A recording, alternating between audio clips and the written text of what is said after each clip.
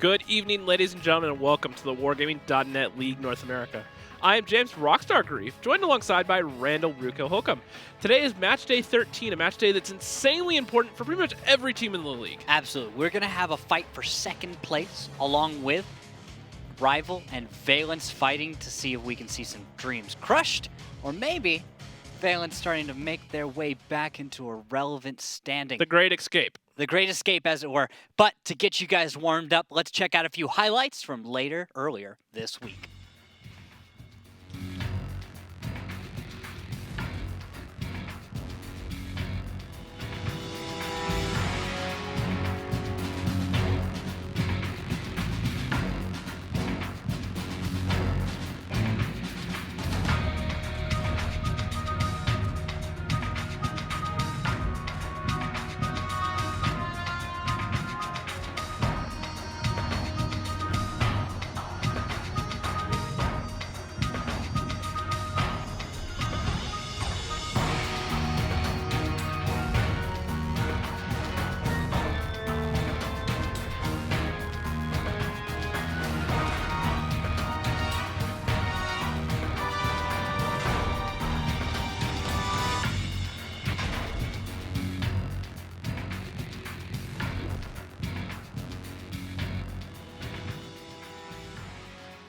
Take a look at the standings. Apex leads the way by a grand margin. They've effectively earned themselves their place already at the season finals. Right behind them, we've got top tier, Eclipse, Dare, Rising. These three teams are close for second place. Eclipse and Dare in third and fourth will be playing tonight, and we'll see how the results go from that. Aquatic M60s with 16, 07 with 12. We'll not see them tonight, but we will see Valence and Rival fight for the bottom of the bracket. And as you just alluded to, we have Eclipse versus Dare up first, and then Valence versus Rival second. Now, one thing to keep in mind is right now, top tier have played an extra game over Eclipse and 2 more games than Dare Rising. So both these teams, in theory, can still pass top tier by the end of tonight. Absolutely. So now let's talk a little bit about fantasy. Fantasy, guys, check it out at the website, wgl.gg/fantasy WGLNA.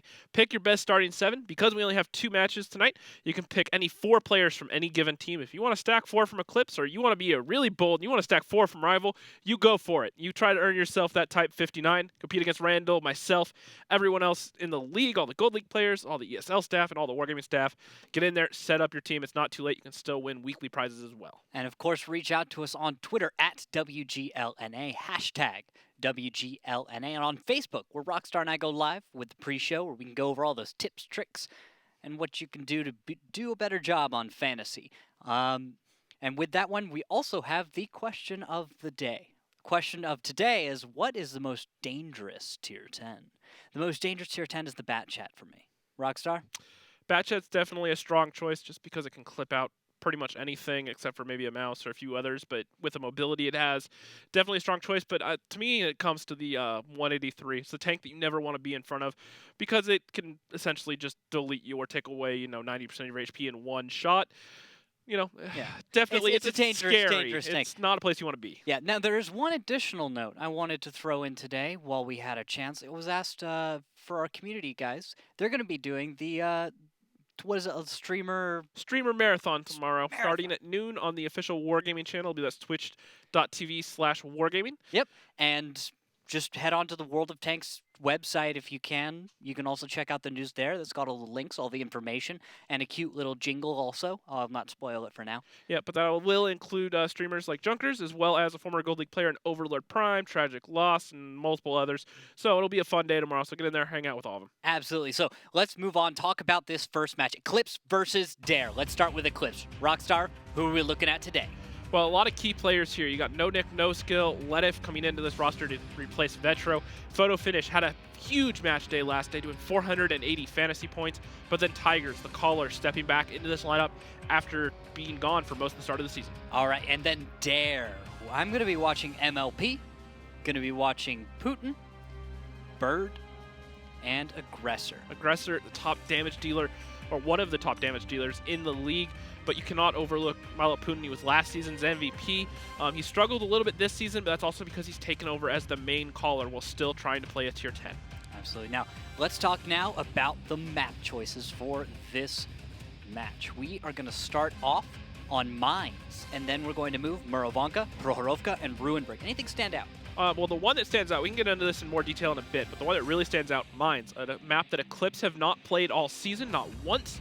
And Dare, well, they've played it a lot. They have really struggled on this map. I believe they have less than a 15% win rate on the map on the season. So definitely something to look at there. And pulling it up, Mines for Dare.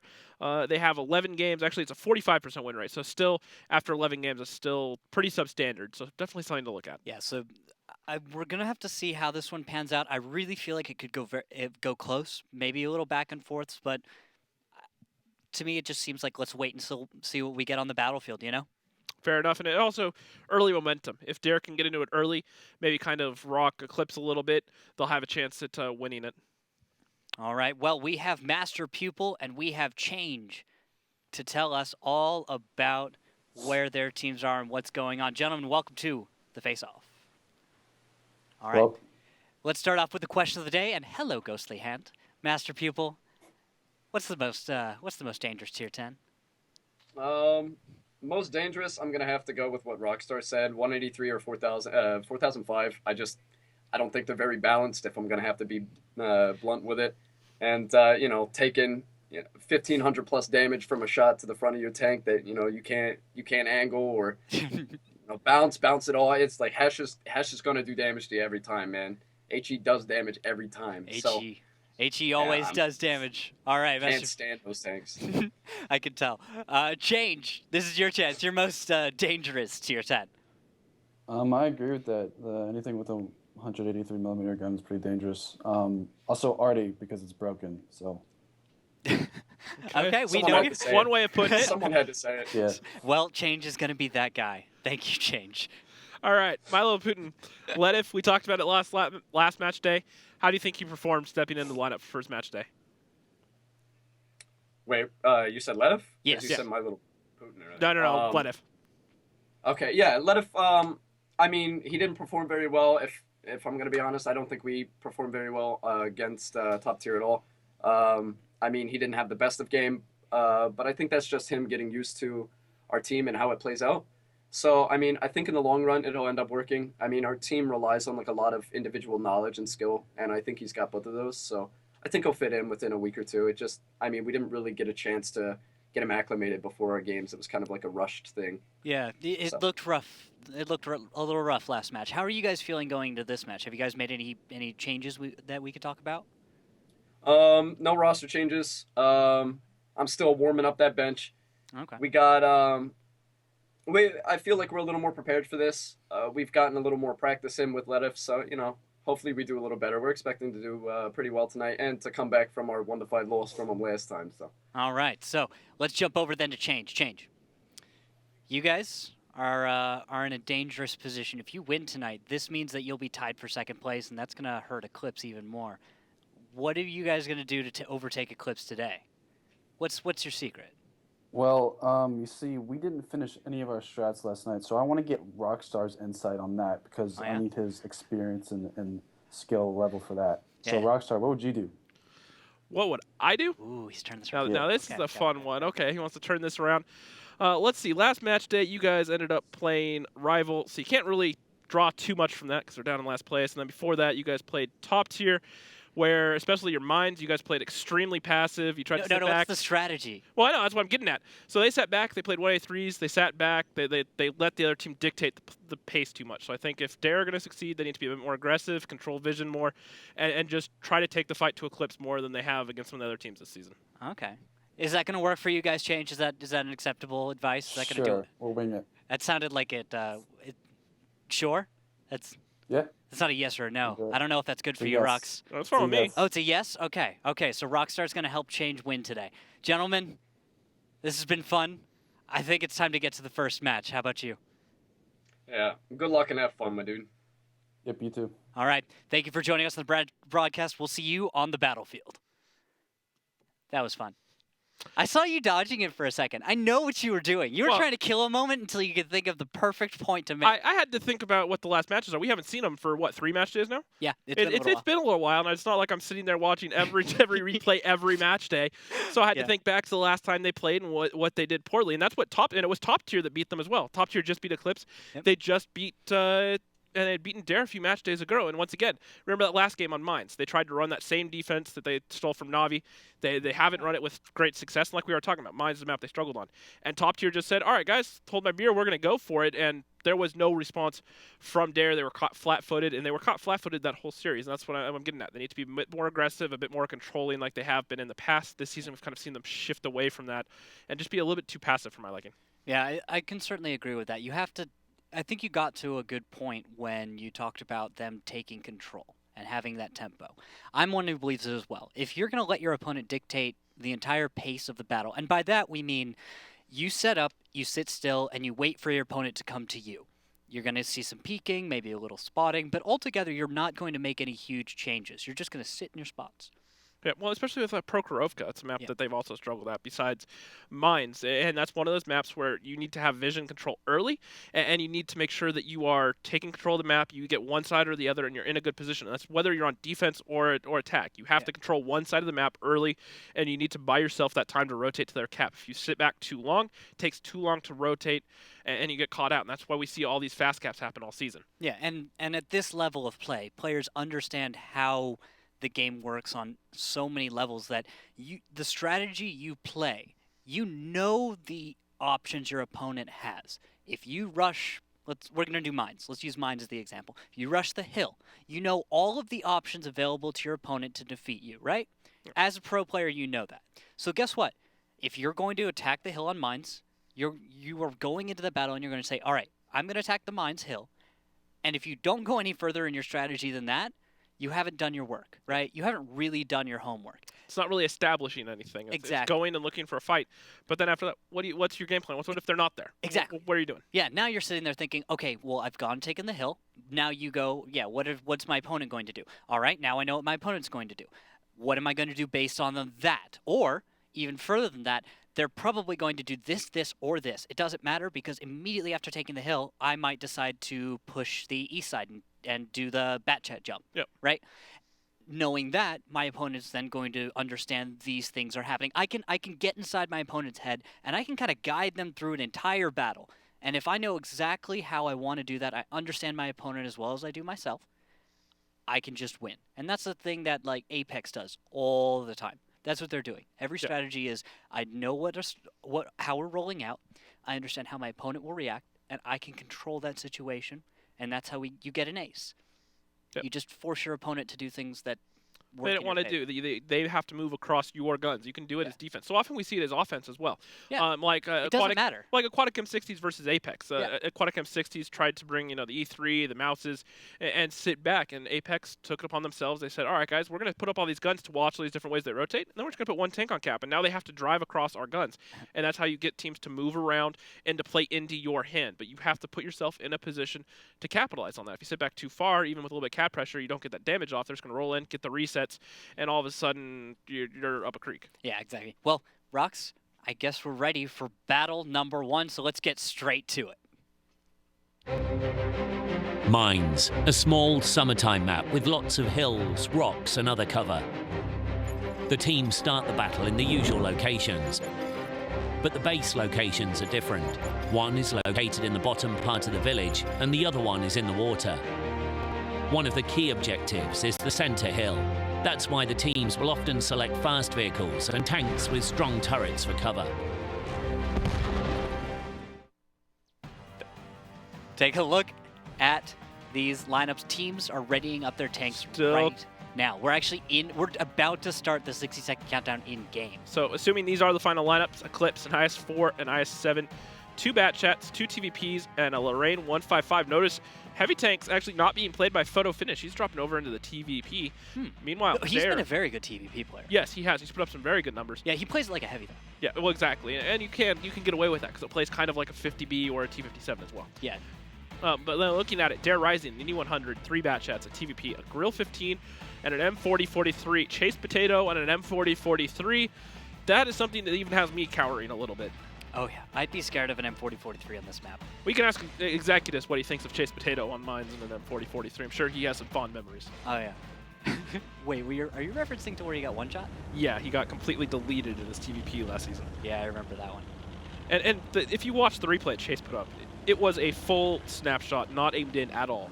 Just he literally in the video says YOLO and fires it, and wrecked. Now look at this opening move, photo finish in T1 Diabetic. We've got, what's Photo got on his tank? Does he have optics? Yes, he does. He's got optics. But they don't spot Mactep Putin. He's going to get out across. Yes, they now do. he's They lit. just did. And there we go, connections. He's tracked in the open. He spins. Takes 600. 900. Another missed shot from the artillery, and he's going to dive into the rocks. So a great opening play by Eclipse, but now what? They're in the water. They're in the open, and they're going to choose to back out and maybe go take the hill now.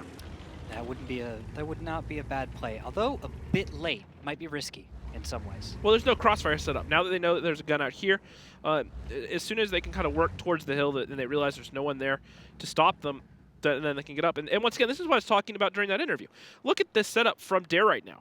Despite giving up the hill early on, and the way that Eclipse set up, Eclipse, giving up the hill, going out towards that 1-2 line. Because of how they set up, they were given the hill for free. They didn't Chase Potato deletes. No Nick, no skill. I'll find him. Rip my fantasy points. Here he goes.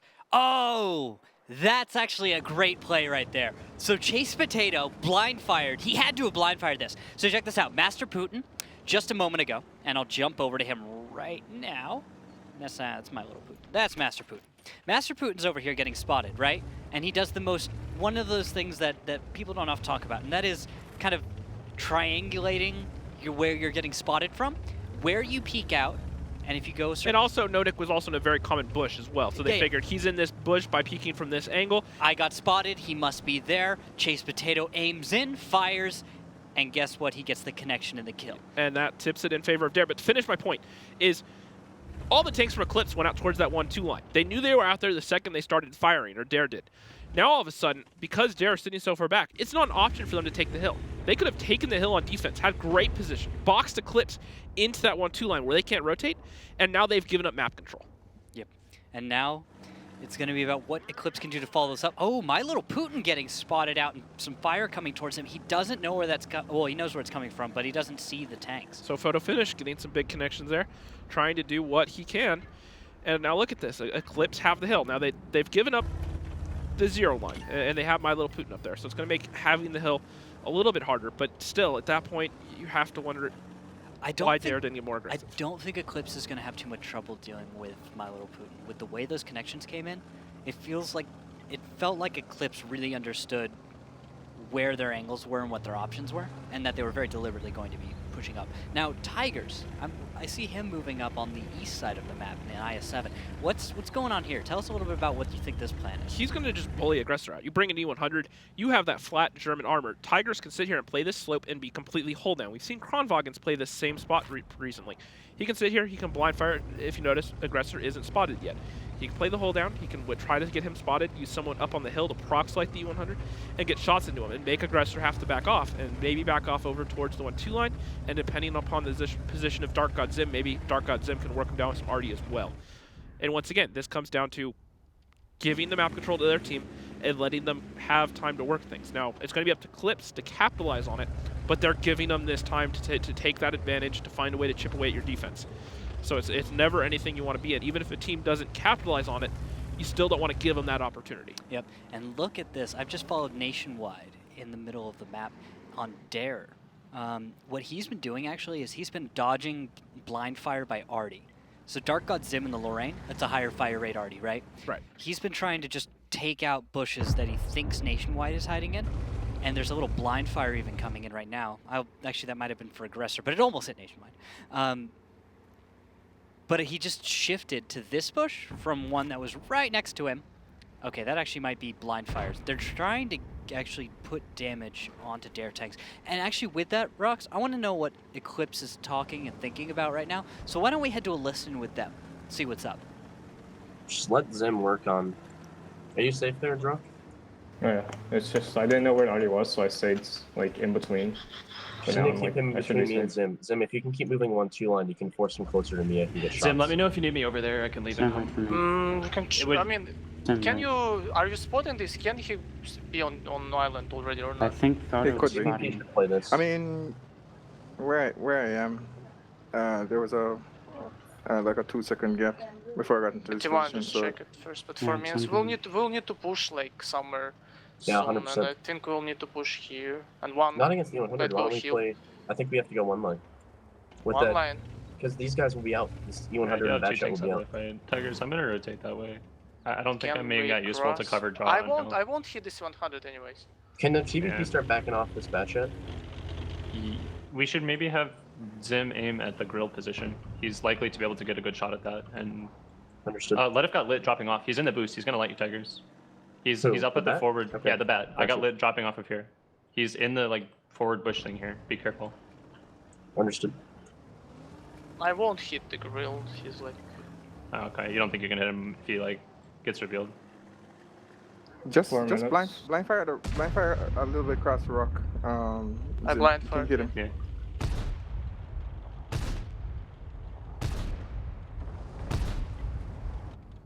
Artillery fire.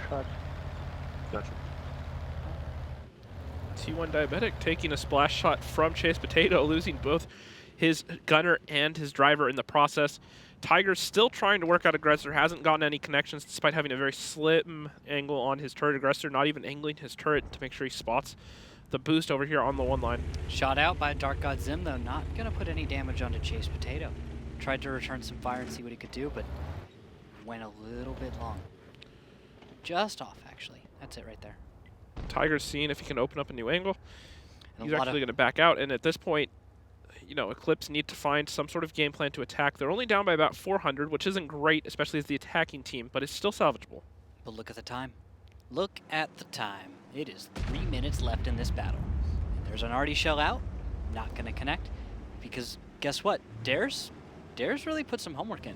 They're playing sneaky.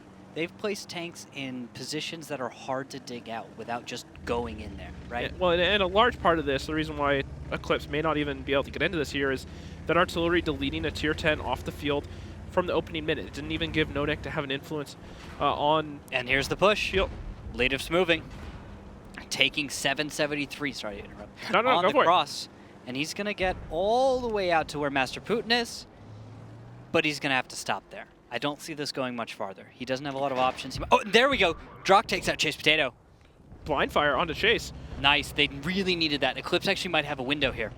But they have a lot of damage to deal before this is over. And T1 Diabetic has just gone down. Master Putin combined with, I think, Durgel, making those connections happen. Now, Ledif has to deal with Master Putin, but there's a lot of fire coming his way, and I think that was a big miss from Aggressor in the E100 that probably could have helped finish off Ledif. And it will just kind of go right over his head. So, with a tiny reset, with an IS-7 in the backfield, with 1 minute and 50 seconds on the clock, Eclipse is going to have a real race against time to win this battle number 1. And Aggressor looking for the shot onto Ledif. Gets the connection and takes him down. A great shot there from Aggressor. Not an easy shot in that E100. No, it's not. Well, that connection's going to save Master Putin, and he's going to have to try and stay as safe as he can. Well, I think he might have one shell. Well, won't matter. Dark God Zim takes down Maxat Putin. Ledif able to get in there and Proxlite.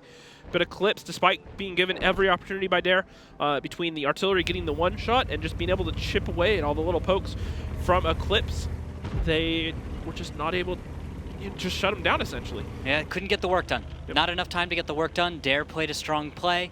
Eclipse thought that they could, maybe take some of those tanks hiding in bushes down, do a little damage. It was just a little bit too sloppy from Eclipse. I think they needed to be a bit more definitive with what their game plan was. I can see reason to be critical of Eclipse on this one. I really think I have to give a lot of credit to Dare, though. I think Dare actually deserves a lot of credit for playing the head game, getting in their opponent's heads, messing with what they knew that Eclipse was going to go Aggressor for. goes for the snapshot. Sorry to cut you off. Doesn't get it. And Aggressor may go down. It's not going to matter at this point because they still have 6,000 HP, but Aggressor basically throwing away his E100 to guarantee no cap pressure comes out. The Grill 15 peaks and kills Tigers. And now Aggressor is kind of all alone. However, so is Photo Finish, the only one left on his team.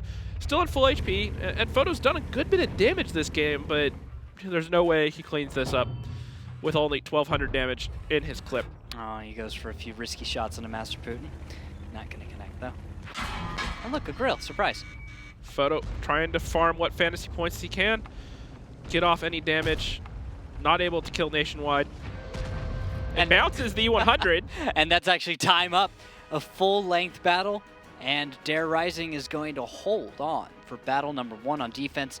We'll swap sides, and now we'll see if Dare can show Eclipse what they've got on attacking side, because that's the real challenge of Mines, isn't it? Yep. Defending on Mines, a history lesson, if you will, right?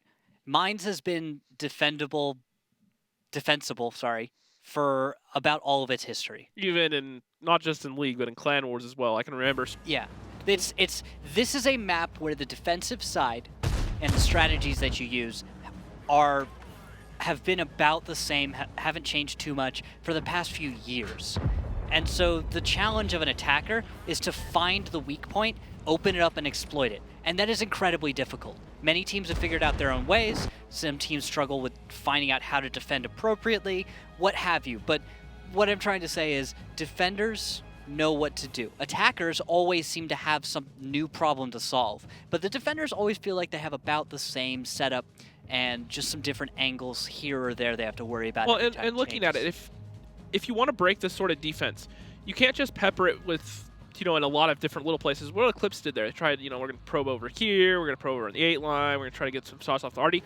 That's not necessarily how you want to go about it. You want to take a giant spike and just shove it straight into the middle of the defense somewhere. Create an opening. Exactly. And they didn't do that. Now Dare gave them every opportunity to get in there. They gave them almost, 80% of the map to walk around with. But it was Eclipse failing to group up and try to find, drive that spike home. But very often also, something you don't see on defenses that happened a lot in this battle, you can't get away with it every battle, of course, because a team will figure out what your real weaknesses are after reviewing your replays later on. Mm-hmm. But if you're going to play a camo defense, which is a defense wherein you place tanks in bushes. Just a couple tanks out in front to kind of spot things and let the rest of the guns remain unspotted and deal the damage from further behind. Exactly. If you're going to go for a strategy like that, it'll work once or twice because your opponent won't find your tanks. And when they can't actually spot enough tanks to kind of put the pieces together, a lot of teams are wary to take the risk of pushing in because it smells like a trap, It's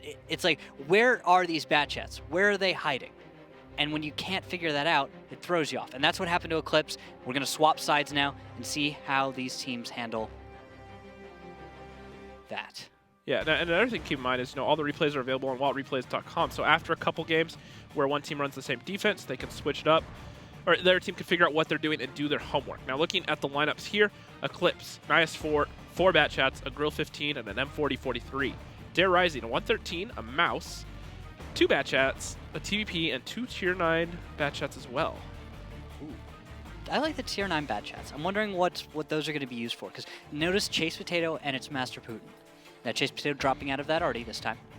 And Dark God Zim actually is going to swap out from his Lorraine on attack and actually go for a defensive M4043. Makes a lot of sense. American Artie makes a ton of sense on defense. Also, German Artie, I found from time to time, were effective as a defender.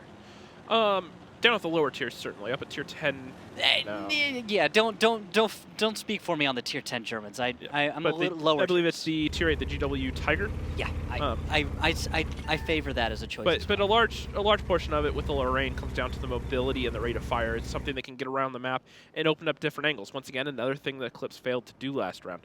Now, looking at it, Eclipse also running a passive defense almost identical to the one we just witnessed out of Dare. And look at this. Dark God Zim zeroing in for the exact same shot that we saw Chase Potato go last battle. So I'm really glad that Zim's doing this because he's helping us educate. Wouldn't that be the irony if a tank was caught out in that exact same spot by another one shot? It would be about... Yeah, that would be a 100% irony, of course, yes. Yeah. It would be beautiful. I would love it. We could write a song about it.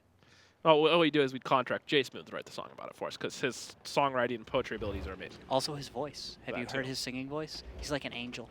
Anyway, we'll talk about Rival later because they're showing up later on tonight. But back to the Eclipse M4043. I got Dark God Zim, watching him try and find something to shoot at. But with Dare, let's focus a little bit on what Dare's doing for the attack. Let's talk about where they're going, what they're trying to do. Because I see some bat chats on the far side of the map. And that's Chase Potato. Where are you? Which bat chat is this? My Little Poo. And you can see Bird and Fungus in the 113. He's going to move forward and square off against an IS-4. So now we've got a long-range heavy fight. Yeah, How's but this go? this is pretty much the exact same fight we saw last time. And Photo has a very strong hold-down spot, and this time instead of being in the E100, the aggressor was in. Not that Tigers was able to make any work against him. The IS-4 is arguably by many a much better hold-down tank than the E100 because it doesn't have the giant flat German armor. So I don't know that Burden's going to be able to really get any progress here unless he starts loading HE shells. And as Putin said, or not Putin, but Master People said, you know, HE always does damage. Always does damage. It's an older joke, but it checks out. Hesh always does damage, really. I think that's what you can say. You can actually, front of a Kronwagen firing Hesh, even if you hit the front plate there, you'll deal 100-ish damage. Yeah, well, you can actually, if you can hit the shot. Now, it's an extremely narrow shot, but it was actually found by one of the Twitch streamers that you can actually hit the ears on the side of the Kronwagen with HE shells, and you can splash the side of the turret and do damage. The ears themselves won't take any damage, but the shells will explode, and they will explode into the side of the turret where it's weaker. And you can actually chip away 300 or 400 damage at a time by doing that. Now, it's really 300 or 400. It's an now, the thing is, this is an extremely hard shot to hit, especially at any range, and especially if the Kronwagen knows what they're doing and they're not sitting perfectly still. You can't really count on it, but it can be done. It can be done. Now, what can be done for Eclipse? Because their defense is so much like what we saw from Dare last time, barring the camo setup. Diabetic taking some damage there. It looks like from My Little Putin from downtown, just blind firing. His ammo rack is damaged. Look at that. He's gonna have to burn his repair kit? Not yet, I think. Well, I hope he hasn't, because I don't know what he would possibly burn his kit on, you know? He's only taken one shell. But that hurts a lot. Yeah, he still has his repair kit. He's good. Yeah. When you lose your ammo rack in the first shell you take, that is the most frustrating thing to deal with, because now you have to think about, do I burn the rack? Do I not? Is it worth saving for later, or am I going to be missing out on a ton of damage I could possibly be getting? Well, it's also a dangerous game to play with your ammo rack because your ammo rack's going to be more vulnerable. And if the other team gets in their connection and the ammo rack, even if it's not enough to detonate it, if your ammo rack's healed, because it's been weakened, it can detonate easier. And that's, you know, having your ammo rack blown off is not something that is good for your health. No. It's 9 of 10 doctors do not recommend. You know what, Dare? I want to listen in with Dare a little bit. Would you mind, let's listen in with Dare, see what they're going for, because that mouse is finally pushing forward. No, 113 should go now. Okay. Wait, Putin, we're trying to take the IS-4, right? Yeah? Yeah. God damn it. Go. They're all wait. They're not shooting at me. They're not shooting at me. I see. I told you guys to wait. 2 bat jets from the deep. Right here. I should be safe. They're both just sitting here shooting at me. They're all bouncing. Drop fired 3. IS-4 just fired. He's tracked. Lagging out. You guys didn't let me like. It's fine. Keep playing. Time, to left. You can get some shots on Tigers. We can touch the Tigers. Yeah. Finish lady. Yep. Got him clipping. Nice. Clipping. Already still in play. We can pressure drog. We can pressure drog.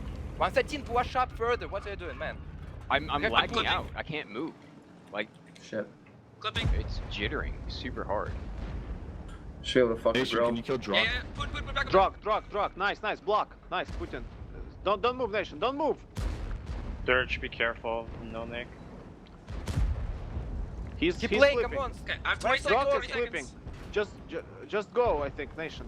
I have 20 Don't let seconds. him go. Watch Don't let out him go only dark. for There's Artie. Artie. Clipping. I bounced T1. Mouse, Scared play about Artie, more though, too. aggressively. Dirge, we need it. Tigers is going for us. Yep, Tigers yep, is going yep. for us. Tigers Mouse. is going. No, he's not. And great teamwork there by Tigers and T1 Diabetic, trying to split aggressor, get him down. If they can kill him, they can certainly get into this. It's dead even on HP. Guns are almost even, just 1 extra alive for Dare. However, Drock does go down. That's another gun down. And now Tigers has to worry about this because multiple angles can still get to him. They still have their artillery. Tigers is going to go around, try to open it up, try to find a kill shot, and he gets it onto aggressor. Now Nationwide's going to be above, and now Bird and Fungus, recovering from the internet issues, able to get back into the fight, and Nationwide takes down Tigers. Now Artie, Dark God Zim, is still alive, so be aware, because he's about to put one out into My Little Putin, I think. Comes up short, not able to get the connection. Just barely not. It's a risky shot. He had to take it. And, well, doesn't pay off this time. But T1's going to go down. Now 2 tanks alive. Nonik at reasonable health. And Dark God Zim in an artillery piece with a long reload ahead of him. Nonik is on the other side of the battlefield. He's left Dark God alone, and he's going to go down. Model Putin's found the target. Aims. No? He doesn't know if Dark God is loaded. He doesn't want to risk it. Because he knows, actually. And here's the problem. Nonik only has 3 shots. Now, you might be able to find Durgel. However, the Batchat, Tier 9 Batchat Chase Potato is also over on the other side, and he has a full clip. Miss from Nonik.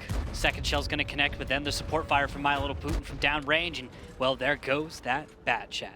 Dark God is the last tank alive. And this pick of Mines backfiring onto Eclipse. They haven't played it all season and not able to get a win on it versus Dare. Well, GG well played from Eclipse. Dare showing up strong. Eclipse is, after some recent change-ups, is definitely in need of some adjustments.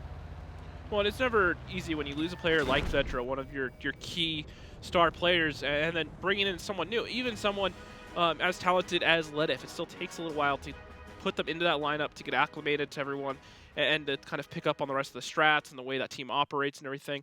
So it definitely, like people were saying during the interview, it takes a few games to kind of get acclimated to your new settings. Yeah, and sometimes you find out maybe someone doesn't mix in. Not saying Ledif isn't a great player, but maybe we'll see how he works on an Eclipse. Well, it's something you see both in esports and real sports where new players, there's a lot of pressure put on them because they're such a superstar, and then they get to a new club and something about and the the new bar system, is so low. and there's high expectations to perform well. There's just a lot of different little things and a lot of pressure that can be put on that player, and sometimes it causes them to underperform a little bit. Yeah, because the thing is about him, the expectations for Ledif's performance are astronomically high. If he doesn't show up and do the most damage like Aggressor T1, Drawcab, or Durgel have done here, then by most measurements he's not playing well. But the thing is, we'll have to take a lot more results of his gameplay before we say anything definitive like that. So let's move back then to just look at this. Dark God Zim, Master Putin. M4043 didn't get to deal any damage for Eclipse. I think that's a big play in this one because Dark God has often been a major damage dealer, and artillery usually is able to chip away just enough. Imagine if he'd done 2 connections worth of damage. That's over the 1400 necessary to win that battle. Yeah, and once again, it comes down to those passive defenses. Now, Eclipse wasn't able to break it, but once they turned around, they ran the same lineup. They said, Dare ran it, and then Eclipse goes, all right, you guys can do it, so we can do it too. They tried to basically almost an identical defense, a few little changes, but they didn't get any sort of pick from the artillery, which was a huge help for Dare, which is part of the reason why that whole defense worked, because they took a tier 10 off the field. Precisely. But then they, Dare had a better game plan for breaking that defense than Eclipse did. Eclipse was very hesitant. You can see the decisive plan there. Now, I wasn't necessarily a big fan of that play. It was basically, hey guys, we have a mouse, so we're just going to drive them right down the middle, have all your auto litters, empty all our shells into here, and as you heard Aggressor say, hey, they're all bouncing. Yeah. And so that's baiting all the shots and putting all those auto litters on reload, and then they have the Batchats come in a moment later now. Exactly, and I really liked seeing that, because if you got to see, there were a few moments we focused on Aggressor's POV, and the way you play a mouse is mostly trying to play those angles of your own armor. Where you don't want to be having your gun pointed towards anything, especially the stuff shooting at you. You have them pointed so you kind of angle it, somewhere between 10 to 30 degrees depending on the tank and what's shooting at you. Absolutely. So we'll have to see how it goes. I think Aggressor deserves a lot of props for that battle because he's an excellent mouse player, and he was able to, against Batchats in particular, perform incredibly well. The Batchat is a dangerous tank, and that was our question of the day. We asked about what the most dangerous tank was. The Batchat actually suffers a bit against a mouse if it's not prepared, and if it can't engage exactly how it wants to. An IS-7, too flexible. That's one that definitely crossed my mind in terms of question of the day.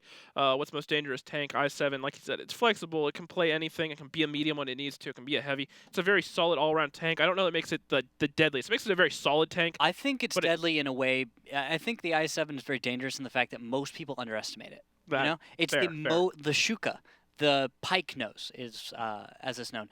That aspect of the IS-7 and all of the tanks that move up to it, that is something that you don't see elsewhere in the game. No other tanks just don't have that kind of a build. You see some American tanks, but the Shuka is tricky, and when you run up against just that, you really have to focus on where and how you're shooting. Yep. Well, we are ready for our third battle of the series, so let's see what happens. Muravanka, a map with a great number of buildings, bushes and trees, amongst which teams hide for most of the battle. The attacking team begins the battle from the top of the village, and the defenders start from the bottom of the map. Both bases are better controlled from the hill near the first base, and from the green in the lower left corner of the map. There are many attack directions. The attacking team often attempts to gain the attention of defenders by putting pressure on the first base, whilst manoeuvring several tanks behind the second base to deliver fire into the defending's flank. Team setups are very diverse, but the players often choose the fastest tanks, even for heavy setups. They could even bring SPGs.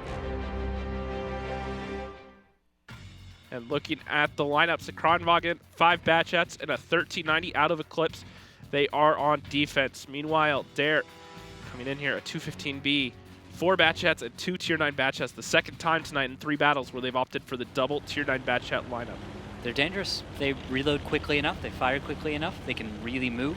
And they also, well, I just like them. It's the same gun off the AMX 5100. Very, very similar characteristics, just a little bit more accurate because it's on a different chassis. Absolutely. Now, let's talk about this push. And the push I'm talking about is this one. We've got 3 Batchats, Bird, Nationwide, Aggressor, sweet spin. Good job, Aggressor. We know you have style. Good. And then we've got a bit of a screen setup. This is a fast cap with a screen. You've got Dare tanks in the east. They're going to try and hold off those Eclipse tanks, keep them from dealing damage. And in the meantime, they're going to hope that they can sit on cap just long enough to get the win. 20 seconds remain. If no damage is dealt onto 3 of these tanks, this is over. Although it looks like that's going to be an audible. Dare is pulling off the cap to support their tanks in the east. They recognize that there's a Kronwagen in the southwest. They can avoid that and try and focus on the tanks split off. Putin being focused out, down to 900. He's a 2-shotter now, and trades going back and forth by both teams. Nationwide getting in here, and they get the ammo rack onto No Nick, No Skill, but Ledif picks up Burton Fungus. And now they need to get Dark God Zim and Tigers. Get both of those, and this is a really strong play for Dare. But right now, the damage is in favor of Eclipse by about 2,000 hit points. Now Nationwide is going to have to pull back, so are some of the other Batchats. Both teams are on reload now. There was no mistiming there because of when it started. Now Aggressor does have almost a full clip, and he's going to start firing it. He finds Dark God Zim, gets both connections, takes him down. However, that's just the 1390. There are still 4 Tier 10s left alive for Eclipse, including a Kronwagen and 3 Batchats up against 1 Tier 9 Batchat, and that is of Aggressor, and he's going to start taking some damage, has to burn his first aid kit, and he's going to drive away and start his reload as well. Looks like Nationwide has also gone up against Tigers, but Tigers is going to slip away into the forest. Well, that makes a lot of sense with the name Tigers, doesn't it? And Nationwide's going to go probably find, I'm guessing, T1? Well, no, Nationwide in the Batchat, where's he going? He's going to get Tigers. Yeah, they're hunting for him. Meanwhile, Photo has to drop his clip and run away from the 215B of Durgel. Dare this is the second time we've seen them opt for that 215B on this map while running an attack. And it worked out great last time. Durgel did almost 5,000 damage. This time, however, I don't think he'll have been as effective since so much of the fight took behind place. you, Nationwide. It looks like he's just found 3 tanks, and that is a surprise attack from Eclipse. Out of the bushes, they just kind of appeared in a moment, and you could even see it from Dare. They didn't notice it at first, but then all of a sudden, and 3 tanks. Photo finish, looking for some shots onto Nationwide, ends up being able to pick it up. Nice crossfire. And now he's trying to help out with some shots on Aggressor. Durgel actually dropped into the village, and it was at the wrong time because he gave up the high ground, and he's not getting as many shots off onto Eclipse as he can. Photo finish also finds the pick onto Aggressor. Great plays coming out from Photo finish. Perfect positioning, gets the shots, and that's going to open this up for Eclipse, to finish this out. They do take down Ledif, but T1 Diabetic is going to hunt down Milo Putin, takes him down, and now it is just down to Durgel, and they're in no rush. They will wait for Photo finish to get his reload. They'll wait for the Batchats to get in and close while the FV215B is hammering out these shells. There's going to be a little fire coming from the front, a little fire coming from the back. Photo finish is now loaded. He has clean shots on the front plate. Not a whole lot you can do to angle at this sort of range. And there it goes. Photo finish having a big round there to save the round for Eclipse and moving the series to a 2-1 scoreline. Yeah, Eclipse really needed that. This is the point when you're on battle number 3, map number 2. If you're down 2, you lose another one, it usually spells that the match is about to end, right? It usually says that one of these teams is much stronger than the other, and this is going to be a sweep. But after 2 early losses, Eclipse holds on, They're too experienced to let something like this rattle them. And the thing is, I felt like that play was beautiful because all of a sudden you just saw these bat chats in the east come out and just brawl it out in the middle of and they understood tempo. They understood that the other team has a lot of autoloaders as well, and that they were all going to be empty around the same time. And they knew that Aggressor had just chased down Dark God Zim and fired his shots, so they knew he was going to be off reload. So they decided this is the time to be aggressive. This is the time to dictate the play. And that's what I was talking about with Dare earlier. Is you have to take control of the match and you have to dictate tempo. Exactly. And then, well, they pulled those Dare tanks in towards the east side, the Magical Forest, and then right out of the Magical Forest, they just popped on out. I loved the way that we saw that regroup from Eclipse. I was watching it from the perspective of Dare tanks, and they had no indication that that was coming. It was a complete surprise. And that's the thing about Muravanka. It has always been a map of the Magical Forest, and with this newer iteration for the last couple of years, it's a lot more than just the forest that can be magical. Between the town and how many buildings there are, between all the bushes everywhere, you can very easily sneak up on a sudden position, especially through the middle of the map. Yeah, it's vision control is a major factor on Muro. And it's often underestimated simply because of how complex the angles are. Yeah, definitely. There's so much depth to the control that you would probably have to put days worth of study just to figure out how to get rid of just the town in the middle. Just to deal with that aspect of the map. And all you would need to know would probably take days to figure out everything. Well, yeah, and I've always personally been a fan of more towards the 1-2 line because I don't like playing that vision game. I understand it, but there's a lot of things the other teams can do, switching up of the bushes, different lanes they can control. They can make it very hard to attack. So especially while on attacking, I've always kind of preferred to go towards that 1-2 line because there's more that you can control while you're over there. Yeah, but it does tend to restrict you in a lot of ways. Kind of throws you in a bucket. It's definitely a double-edged sword. It's a situation you don't want to put yourself in if you can avoid it, but sometimes you have to understand.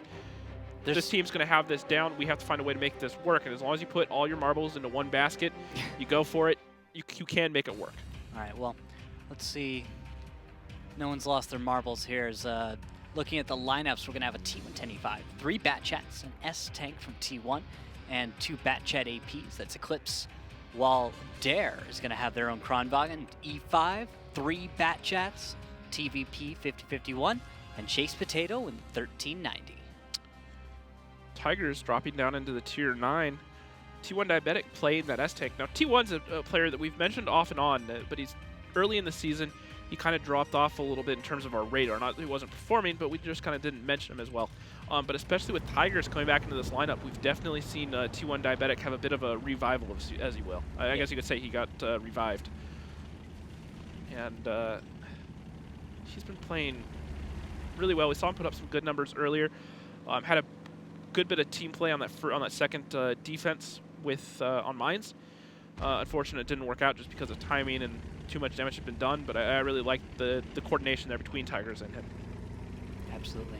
And now, T1's going to be getting set up in the back of the map, hiding in a little bush. And we'll see if that's going to turn out with any. Well, and actually, I like this. You have the S-Tank with the raw DPM, and then you have the E5 as the anchor.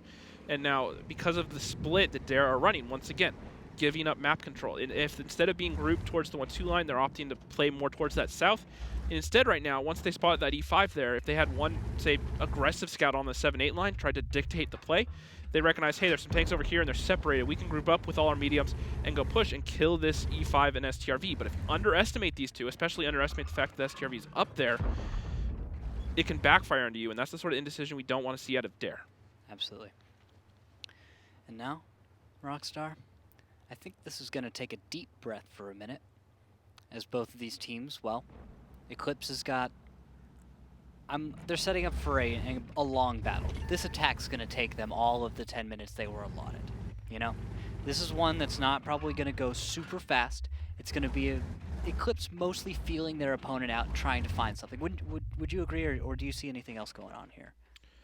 Well, you can see what they want to go for by the early placement. But once again, this comes down, like we were talking about earlier, to vision control.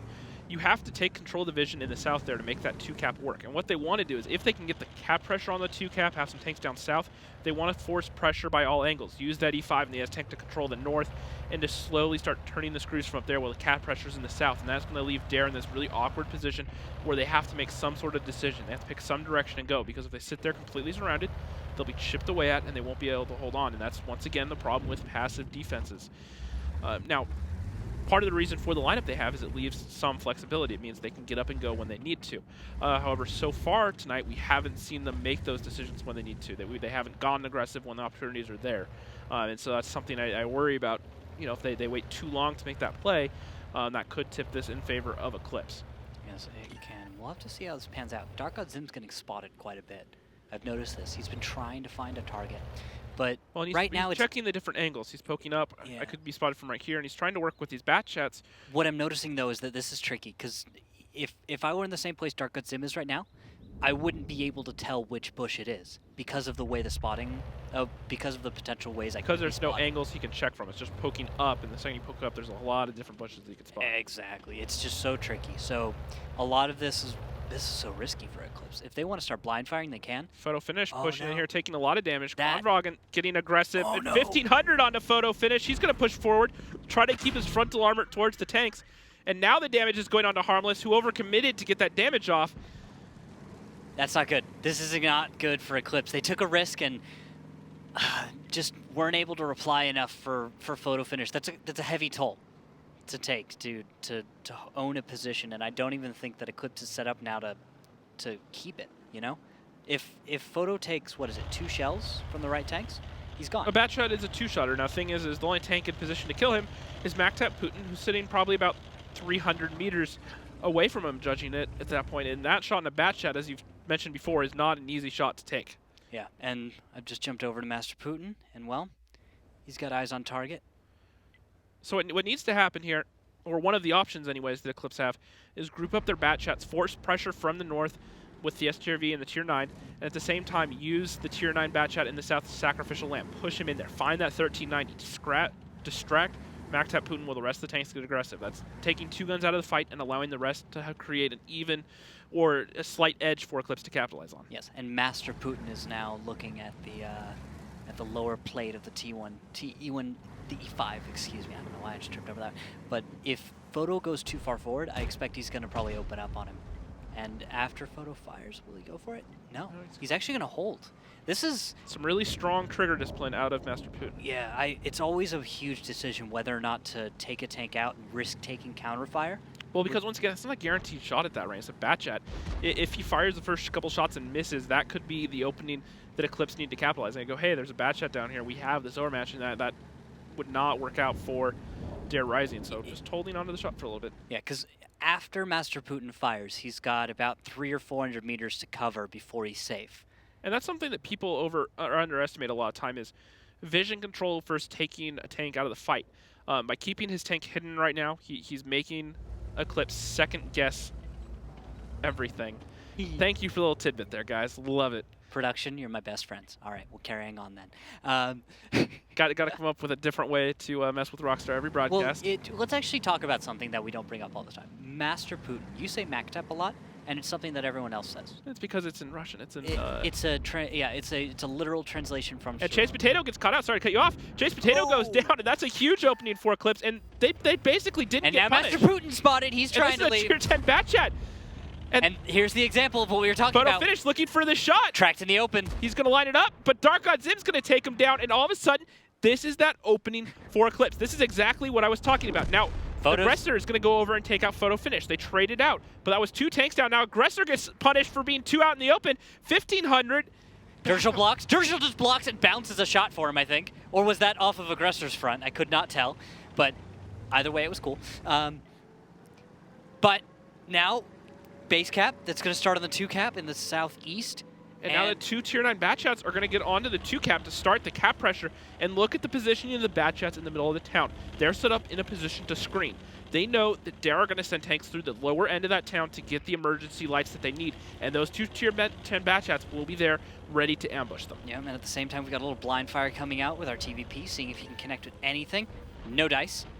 Drock is going to take the 1v1 with Nationwide. He's going to win this fight, but he's going to take a lot of damage. He accidentally knocks over the building. Milo Putin in hot pursuit. He's late to the fight, though. He's not here on time, and so I don't know, man. I don't think this works out for Milo Putin, because now the S-Tank one shell, yes, connects, but T1 has to get one more connection because Drock is now out of shots, puts him down to a one-shotter, and now Drock's just going to stay alive, and it's going to be up to T1 Diabetic to make this work. And he does not have support at all. He has 0 support. A nice shot. That's going to connect into Drock. But now T1 Diabetic should know that he's reloading if they were counting, and he can force this with Milo Putin. Meanwhile, Harmless is going to go down or take a lot of damage in the north. He's going to go down to, I believe, a one-shotter.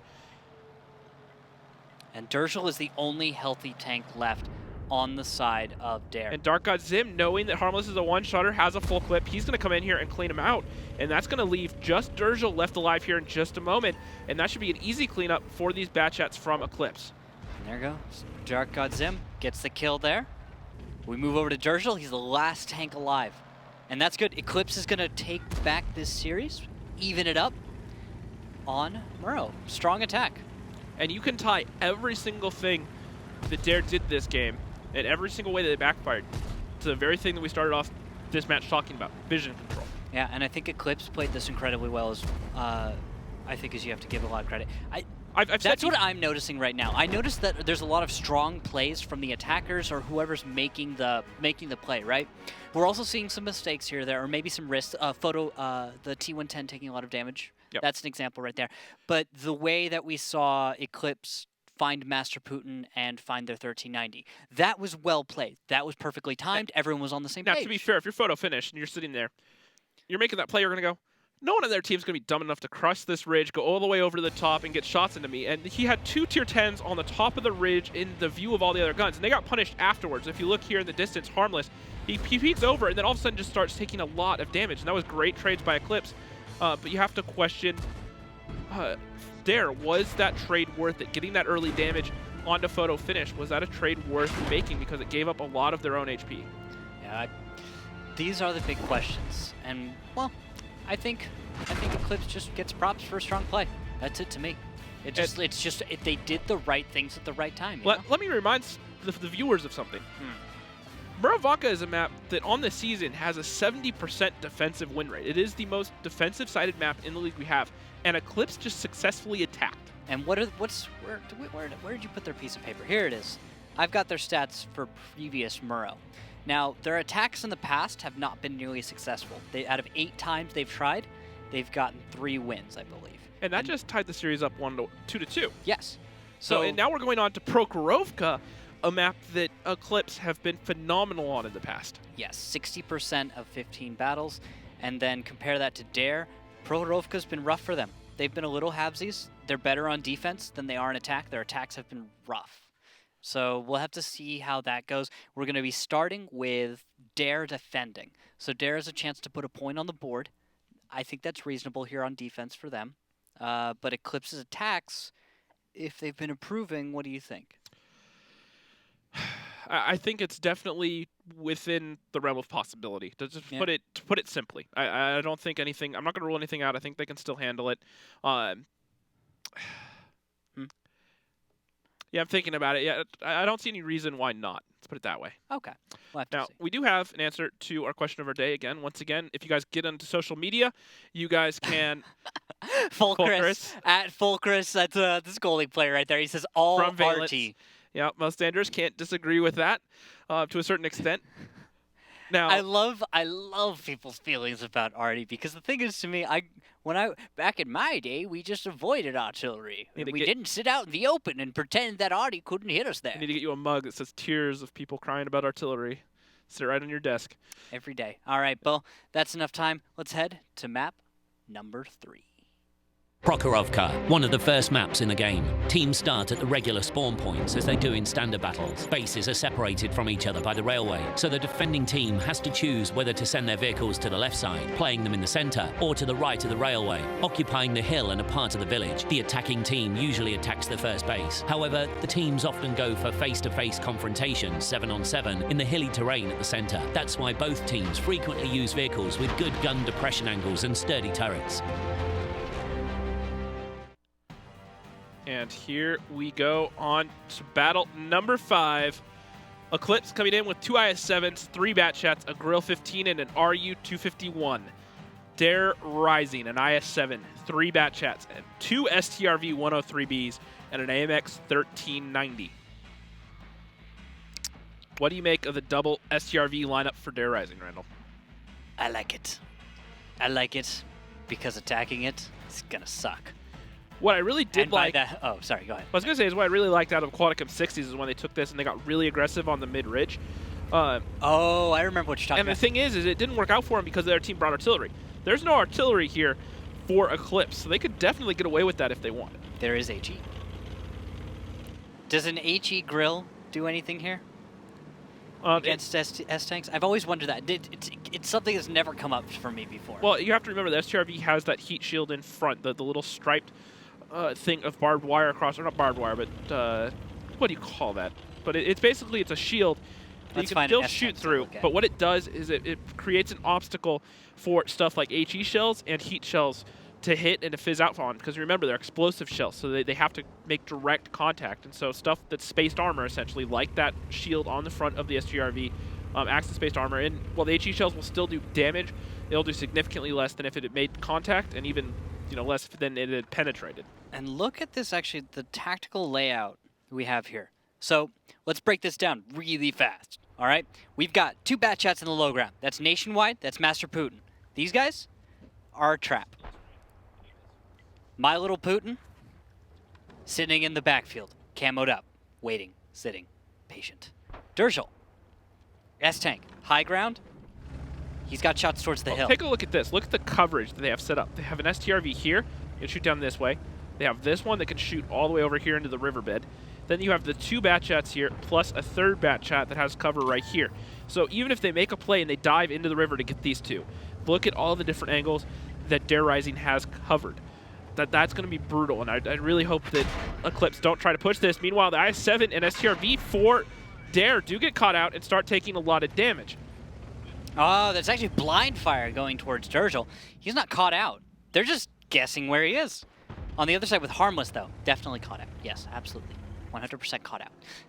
Really unfortunate. Very, very sorry for him. Yeah, I feel it's going to ruin his paint job. And that's going to be 2,000 damage now in favor of Eclipse.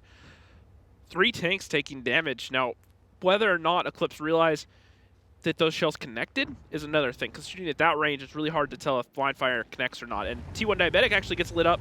It takes, no, he's not even lit, he just takes some damage. Yeah, this is blind fire. Everyone's just throwing shells out there, man. It's accuracy by volume. Exactly.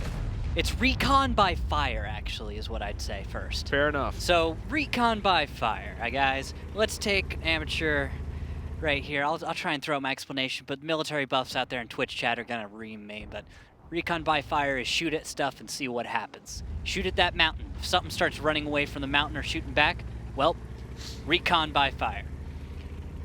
There you go. In the simple terms. It doesn't need the complex explanation. Most people are gonna figure out from there, It's like if you just it's like scouting, find the bad men. Everything comes from that. As long as my point is that is a simple way to look at it. There are a lot more fine details to it that you have to know about. Meanwhile, Photo Finish does take some damage right here. S-Tank bouncing a shot off the front plate. No one able to get any more connections since that opening shot. Yeah. Photo Finish. So once again, this comes down to that coverage I was talking about. Look at the angles of these STRVs. Photo should, don't back up, Photo. This is not good for you. He's going to try to drop down into the low ground before he takes any more damage. Dive, dive, dive. Don't mess it up. That was, for a moment, I thought he was going to flip. That would have been really unfortunate. You can just hear the brace for dive bells that go off at submarines if you ever watch any of those old movies. Yes. Just diving down. And meanwhile, Eclipse are going to decide, all right, guys, 9-0 line's a bad idea. Let's go find the other half of the map. Yeah, they're over here, so let's not do that. That almost costs us a tier 10. Let's go away. Let's make like a tree and leaf. Now, once again, I've talked about this before. Vision control. They're going to get all their tanks out of this side of the map. They're not going to be able to punish them at all, and they're going to be able to run over Chase Potato with no one in position to cover him. And let's listen into Eclipse as they run over Chase Potato. You can come one line. Come on. Alright, Zim, no, wait, Zim. Do not let yourself be known here. Because if you get lit, then they'll know. So let's just wait for everyone. I think that they already know. Yeah. I'm switching to a clip of heat. I got The 5.5. PCR is still loaded. They're gonna just So have the IS-7 probably move. We just need to push our IS-7. We're just gonna push Drock, okay? All the bats, as usual. Alright, just lane, Hey, guys, line. you guys should have been pushing Drock like this entire time. I'll come back and do it. We should have, you know what? We should have left our RU here, so if they try and get out and stuff, he'll be able to like spot them. Why don't we put the RE on hill? We can still go. Yeah, I'll go heal. I got 455. 5 minutes, yeah. No bother trap. It's like it's the same amount of time. Just getting lined up. That photo will just follow. Just don't hit anything. Yeah. 2 will just follow us. Alright, let's getting ready to do go. this, boys. We're making the play. We're not waiting for Zin to get lights. No, she's not gonna get No, lights. we don't have time. Alright. Yeah, we don't have time. Just needs to go. Just stay in a line, just straight up, one line, guys. I got lit. So 90 in the that's push. fine. If you stay in a I'm not line, lit you can yet. avoid getting lit.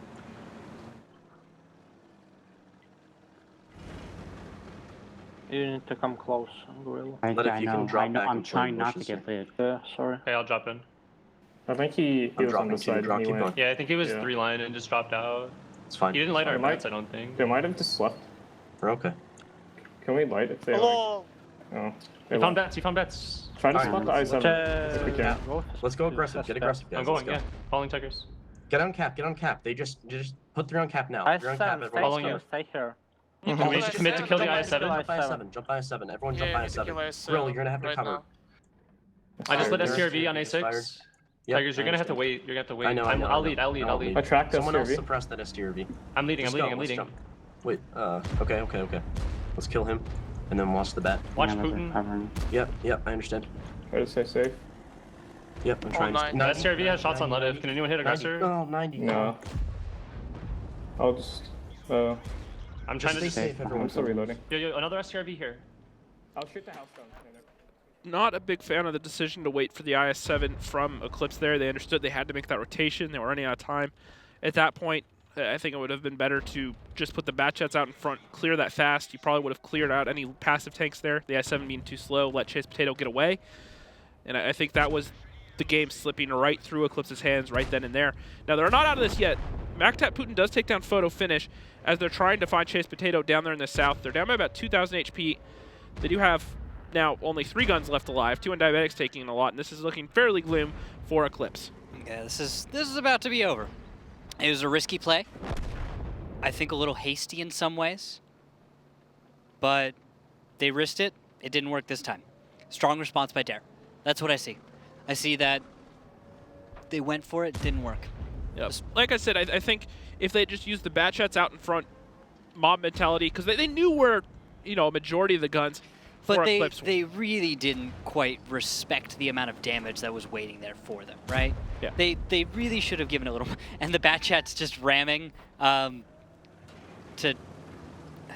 They're all reloading. Yeah. None of them. And Aggressor doesn't have an angle on it. So finally, There we go. Putin takes down the kill, gets some extra fantasy points there for all of you. Yep. Mile Putin's still one of the top pick players in the league.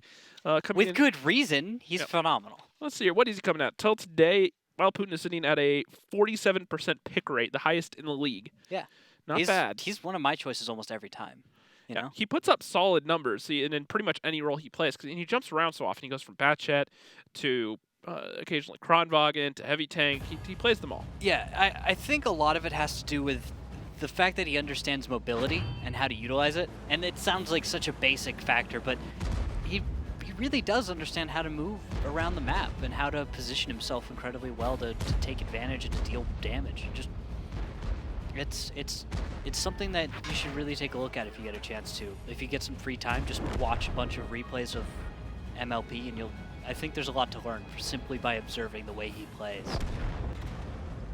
Really solid player. On top of that, I think it's a big deal. MLP has to deal with the fact that he's playing from Russia in the North American server. And his ping is, what, 200? Not as bad as watching some replays over the weekend from a couple of these different people, especially No Nick, No Skill is playing from Ukraine, and they get around 120, 130, which is actually fairly decent. Well, it's still high. It's still definitely playable. Yeah. That's actually almost the same ping I get at home.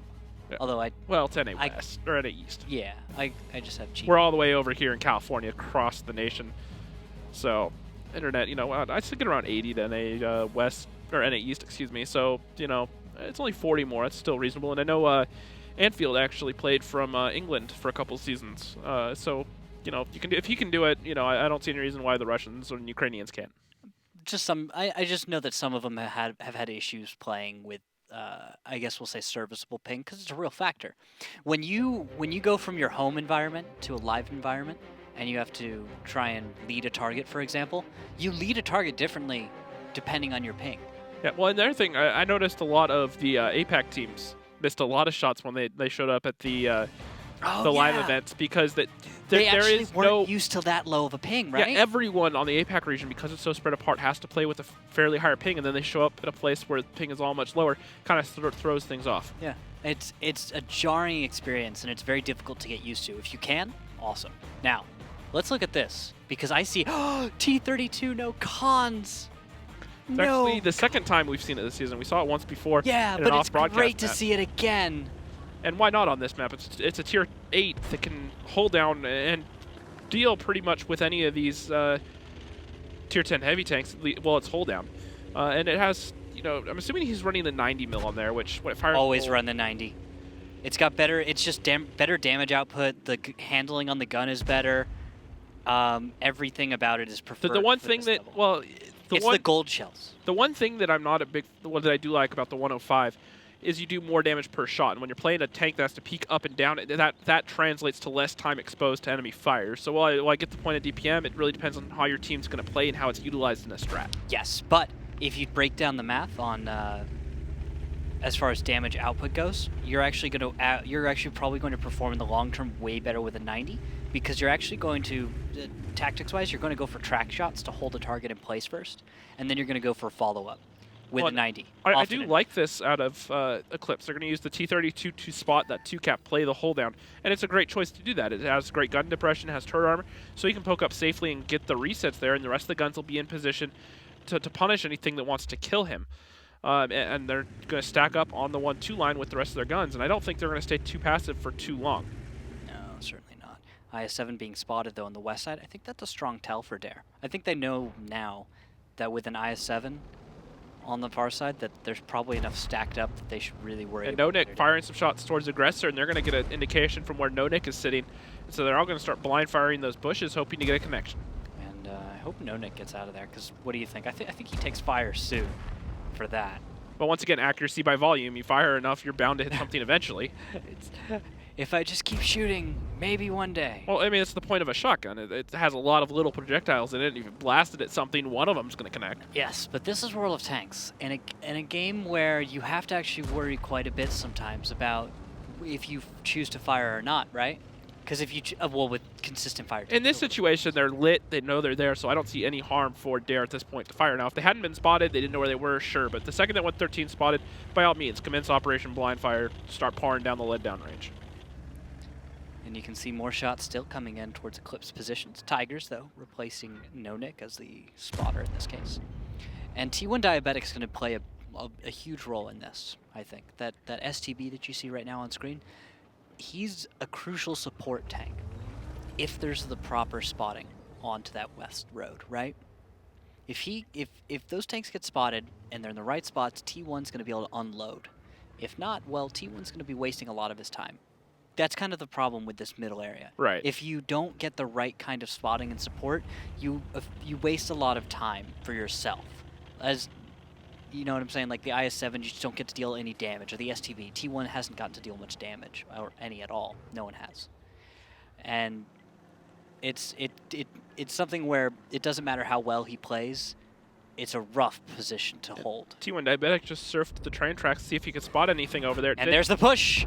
113s are moving up, and you can see the shots coming in right now, and fire moving towards No Nick. These batch hats need to make sure these shots connect, because the batch hats are going to come in second wave for Dare rising, and if all these Batchets are reloading, if they haven't taken down these guns, they're going to be in a world of hurt. Oh, look, No Nick gets the kill onto Durgel, one of the 113. And the ammo rack on the Harmless! That's huge. That's going to be massive for Eclipse. They should be able to run away with this win if they're careful, if they keep their heads on straight. But I was talking about the T1 in the middle. Well, he's starting to hold his position, and he will go down to T1 Diabetic played that middle ridge near perfectly, caused Nationwide to take over 1,000 damage, and forced a lot of bounces. That may have stalled this out enough time for Eclipse to get those Batchets off their reload and get back into this fight. Exactly. Now we're going to see the kind of second wave, the second attack. Drawk on the way in should be able to finish off Aggressor along with Nonik and Photo Finish. Give it one more shell, and that's going to be it. Now 4 tanks alive for Dare. Hit points, though, starting to get a little close. Worries me for half a second, but I don't think anyone's going to have to be worried whatsoever because Eclipse has this in the bag. They have all the HP, they have the guns. Now Drawk does get caught out, he gets tracked out in the open, takes 800 damage, and now the RU-251 is going to try to take on Dark God Zim 1v1. Don't know if he's going to be able to win it. He's actually going to ignore the T-32 now and start shooting at some of the Batchats, but I expect Dark God Zim to get aggressive here and get into his face. Yeah, Chase Potato taking a lot of damage there. And, well, I want to take a look at the T-32 post-game stats, see if he was able to put up much damage at all. Because, well, oh, nice bounce right there. Tier 8 bouncing against Batchat, but that's how tricky the T-32 is. The angles are not to be underestimated. And now support's coming in. Nonik is just waiting for reload. First shot to connection, 321. Second one's coming in. Nice. Again, a connection. And Malputin's just going to go over and try to farm the damage off this T-32. He knows oh, the game's Zim's over. burning! He didn't bring an automatic fire extinguisher, and he's going to pay for it. He actually bounces a shot from My Little Putin, and it manages to take him down, and that's going to be Eclipse tying up the series 3-3. I like this. So, right now I'm looking at the attacking wins. We've got one from Dare, one from Eclipse, and, well, that's going to be it. So, pay attention to that, because if this goes to a tiebreaker, and I think it is, because remember, I was telling you earlier, I was saying this is going to go 5-4. You were saying 5-3, 5-2? Yeah, I believe. Oh, that was for the Valence rival sorry. match. For this one was always going to be close. I think 5-3 or 5-4, and I don't even want to. It's going to be a long match. I don't even want to, tip the scale on one side or the other, because I think these teams are. It could go either matched. way. They're both struggling right now for the most part. Dare have had some really poor performances recently, especially versus top tier. Ironically, the same team that Eclipse struggled against, and while top tier played great in both matches, definitely some huge glaring mistakes out of both top tier and Eclipse when they played. Yes. You know who who's not struggling? Nonik, putting up 4,486 damage. Along with 4 kills, 82 fantasy points. What a monster. He is just picking up points left and right. I got to give him a lot of credit for that one. I'm going to actually pay attention to... He actually does 1 damage HP allies, too. I love that. He spotted for 1,061. Can we actually find out what the tiebreaker is for tonight? It is Mines. Yes, it's Mines. Oh, okay. So it'll be Mines, which, if we get that far, we already watched Dare win 2 on Mines.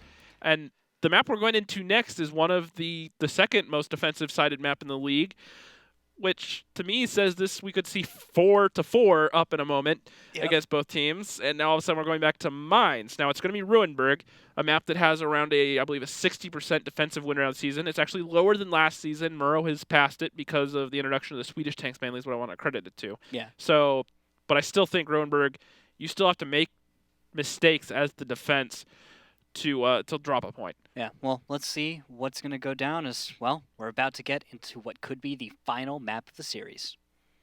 Runeberg, a mixed-type map.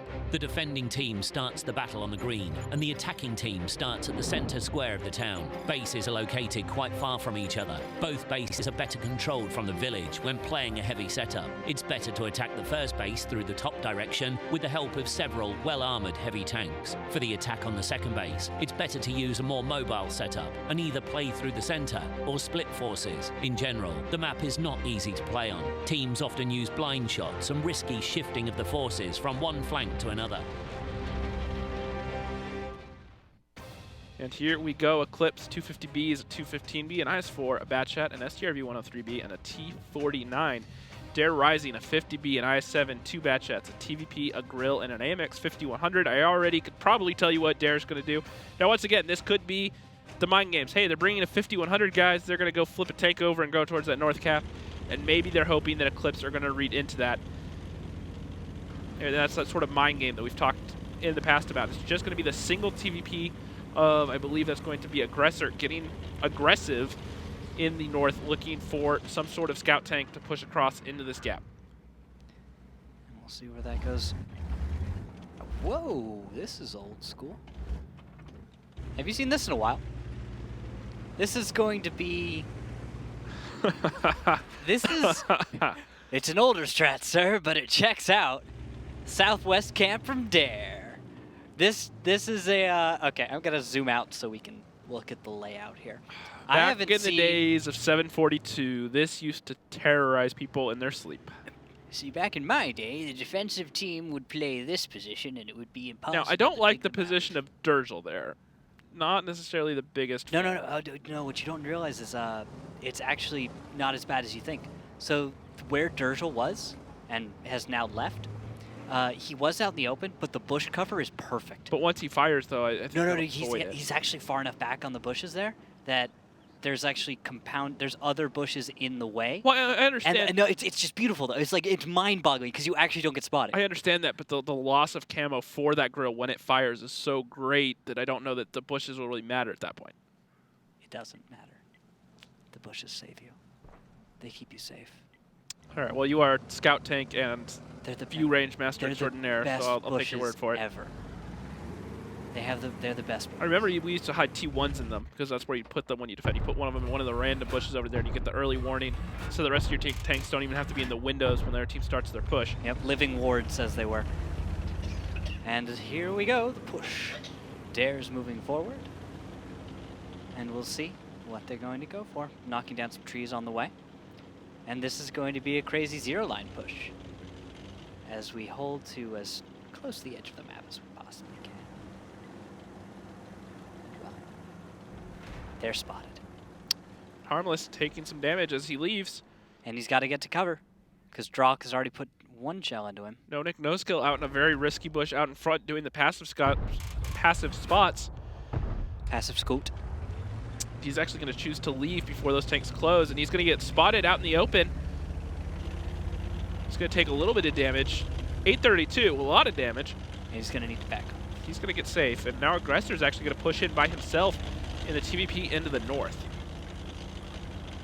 Well, he'll be all alone, but maybe he can come in and provide a lot of cover fire. Well, and that would be Dark God Zim is still up there in the TVP. T49. If the T49 pens him, that could be 1,000 damage gone. Dark God Zim is actually going to get spotted by the TVP. TVP misses his first shot. Gets two. Gets the third connection. Puts him down to a one shot, but Dark God Zim is still going to be alive, and Aggressor has to respect him because that derp cannon against the armor of the TVP can easily get a penetration. Yes, and they're actually going to be sending No Nick back. And look at this. I don't know if they realize. They might not realize that which cap is being pressured as they send No Nick. And well, no. So what they're trying to do is they're trying to get the reset along the 5 My Little Putin and Chase Potato are like, oh, reset. They're coming from exactly the angle we thought they were going to come from. And he's going to start putting now fire. Aggressor's going to find Tigers out in the open. Now they're going to find shots on to photo finish. 2100. He's down to a one shot, 33 HP, and he goes down. Chase Potato getting that kill as well, and he will go down. Now Aggressor gets spotted as Tigers drops in there. All sorts of guns from the Delta Village shooting at Aggressor. He's going to take one more shot. He's going to get away with barely enough hit points. 92. Lucky stuff there from Aggressor. Now, oh no, they found him again, and he dodges again. No Nick couldn't connect. Neither could Dark God. And Aggressor has managed to pull a lot of fire in his direction. This is good. And the first miss. And a miss again. Puts a second. No, don't miss again. Okay. I'm sorry, I got excited. That would have been some blunder out of No Nick, no skill. That would have been amazing for Aggressor. He would have looked like a hero. Well, after that blunder that No Nick, no skill had the last match day on Himmelsdorf, having a second giant blunder like that would... He's made up for it. Yeah, that... Harmless gets caught out in the open trying to close the Delta Village, takes some damage on his way there. Tiger's still pretty healthy, playing his line, getting a shot off towards Durgel. Now the autoloader's emptying shots. Durgel getting caught out, 1200. Looking for another shot. Tiger snaps one off. And now the guns are falling out of the Delta Village. Support fire from No Nick No Skill going towards the 50Bs. Tiger's trying to angle his armor, getting a couple lucky bounces in there. Great DPM out of this 215B, but these 50Bs have a lot of shots. And now Tigers is going to try to avoid the last shot from Milo Putin because it would be enough to kill him. However, in the distance, T1 Diabetic picks up Harmless, playing that S-Tank. Dark God is found nationwide. And Tigers bounces a shot from My Little Putin. Meanwhile, Nationwide has to reload. Dark God Zim pokes out, gets a shot for 333. But MacTap Master Putin is going to close in and clean him out. And now this is 5 guns ahead to the 3 guns of Dare. And Milo Putin's going to take a lot of damage from these 50Bs. And this is not looking good for Dare. They tried to go with a very crazy attack, something we hadn't seen in a long time, but the timing just didn't work out for him, and Eclipse's responses were near perfect. Yep. Eclipse just going to need to clean this one up, and that'll put them on match point. Dare's going to swap sides, and, well, we'll see how they handle it. Yep. Now,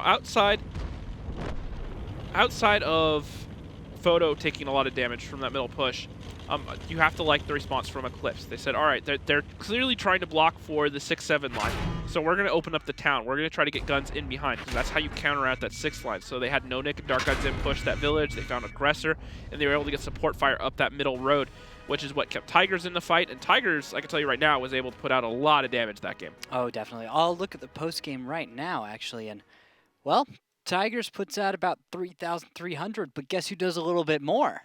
Drock in that 50B, someone that we really haven't talked about because he hasn't started until about 2 match days ago. Yeah, he's just jumping onto the team, starting to join everyone and do some work. I got to give Chase Potato some credit. I got to say, Aggressor has nerves of steel. And the only damage that No Nick No Skill was able to do all game was the 92 damage and kill onto Aggressor.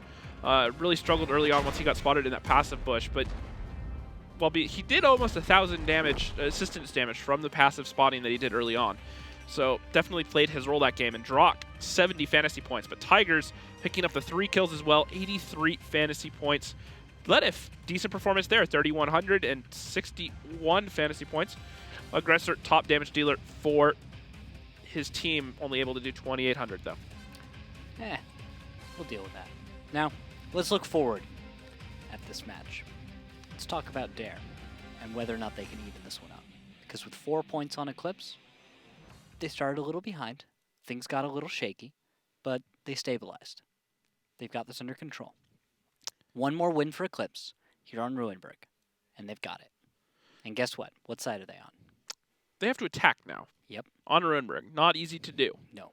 That's what this is about. If Eclipse wins here, they're winning against the odds. They're winning against, well, with 40% chance to win on average. And Dare, right? Dare right now has 4 games on defense on Ruinberg and has a 75% win rate. So they've won 3 out of 4. So the combination of the two, you know, have to think that goes to Dare, and that's going to force this 4-4. Possibly. We'll have to see. But before we go into what could be the last battle, we've got a little treat. Our question of the day. I'm told we actually have an answer from Thamlet Gaming. Tim Hamlet. Tim Hamlet. Tim Hamlet runs the community show with BTED. I've asked you this about this before. Yep. I've asked you this one before. I was like, should I say Thamlet or what? And he's like, Tim no, Hamlet. It's Tim Hamlet. Now, the T57 is his choice there. Highest DPM of any of the tier 10 heavies, so you have to respect that. 1,600 in every clip, 22-second reload on the clip. It can pump out a lot of damage. Not necessarily the best 1v1 tank, but especially in a hit squad. If they can get close enough, those T57s can be absolutely devastating. Absolutely. So we'll have to see how that one pans out, as it looks like players are starting to ready up their tanks. This could be the final battle. This could be Eclipse walking away with a huge win, 5-3. That would be amazing for Eclipse, because the thing is, Dare, after grabbing their new sponsor, had a really rough few battles, right? And then they started to come back into it, right? Yep. They picked up a win against Rival, picked up a win against 07, lost to top tier, but also note that top tier has beaten Eclipse as well. Yep. Now, the other thing I want to point out, if you're talking about previous scores, last time these two teams played, it was 5-1 in favor of then Deja Vu, now Dare Rising. Eclipse really struggled against them, and already they've put this on to match point, meaning they're guaranteed going to get 1 point. That's already a better result than the last time these two teams played. So Eclipse has definitely improved since early on in the season. Well, Rox, it's all about what they bring as far as these lineups. I'm seeing a mouse, though. Looking at the lineups, that mouse you see comes out of Eclipse along with 3 IS-7s, 2 Batjets, and an RU-251. A very... I don't want to say interesting lineup, but I guess unusual lineup for Eclipse. Meanwhile, Dare, 250Bs, a 215B, an IS-7, 2 Batjets, and once again, your favorite, the WZ-132. Now, what do you make of this triple IS-7 lineup from Eclipse while they're attacking on Ruinbrick? Combination of 3 IS-7s and a mouse. I gotta think about that for a second, actually. Because it seems like the answer should be obvious, but it feels like maybe there's some positional play in here. Because you could use a mouse and maybe echelon off of it and with some IS-7s to cap fast. So if I had to take a guess based upon early deployment, the mouse watching the middle road, possibly pushing up the middle road to the ramp at E5 or E4 early on. Okay. And then using the IS-7s hold down on the field to be the cap pressure and maybe push one of them up to the hold down at J9 where they can spot the 0 line and use the Batjets behind them to get the damage off and run the cap screen that way. All right, well, let's listen in with Eclipse as they take the attack to Dare. Let it got lit crossing. Understood. You're too aggressive, you don't need to cross like this. Bird shot. Well, I mean, our IS-7s are going fast. Alright, we're going IS-7. 50Bs are shooting. 50Bs are shooting. 50B shot, 50B shot twice. I'm going to 9 then. 50B shot 9 times from... Yeah, mouse just YOLO. Just like from right here. Right here. He's here. He's playing. It's okay, it's okay, it's okay. It's fine, it's fine. Just play against that guy. Okay? I'll spot from back. I'll spot from the back. They don't have I'm anything. I'm going cap. If With I'm on 6-0. zero, I'm going... Oh, Okay, there's the zero, bat. zero. IS-7. We can kill the bat. Wait, IS-7 bat skill checks. Batchet. Bat Don't die, checks. let it, Don't let it. die. I'm running. Our bats just need to shoot Mine that went guy. low. Okay, just And stay one of engaged. them's with him. We need to just stay I'll faithful. Actually, yeah. spot him, I'll spot I him. am hiding, I'm someone's hiding. I'm also capping, so they're gonna have. We're us. Guys, Also we got 20 capping. seconds. We got 20 seconds. We got 20 seconds. Okay, The okay, bats. Can we kill Burden? Be too Can we aggressive. shoot Stay. Burden? Stay on. Stay on IS-7. Stay on. Back off. IS-7, Nonic, don't die. IS-7. Don't die, Nonic. Guys, No, I'm don't pull die. across. Monik, 2 and 5 is Bat peeking shot us. one. 2 and 5 is peeking us. Aggressive shot Bat one. behind. Bat behind. Okay, I got 2 and 5. 2 and 5. Back off. Back off. They have a bat. 2 and 5 shot track. behind. Let it flit though. Yep. Watch the 50B. I-7's gonna be in the little Yeah, copy. that's fine. That's Aggressive will fine. IS-7s, we can be more aggressive here, I think. Let's just ignore that. Push on Yeah, that. yeah, Just a one shot. One shot, Push 50B. 250Bs. Go for They it. have IS-7s. Batchet behind. Push. Batchet's they have so Batchet good. behind. Push. 50B and 25B. I can kill Push, push, Durgil, push. or I can Push, get push, one push. shot into him. Yeah, 50 push. people shooting at me. Dead Someone else gunner shoot on him. reload. Dead gunner on reload. Tiger, shoot from start. I Dead know, gunner I know. on reload, I'll 20. have 250B. Keep going. Keep going. Keep going. Kill. 50 shooting me. shooting our IS-7. Yeah, I 50 understand. I clipping, understand. he's clipping. Guys, they have He's to Try shooting. tracking. have to Couple kill shots. Aggressor. Can we kill the bat? No, kill the bat. Batchet, Kill the kill bat. Oh, I shot. Oh, never mind. We need a never light. mind. Just shoot him, It's shoot him. fine. Stay on him. Stay on him. WZ from the stay south. safe. WZ from the south. Be Just careful. stay engaged, okay? Stay Yeah. engaged, Drock. Let's go. Nationwide taking a lot of damage, 1400. Drock's going to push around, and Tigers is going to go out to try to bully Aggressor out of that position, and this isn't over yet. Now, Drock needs to get out of that field because his back is to all the guns from Dare, but the HP is only 600 different right here. Drock still not able to get shot. Tigers picks it up, and Eclipse are still in a strong position despite bleeding a lot of HP early. Yep, and that's the point of their strat. Eclipse brought a lot of hit points and armor to this battlefield. Those 3 IS-7s have absorbed effectively so much damage that Dare could never have hoped to take. And now T1's on fire. That hurts a lot. The mouse needs every hit point it can get in that sense. And, well, Fire's just going to really hurt his effectiveness. He's not going to be able to move much anymore. Magtap's going to push in. Master Putin, anyways. He's going to take a damage for his troubles. And a couple bounces going off T1 Diabetic, and Master Putin's going to ignore him and just take out photo finish. T1 Diabetic puts one final shot into Magtap Putin, trying to give his team the chance they can, and now it's just down to the 2 IS-7s of Eclipse. And Dare might just hold on to this, Rockstar. Dare might just take this one to a tiebreaker on mines, and you know what that means, Rox.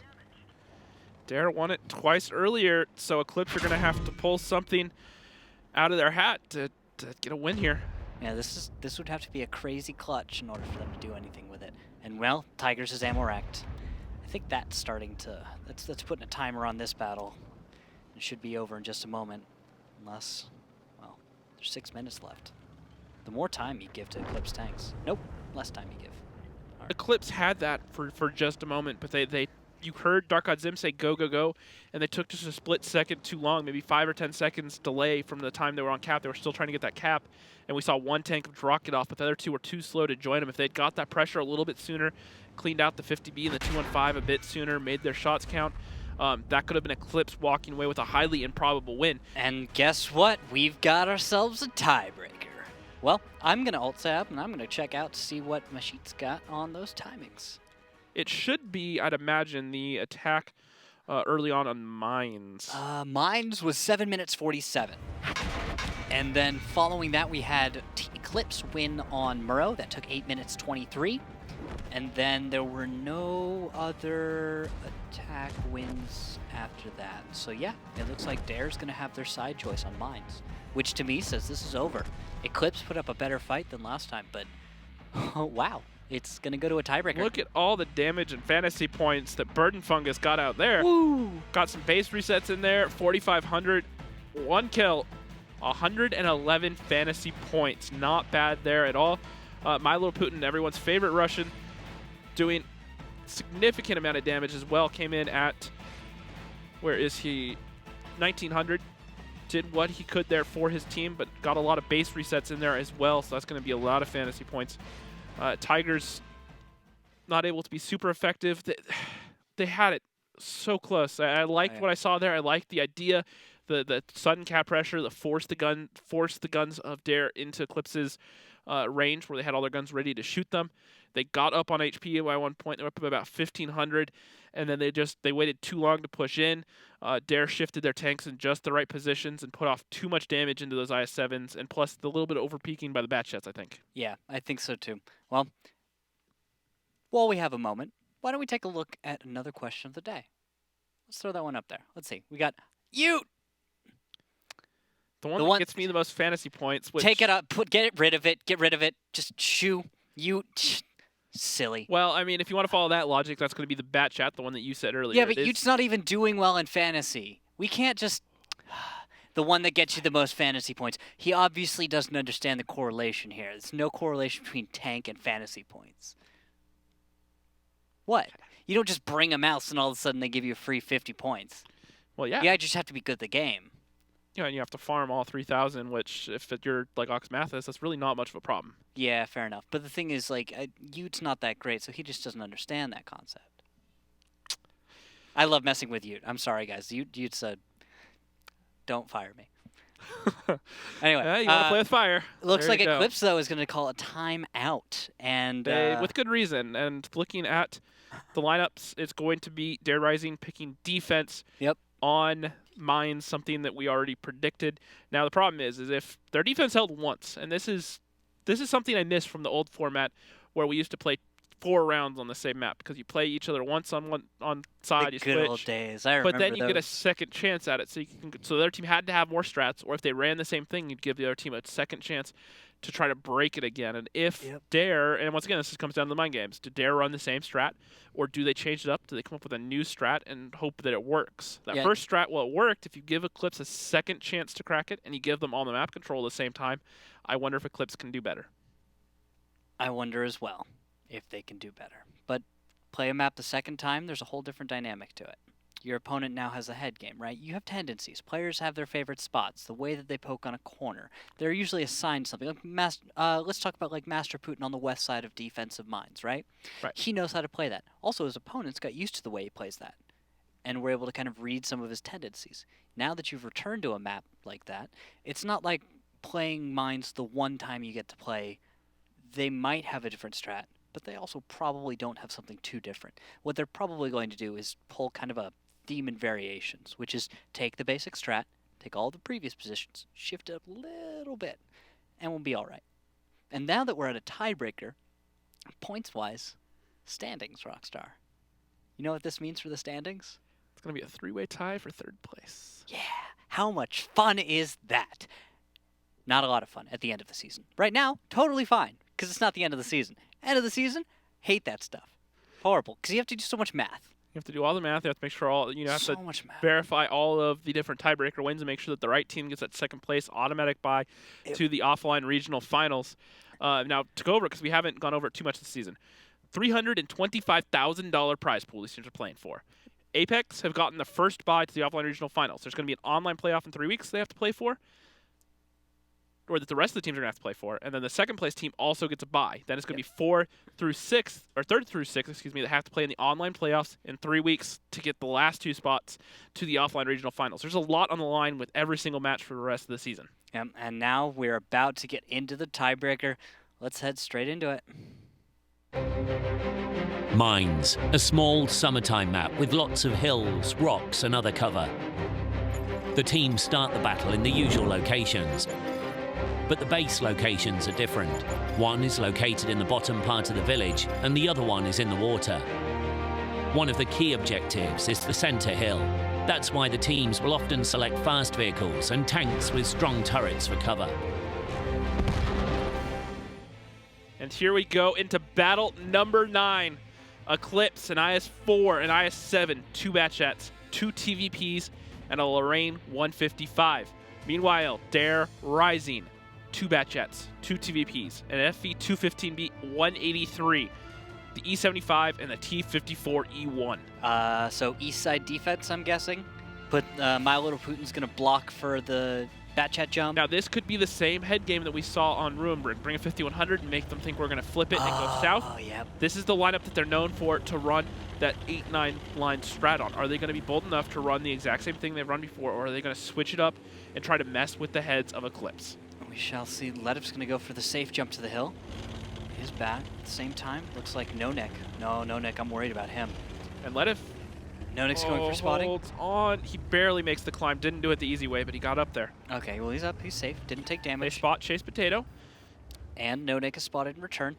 No Nick needs to be careful, though, because, well, if he's not, My Little Putin might do something to him.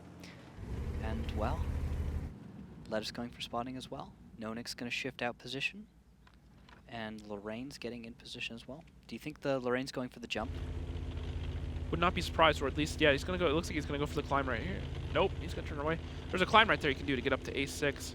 Yeah, that's dangerous, though, because the E75's kind of there to deal with that, isn't he? No, he's there to deal with the 9-0 line climb. There's a climb you can get up from But can't into he A8. also do that? No, he can do both. Yeah. But I was thinking he was going to go for the A8 one just to get different angles, because you're elevated, changes the angles that Lorraine would have, and maybe get some shots that we don't know about, especially onto H3 behind those rocks. If you have that elevated position, you'd have the sharper angle down on top of them. Yeah. Now, Tigers, at IS-7, I'm sending that up against 183. I don't know if that's necessarily wise. Might call it risky, but we'll see how that turns out. Well, it's an extremely narrow shot. Tigers is going to be in position to kind of bully that 183 back. Nice. And here's the thing on 183 can do. It has the HESH shells we were talking about earlier. But as far as any tank that's ineffective... Wait, look, Lidov's gone for the jump. Sorry, completely squirreled there. Yeah, that's the climb I thought that we might have seen Dark God Zim do in the backfield there, up towards A8. And he'll open up some shots towards the 0 line. Is going to be the main thing there, but little does he know that they don't actually have any guns up there. Now what I expect to see is this Lorraine start blind firing the E75 in that position, maybe try to get some damage off for him.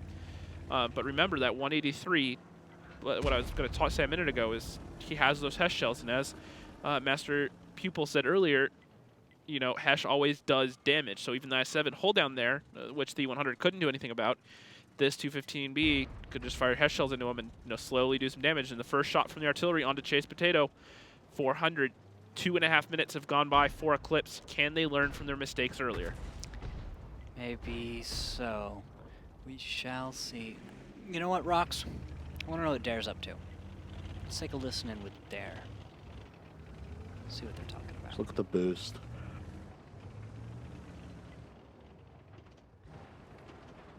Already fired again.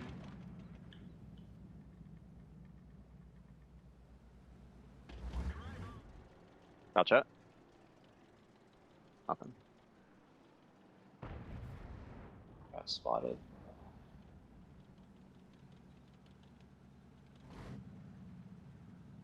I'm figure Looks out like he might take another over.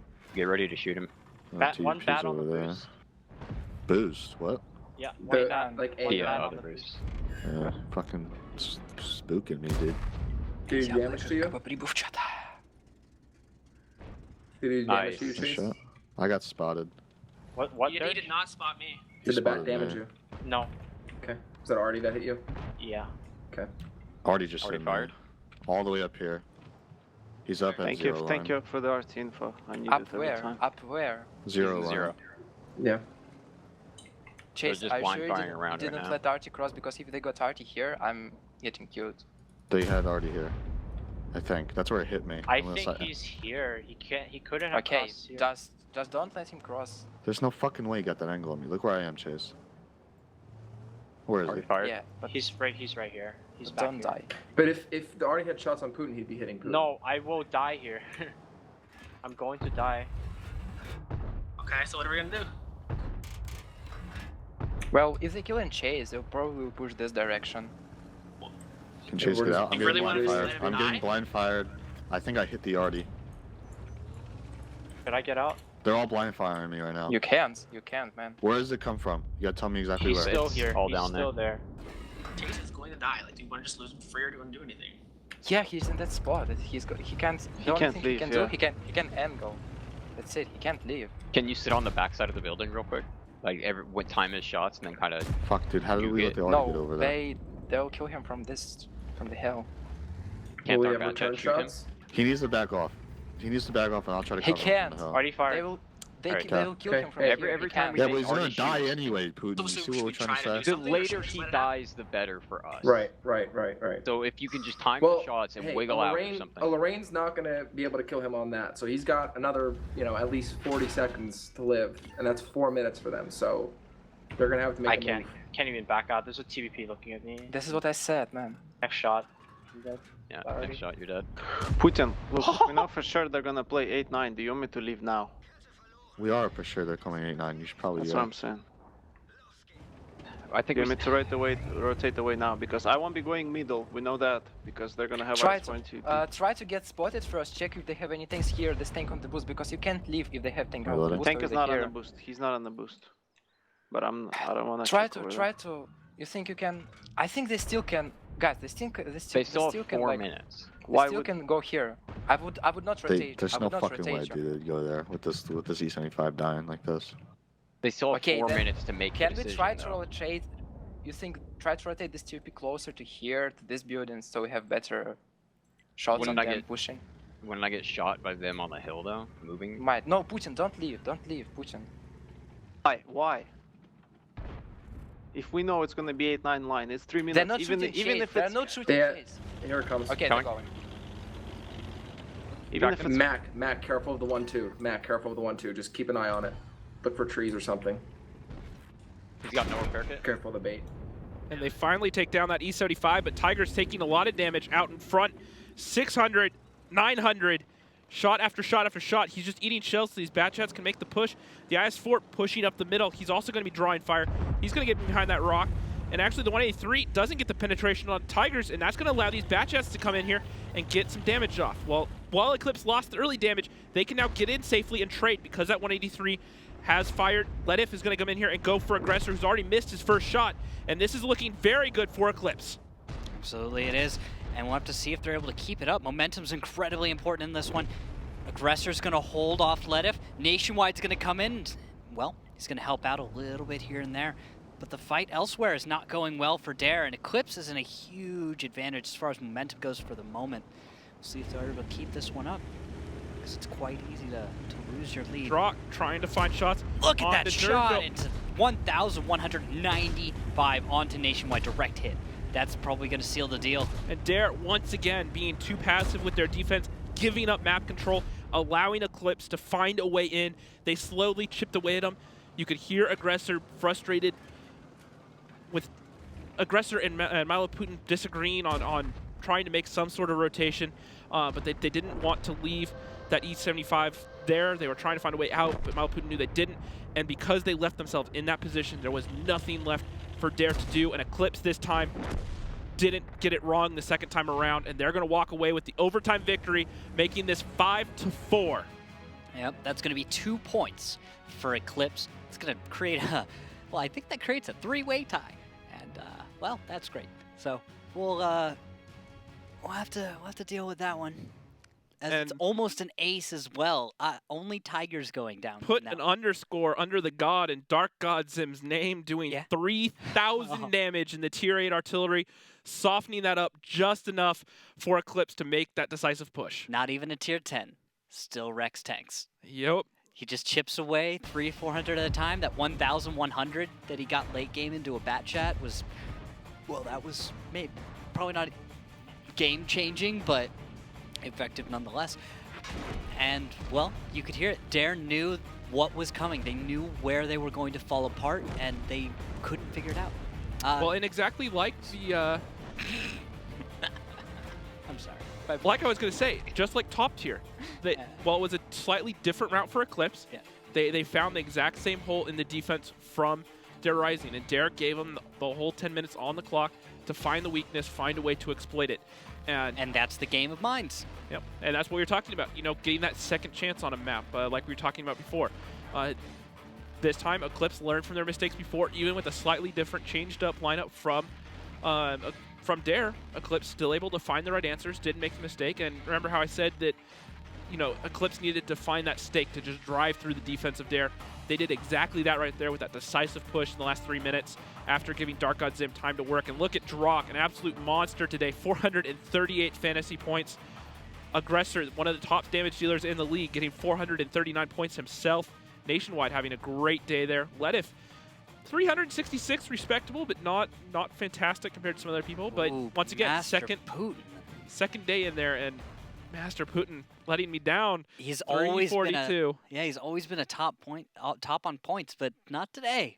Yeah, definitely. He had a rough day, man. He struggled a little bit, but once again, the whole team did for Dare Rising, and this was a really long series. So no matter the result or no matter who it was, a lot of people are going to get a lot of fantasy points just from the fact that it went to 9 rounds. Well, and now to join us on the broadcast for a post-match interview, we have, I'm told, Master Pupil.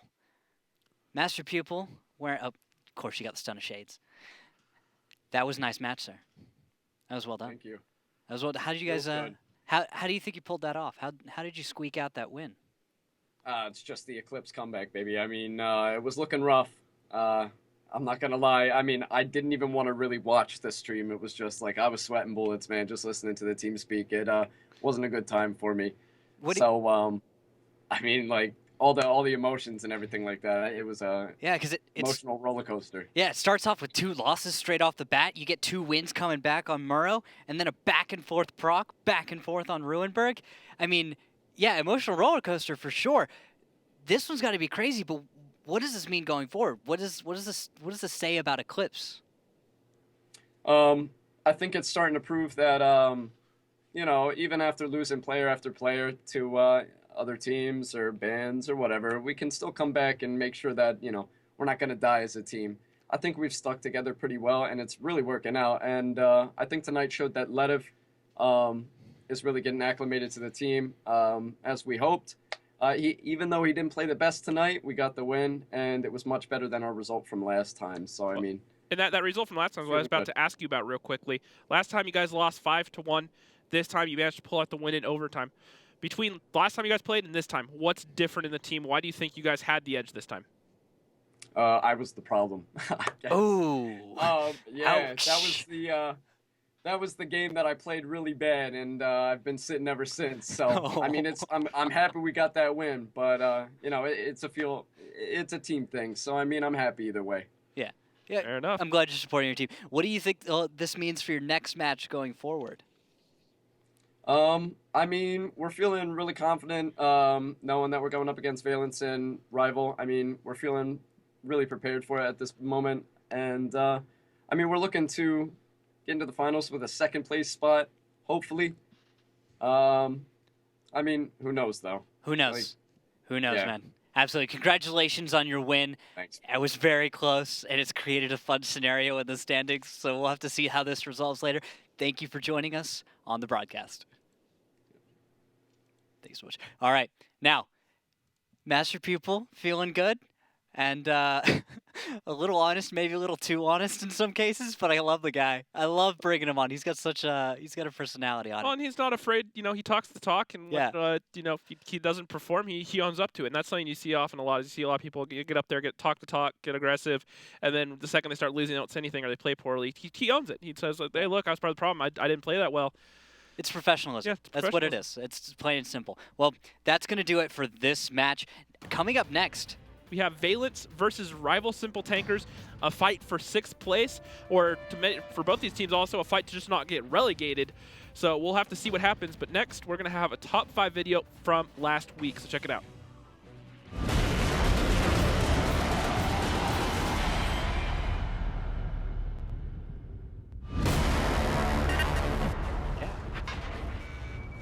Nits gets the opening shot. They recognize that there's some sort of an overmatch here, so they're going to go try to find Dodoma, but Dodoma is going to have something to say about that as he takes out Dark Ninja. Focus fire going on to Felix, trying to get him out. And the jumps! Mr. Man trying to go for the Goomba, misses, but still takes down Dodoma. Come on, man, that jump was cool. Caught by an insane high roll out of a bad shot, highly unlikely, but not out of the realm of possibility. Yeah, and this is a very 07 style kind of a end of battle where they're going to try and use as much of the time as possible to get their lead. The downside to this is sometimes it ends up costing them. They're going to be under a lot of pressure to finish this up. They're not going to have any extra time to And clean look, Bat Chat of Warbender is going to close, but he's going to go down before he can do anything. Andy Pants comes over the top. Oh, the Del cover. picks up that one as well. Nice cover And fire. that's it. That is over. I'm going to call that over right then and there. Peeks out at the right time, Gonna spots go for it. If they need to push across, they need to take out Aggressor, they need to take control. That's exactly what they're going to do. The guns haven't rotated. This is the problem with these defenses. We don't see teams exploit this enough. Aggressor is not going to last for very long. 250Bs coming in point blank. Now this is where this is a situation that IS-4 is designed for. Has this armor though. However, he's going to drive out in the open. He's going to get ammo racked. And as I say, that's the perfect tank to be in that situation. Doesn't matter. He gets completely run over, ammo rack destroyed. You cursed him, Roxy. You cursed him. You with the caster curse, like we all do. From Eclipse, we've got a West Side story with TVP UDES staying down below. T1 Diabetic and EXO, I don't think they realize it, but surprise party. Dodoma and Canadian Impact are already up top, and a bounce shell into T1. That could have been And the heat shell from Wallhacks goes into that T49 or into the Batchat turret for 700, but now Wallhacks is going to get focused out, but it doesn't matter because that was what he needed to do. But look at this. Eclipse, they're everywhere right now. They're demolishing Apex. No way. Look at this. This battle's over before it started. We're not even a minute in. Oh, this is some deja vu for me. I've been in this scenario. You just run straight into your opponent. You're just hoping for it. But, oh no, Apex. This game is already over. Why did they go forward like this? This is, why?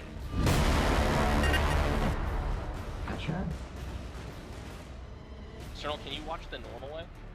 Which way? Dodo, now we covered you as you take the Tiger's mid lane. Alright, I'm going right now. Get ready to cover Dodo. Going right now. I'm lit already. Get ready to cover A5, A5, A5. I'm looking A5. See if we really expedite this. No, Nick, no, Nick. They're down low, careful. We can push top. We can push Yeah, push top. Look at Udis right in the middle. Udis is right in front of me. Tell me you're dead.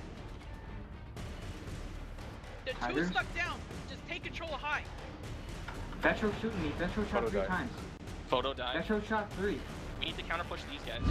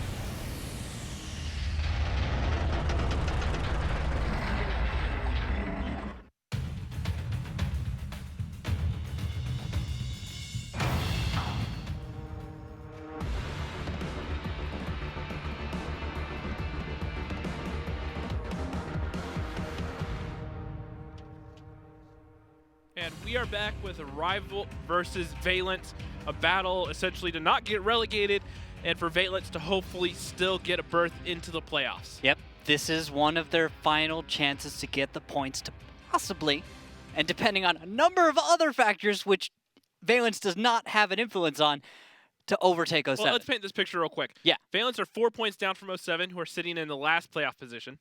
They have tonight's match versus Rival. Then they have Dare, Eclipse, and Aquatic M60. So basically, the 07 have to lose pretty much everything. And Valence have to win tonight, and they have to win one more match at the bare minimum. 2 more matches might make it possible, but that's a tough schedule. Yes, but before we get into that, let's go through the numbers. Fantasy first, sir. WGL.GG/fantasy, WGLNA. Set your fantasy roster. Compete against myself, Randall, WGLNA staff, or ESL staff anyways here, the Wargaming staff, all the Gold League players, as well as the whole rest of the community. Type 59 up for grabs, as well as a whole boatload of gold. And of course, don't forget Twitter and Facebook at WGLNA, and use the hashtag WGLNA so we can find your tweets and feature them here on the broadcast. Also, Facebook.com/WGLNA, where Rockstar and I go live every single day, giving you tips and tricks on how you can perform better in Fantasy World of Tanks. Now, the question of the day, ladies and gentlemen, what is the most dangerous Tier 10? Give us your answers at WGLNA, hashtag WGLNA. And Rockstar, what's your most dangerous Tier 10? Now, we've talked about this a couple times throughout the show, but it's still got to go with the 183, especially after that last match. The Hesh Shells, like Master Pupil said, always does damage. It's not a gun you ever want to be on the other side of, especially in a Batchat or a 140 or something like that. Oh, goodness, no. It's a scary place to be. So, a tank that can suddenly just take away 1,800 HP like that is definitely dangerous. Yeah, and a Batchat, something that can just show up and tear your tank apart. Another tank to watch out for always. But the M46 Patton, something that the Aquatic M60s would definitely agree with. It's dangerous to play. And then the mouse. Chaka out there with that mouse. Oh, come on, Chaka. He's joking, but it's not. It's true. The mouse is dangerous. People underestimate that tank all the time. Well, with the next buff it's getting in the next patch, and then might be more Mighty true. Mouse will return as the MVP in Watt from Captain Slaughter. Well, like I said, I was just talking about with the DPM and mobility buff. And then Indignant Beaver. I love this name, Rox. Indignant Beaver. Great name. 50B. It does everything well. Yep, and it has that burst potential 1600 clip. DPM not as good as the 57, but still a respectable choice. And 2 Indignant Beavers in 2 50Bs.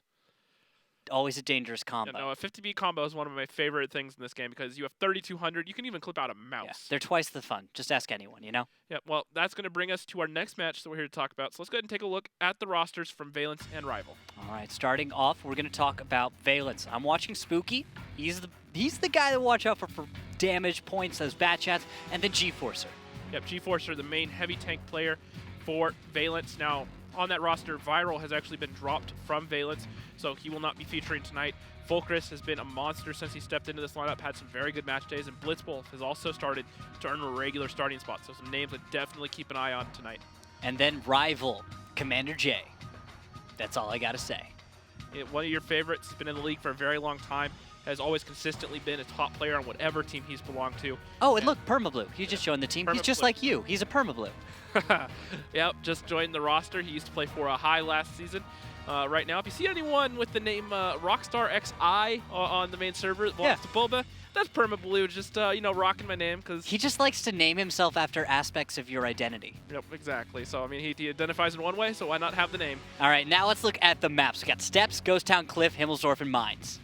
Yep, and looking at this, it's not a map that Valence has struggled on. Cliff, that is. They've really struggled on it. They've only won twice out of, I believe, the 10 times or so they've played it this season. So that's definitely one of the weaker spots. Now, Himmelsdorf is a map that Valence, I think, are pretty strong on. Yeah, you could say so but it's about a 50-50 for them overall. But as far as 14 games, it's their most played map. They understand it well. And actually, that's a good point, because the thing is, when you take into account the fact that a team low performing in the league in general, if they have at least the best stats they have, generally you can read into that and say, yes, they have 50%, but they've also just not been playing so well. It's still their best map. They might have something. Yep. Well, we're actually going to be joined by the captains of both teams right now to get their thoughts on tonight's match. Gentlemen, welcome to the face-off. We have tonight J Smooth. I was worried for a minute that you wouldn't be here. And Lost. Welcome back to the face-off, sir. That's nice. All right, guys, let's start with the questions of the day. Lost, you're up first. Most dangerous tier 10. It's going to be Artie. There's no they face no ramification for shooting, and they can delete you in one shot. Clearly Artie. Good answer. All right, going to J Smooth. J Smooth, most dangerous tier 10. Oh, probably whatever Brett's playing. I'll take it. That works. Fair enough. Fair enough. All right, now let's start with Lost. Valence, you guys still have a chance. You can overtake 07. What are you guys doing? Is that in your sights? It is in our sights. Statistically, I guess it could be possible, but yeah, they would. It's not in our hands really anymore. All we can do is try to win matches, and if we do, yeah, then they have to screw up to do so. So the likelihood of getting probably pretty small, but yeah, there's a chance. So why not just try to do our best, right? Next 3 matches or 4 matches, whatever it is. So you guys aren't getting your hopes too high then? No, realistic. All right, J Smooth. You guys are hoping to crush dreams, am I right? In a former life. Then what are you doing here tonight, sir? What's the goal? What's the call? What's the goal? Balls to the wall. Oh, the goal? Yeah. Win. Duh. Oh, okay. You play to win the game. Come on, man. Revolutionary. Jeez. It's a very Madden thing to say, but I just wanted to see if Rival was had any specific goals in mind tonight. Not sucking is one. Yeah. Finishing a map start to finish. That'd be nice. We always seem to start decent and then give it up at the end. Kind of like I won't go there. Have you picked on Rockstar enough? No, you can do that. He's smiling over No, here. it's all right. Oh, okay. It's all right. I'm saying cheap date. I was saying go with cheap date, dude. Yeah. Okay. Lost. I was going to shoot one at you too, Lost, but I don't know you that well, and I want to play a little bit Same here. nice. All right, Lost. One final question, real quick. You guys, you dropped a player from your lineup. What has that kind of done for the team morale? How you guys feel right now? Now, obviously, you already said that you're feeling, realistic. Do you think you're in a better place now, making those changes? I think the atmosphere is much better. Yeah, the chemistry of the team is much better. It's more loose, more fun, compared to what it was before. All right, guys. Well, I think that does it for the face-off. I'm ready. Actually, I got one thing for you. Oh, yeah? One thing for you. What do you got? I know you can't wear this anymore, so I found one today when I went shopping. Yeah. And just for you, man, put it on. That's Fedora. It's not a. I don't wear a fedora. I can't look at you. So, I can't look at you, so Lost. Have a good one, man. Have a good match. All right. I wasn't gonna wear the glasses tonight, but I couldn't let my wingman, Hollywood, outdo me. So I had to go grab them and keep that vibe going. That was Master Bieber. But Master Lost, Pupil. maybe one day you can step up to this level, and you can join the cool club. All right, guys. Well, thank you very much for joining us on the face-off. Best of luck on the battlefield. See you in the danger zone. Oh, you guys are fun. They're punchy. Well, you're in their place at this point. Your sights are, let's have fun at the very minimum. So going out there to do just that. Rival, obviously, trying to feed some people some humble pie still. So far, they've been unsuccessful, but they're still trying. So, Rox, after that face-off, I really feel like we need to do something. So we have these notes, right? Right. These are just some of the notes, because the notes that I'm going to not throw away, there we go. Okay, so they're gone. We don't need those, because obviously everything's out the window. If you would be so kind, hand me the rest of your notes and I'll get rid of those for you. But if you want to hold on to them, that's fine. That's fine. I just don't think they're Why are relevant. we throwing away the notes, right? Everything's out the window. Both of these teams don't care. They're both at the bottom of the standings, and you just heard it. Lost says, I'm realistic, which means I don't want to say anything that puts up, I don't want to pretend that we're going to win. And the Rival's like, guys, we have 0. We got a goose egg. Does that mean you think that we're going to see another We're going to see we're going to see the greatest strats ever. This is going to be fun. And if it isn't fun, then I've set my hopes really, really high, and I really shouldn't have done that. It'll just be like Star Wars all over again. Well, I can already tell you on steps. Yeah? Yes! Okay. No, don't say anything. Don't say anything. No, don't spoil it. We cannot spoil this. It ruins it for everyone. We're not else. even on timer yet, so we still have 60 seconds. So Oh, that's not a real pick? Yeah, you could change that. I got my hopes up for a second. Someone had an FV loaded up. A 4,005 on steps defense. Would be hilarious. Absolutely hilarious. Hilariously catastrophic. It would not be see that going that what? well. No, dude, that would work awesome. You think about this. Think about the way those Hess shells move, right? You notice how they kind of arc off about 300 meters or so? Yeah. you can with the hills on steps. I'm thinking auto aim and a little just click and see what happens. I Why think that's not? what you But do. every time he pokes up and over, he's gonna take damage because that tank is so soft. Oh yeah, absolutely. So Rux, just well, with this one, it's going to be starting off with defense for Valence, attack for Rival. So defensive side for Valence. I don't know. Have we seen much from them? I don't really remember anything. Well, It'll be useful if I had those notes up on the desk. you but know, I kind of regret that a little bit now, but I also don't. I don't at all. I actually regret nothing. I mean, if you want to look at it in a simple way, Rival are in last place because of how they performed this season. That means that the results on pretty much every map haven't been that great. Yeah. And Valence only marginally better because they have gotten some wins. They have 3 wins on the season, 2 in regulation, 1 in overtime. But at the end of the day, they're both struggling teams. Yeah. What are you going to do? Both of these guys know how to play, though. And so right now, Valence, a team that is found a way of getting themselves more organized. They've made huge changes. And remember, Lost at the beginning of the season talked about the fact that this was a learning season for his team. This is their first time in the Gold League. The fact that they got here is a big deal for them. It's really a stretch, so to say. Not to say they're not worthy, but you understand. They're not just joining the Gold League as an Apex-level team. This takes time. It took time for Apex, Eclipse, Aquatic M60s to get to where they and are. the thing to remember is that the way this is set up, we've been talking about the playoffs and everything. Yeah. 7th place still have to play the winner of the qualifier before the season, so they have one do or die match. They essentially become the final boss. Last season we didn't see that because Siebel the Tweet decided to disband and reform and go through the whole qualifiers. Having 7th place, I think a smart choice, by the way. Yeah. So 7. Well, in that case, certainly. Yeah. But in this case, if you have a team that you're building and this together, you can make 1 or 2 roster changes in the off season. You show up with this lineup, and you have to win 1 match. And where if you're in rival space right now, you have to play through the whole qualifier all over again. Then play Valence for that last spot. The 8th spot goes to the first place Silver League team that automatically gets promoted up. Yeah, and well, it looks like there's going to just... Looks like we're having a few delays right now. Yeah, I think we're going to get a short delay here for a moment and see what's going out there. The storm in Northern California messing with some people's internet that have definitely added to the delay. Looks like we are... Nope, we still have another minute. So, Rando. Yep. All right. History lesson right now. Rival Simple Tankers, they've had horrible seasons. They've started great seasons and ended horribly. They've started horribly and had great ends. Yeah. And then the last 2 seasons, they've pretty much just been horrible the whole time. Where has everything changed? Where did they go from being a team that used to be able to compete to certain levels to the rival that we're seeing right now? That's a good question, actually. Because it's a lot of the same players, right? Not quite. In some ways, Commander J used to be a part of the Cunninghams, right? Right. So we've got these solid, great players, right? But they're not used to playing the Rival style.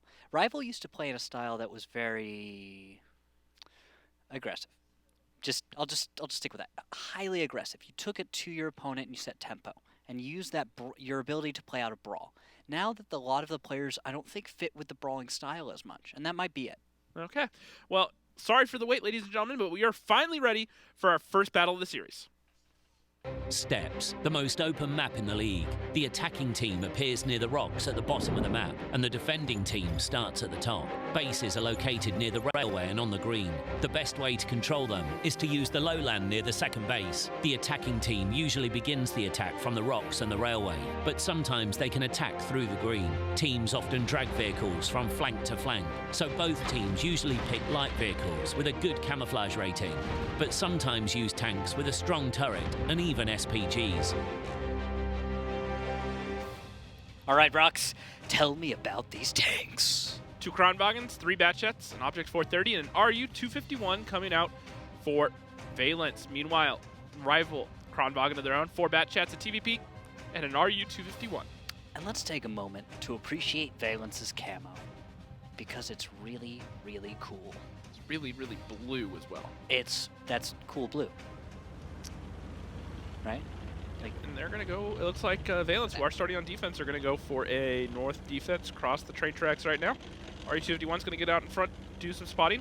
And judging by the looks of it, it might be Valence trying to boost an Object 430. What? Can't tell. No, okay. It looked like they were lining up for the boost at A3, but no, they're just going out and then back. No. Kronwagen coming out behind the 430 and static. Meanwhile, spotting. rival. We've got Zone static lit. You've got Blitz lit.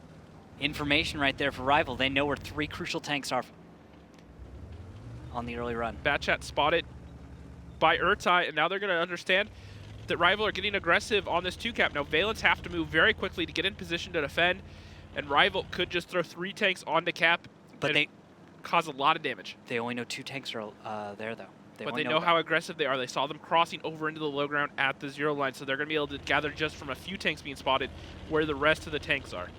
Provided it's not a trap, which certainly could be. It's probably a trap. It's always a trap. And Valence are basically sitting exactly where they spawned, ready to defend this cap.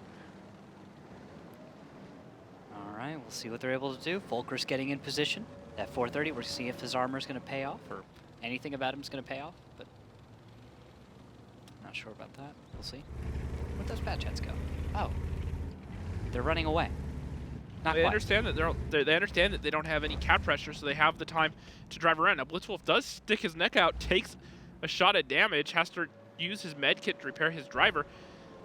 He's just trying to stay safe in the north, but because there's only 1 tank on cap, Valence understand they have time to flex through the field. They have time to let the RU-251 get down there, and they're going to be able to open this up. Valence, or Rival that is, are looking for a push on the 9-0 line once they spot all those tanks, and this could turn into essentially Obi-Wan versus Anakin. I have the high ground. I have the high ground, because if Valence box them in right now, they're not going to have anything left but the low ground on the 0 line. Possibly so, we'll see. But Zone Delta's taking a lot of damage. This is not very Obi-Wan of him, and he's going to have to work on that. Batchat's pushing through in the south, only Urtai down there, and it looks like Valence are just going to go up and over. They're going to come over here and push into the low ground and find Zakum, and that's about to be 1 dead Kronwagen here in just a second. They have a lot of wasted damage in the midst of all this. They should be able to follow through, though. Great 3 focus shells. fire from Valence. They're going to keep on coming. They're going to find Commander J. They know that the 2 Batchats are out of position in the south, so they're going to push on through. Now they're starting to bleed HP, but they have the momentum. They know that Commander J just fired, so they're going to come in here and try to get some shots off. Commander J getting focused out. 1100, 1400. Fulker should have the follow-up shot with the consistent fire at 430, but Valence down 600 HP right now. Yep. Static with 1 shell. Fulker's looking for the shot on Executus. Executus gets caught out. He should get the kill. He should be able to connect, and he does. And that's gonna, wow, actually Fulker's managing to avoid a lot of damage. And all of a sudden, Valence in control once again. It's 4-on-4. Static is a 1-shot, and Knight finds the kill in the tier 8. But now Fulcrus getting aggressive with that consistent fire. Unknown One only has 2 shells. He's going to push in, and both the autoloaders behind Fulcrus are reloading. Fulcrus is going to push forward. And Spooky's coming in just now. He's able to put damage onto Pub, but he doesn't have enough. He's not going to be able to finish this one off. He's going to have to get out of this engagement. Blitz knows he can push around, and he's going to be reloaded. And Unknown One, nice save right there. He's going to save 1 shell from connecting with Pub, and that means Spooky might not. Yes, he will be able to get the kill, but at what cost? And Ram from Unknown One. Blitzwolf trying to get what damage he can. RU still chipping away at Spooky. Spooky down to a 1-shot, and he's going to go down, and now it's just down to Blitzwolf with 3 shots. He does take down Flak, but now Knight and Unknown One are left, and Unknown One's about to come off a clip. Blitz is a 1-shot. Final shot from Unknown One, and that's going to make it 1-0 in favor of Rival. Strong start from Rival. Our team with a goose egg on the standings right now against Valence. And this should be fun. I'm looking at this being a fun match, Rockstar, because that was explosive as a start, was it not? That was a good way to start this. I like the play from both teams. Certain little things I disagree with there. Once Rival saw the intel, they knew the tanks were over on the north. You put 3 on cap right then and there. There's no reason not to. Get the cap pressure, force them to come back, have your guns. That's one of those things that Jay Smith talked about, kind of the late game there, the decision making. Yeah. That decision just needs to be, they're spotted here, let's go. It's go time. Just get it done. And they didn't, and they gave Valence time to respond. The thing I don't like about Valence is they pushed through the field. They didn't have any sort of control across that bottom. There's a box through that field. You have to control both ends of it to be able to play it. They controlled the north, and they controlled the middle. They did not control the south, and Rival exploited that, and that's where that game may have been lost for Valence. Quite possibly so. I think there's a lot to critique there, but at the end of the day, they decided on what their play was, and it relied a lot on both teams' abilities to brawl, which is just that in-your-face, individuals trying to position themselves just right to get the shots they needed, deal the damage that they needed to, and run away with the win. And Flak having a very good opening game. 3,500 damage, 2 kills, 61 fantasy points. Spooky continuing to be the top damage dealer for Valence. able to get 50 fantasy points. And then look at G-Forcer coming in that bat chat. 100% accuracy, 76 fantasy points. Getting those crucial shots onto the Kronwagen and then continuing through, but ended up going down. Yep. Well, let's look at this next one where we're going to swap sides. Going to now have 1 point on the board for Rival. Going to look and I got to make sure my camo's right, man. It's okay. So, they got, well, we're loading into battle actually, so let's get ready for it. And Rockstar, predictions for this one. Teams are going to swap sides. Valence are now going to have to attack. This map has typically been more of a defensive-sided map, not so much recently. But I think that I don't see any reason why Valence can't bring this back, especially because they have the M4043, which is going to do a lot of work against the IS-7 that Rival bring, along with their 4 bat chats, 140 and RU-251. Valence, as I said, bringing the 430, but also an IS-7, a Kronwagen, 3 bat chats, and a grill. All right. With that, Valence is looking to slow play it.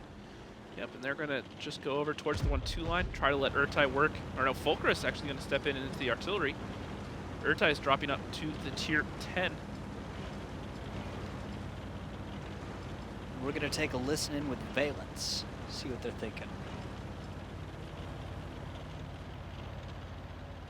Do you get spotted or no? No. You can break out Spooky. Hey. Yeah, Blitz, you don't need to go that far. Okay, there's nothing over here. Alright. I'm just going to cover the IS-7 stack. Just you guys just get safe, get vision. How aggressive you want me to be here? Blitz, you need to be up higher. How aggressive you want me to be pushed down? I'm just covering. I mean, you can be aggressive. He's in position, aimed at typical IS-7 spot. Have not been lit.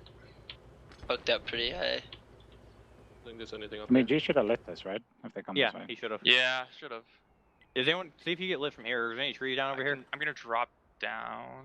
As far as I can tell, there's no trees dropped with RD. Okay. Actually, I might just sit here, if that's okay. No, G, go ahead and get out. I didn't spot anything. Urtai, I'm not even getting lit. You go ahead and cross over. I'm covering him. I'm going then. Going. No, let me get my bat. Go ahead and start taking the backside now. I only want my grill to stay here. Yeah. Grill and then 1 bat will be G, so just 2 bats cycle this way, carefully. Be safe, guys.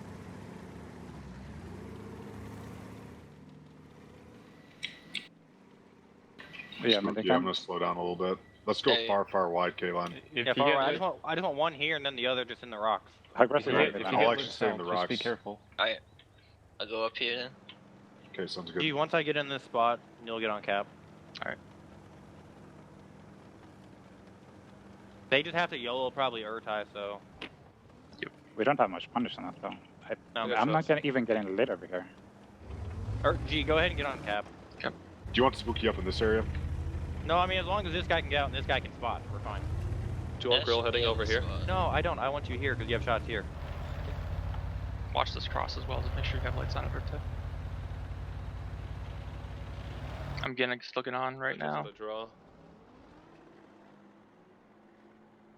I'm holding vision on this. Okay, I'm aiming there. Try and get more view range. They have a bat boosted. They do? Okay. Easier. Yeah, drop 3. Are you lit, Urtai? Yeah, permanent 4.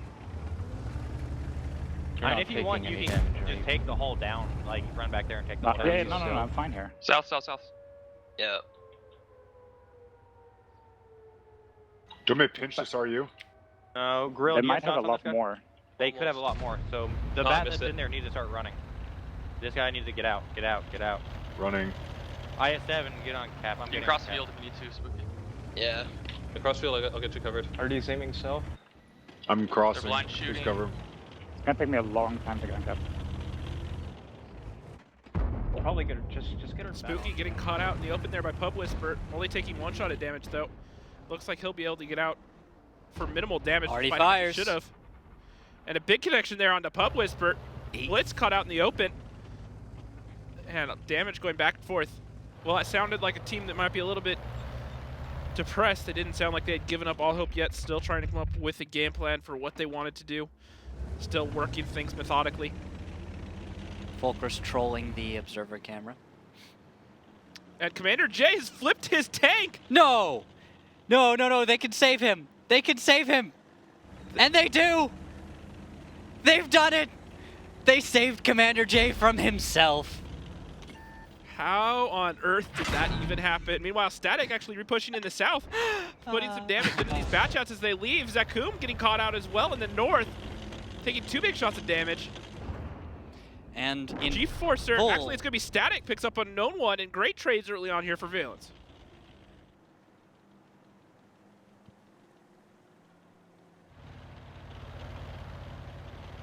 Now Pub Whisper running away.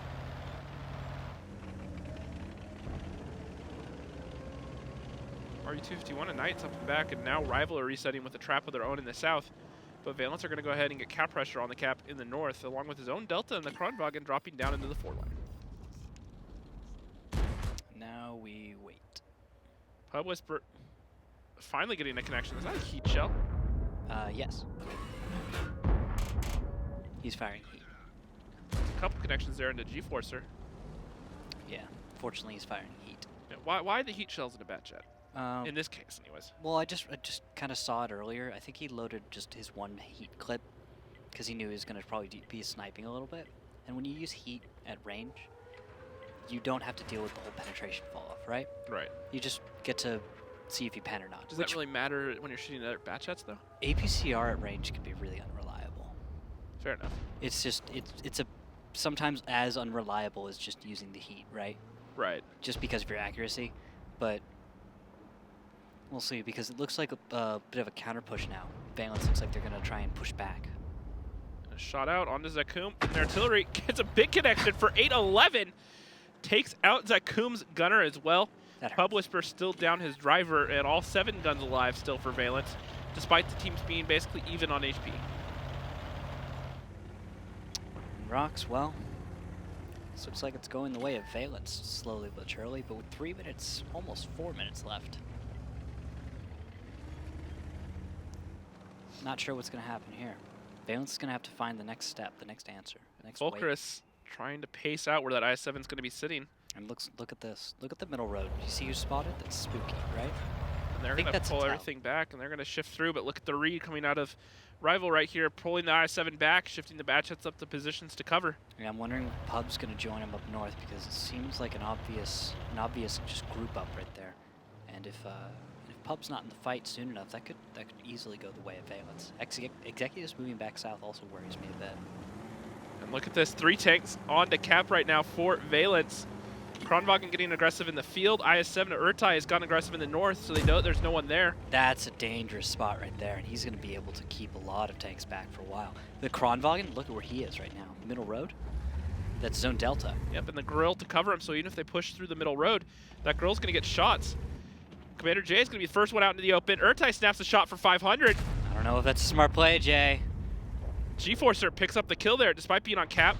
Artillery looking for a shot onto the 430, and this is working out well for Valence. Oh, look, Zone Delta's not on reload right now. He's going to go down, I think, to a bad chat. Just a moment. He's down that mid road that Zone Delta starts to take 1 shell. And this is where I expect to second, and there he goes. G-Forcer only has 2 shots loaded. Why he's committing right now, I don't know. Because he believes in himself, Rockstar, because he believes. And you know what? Sometimes all you have to do is believe in yourself. And Flack puts a shot into G-Forcer, and now G-Forcer's cut out in the open. Executive still has shots. He's going to be able to find the kill onto G-Forcer.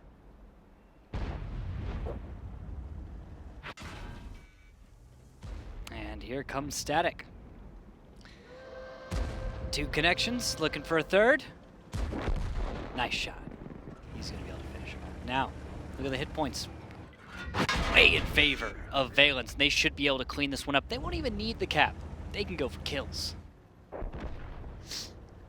Good stuff here from Rival, or from Valence, excuse me.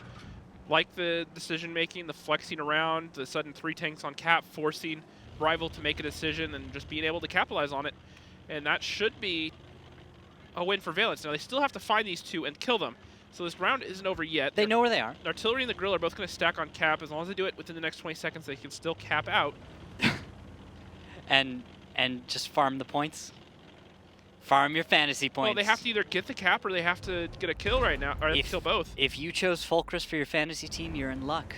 Because guess what? He's racking up his cap points. And that's not going to matter anymore. 1 to 1. Not bad. Now, I like the defense. I like the initial idea from Rival. Where did that all go wrong for him?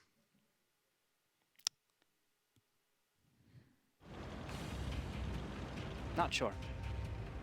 Just didn't work. Well, this certainly didn't help. It was funny, though. Trying to run away. Getting picked off by Valence. Artillery raining in. Destroying things. Well, destroying things, he did 3,400 damage that game. The irony of this is not lost upon me. It was lost in the face-off. Mentioned his... Well, and also the tweet we got from Fulcris earlier. Oh. It was Fulcris that called out artillery as being the most dangerous tank in the game, backing it up with his play. Yeah, well, what better way to prove it than to just jump on the battlefield? And Flack having a very solid fantasy night so far. Almost 100 fantasy points in this game alone. Spooky consistently putting up a lot of damage for his team. 60 fantasy points. Static, 52.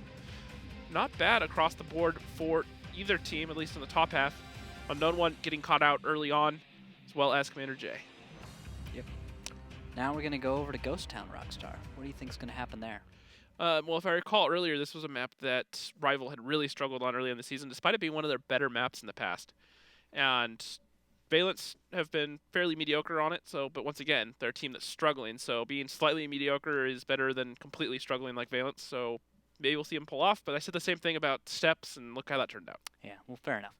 Well, while we've got a moment before the countdown finishes, I'm being told that we've got a few more answers from our question of the day. We're going to throw those up here now. We've got Unavenged, whichever tier 10 Chase Potato was in. I like your style, buddy. So none of them. And then an AMX 50B. All right, well, we are ready for our second map of the series, so let's see what happens. Ghost Town. The first absolutely symmetrical map, made especially for 7 versus 7 games. The teams start the battle on opposite sides. There are numerous ways to attack here. One of the bases is located in the central square, the other one at the top of the city. The hardest battles are usually fought for the top base, and this calls for the use of heavy tanks. Sometimes the teams choose fast tanks for spotting and base capturing. And here we go into battle number 3. Valence a 113, 250Bs, a Mouse, a 183, and 2 WZ111s. Rival 250Bs, 2 E100s, an IS-7, a Batchat, and a Udis. Well, classic Udis, probably going for the jump. What do you think of the A1 position? Do you think with the Udis, do you think it's a viable strat? Sure, works out sometimes. We've seen some fun plays over there before. Udis can get shots here or there, right? Can also flip itself over if you're not careful. Oh yeah, I guess that's also a possibility. I don't know if Knight's gonna let that happen though, right? That's odd though. It's Knight in a Udis, not would you expect him to be in tier 10? They may have Urtai down there, or in some cases, Zone Delta has played a lot of tier 8s as well. Yeah. Well, Urtai is going to be in a WZ111. I actually haven't played much in that tank. Have you spent time in there? The Chinese heavy tank, I honestly skipped through it when I grinded it. Or didn't, for that matter. Oh, you free XP'd? Yeah, possibly. Oh, I hate you. Oh, look at that! Urtai! Urtai can't stop!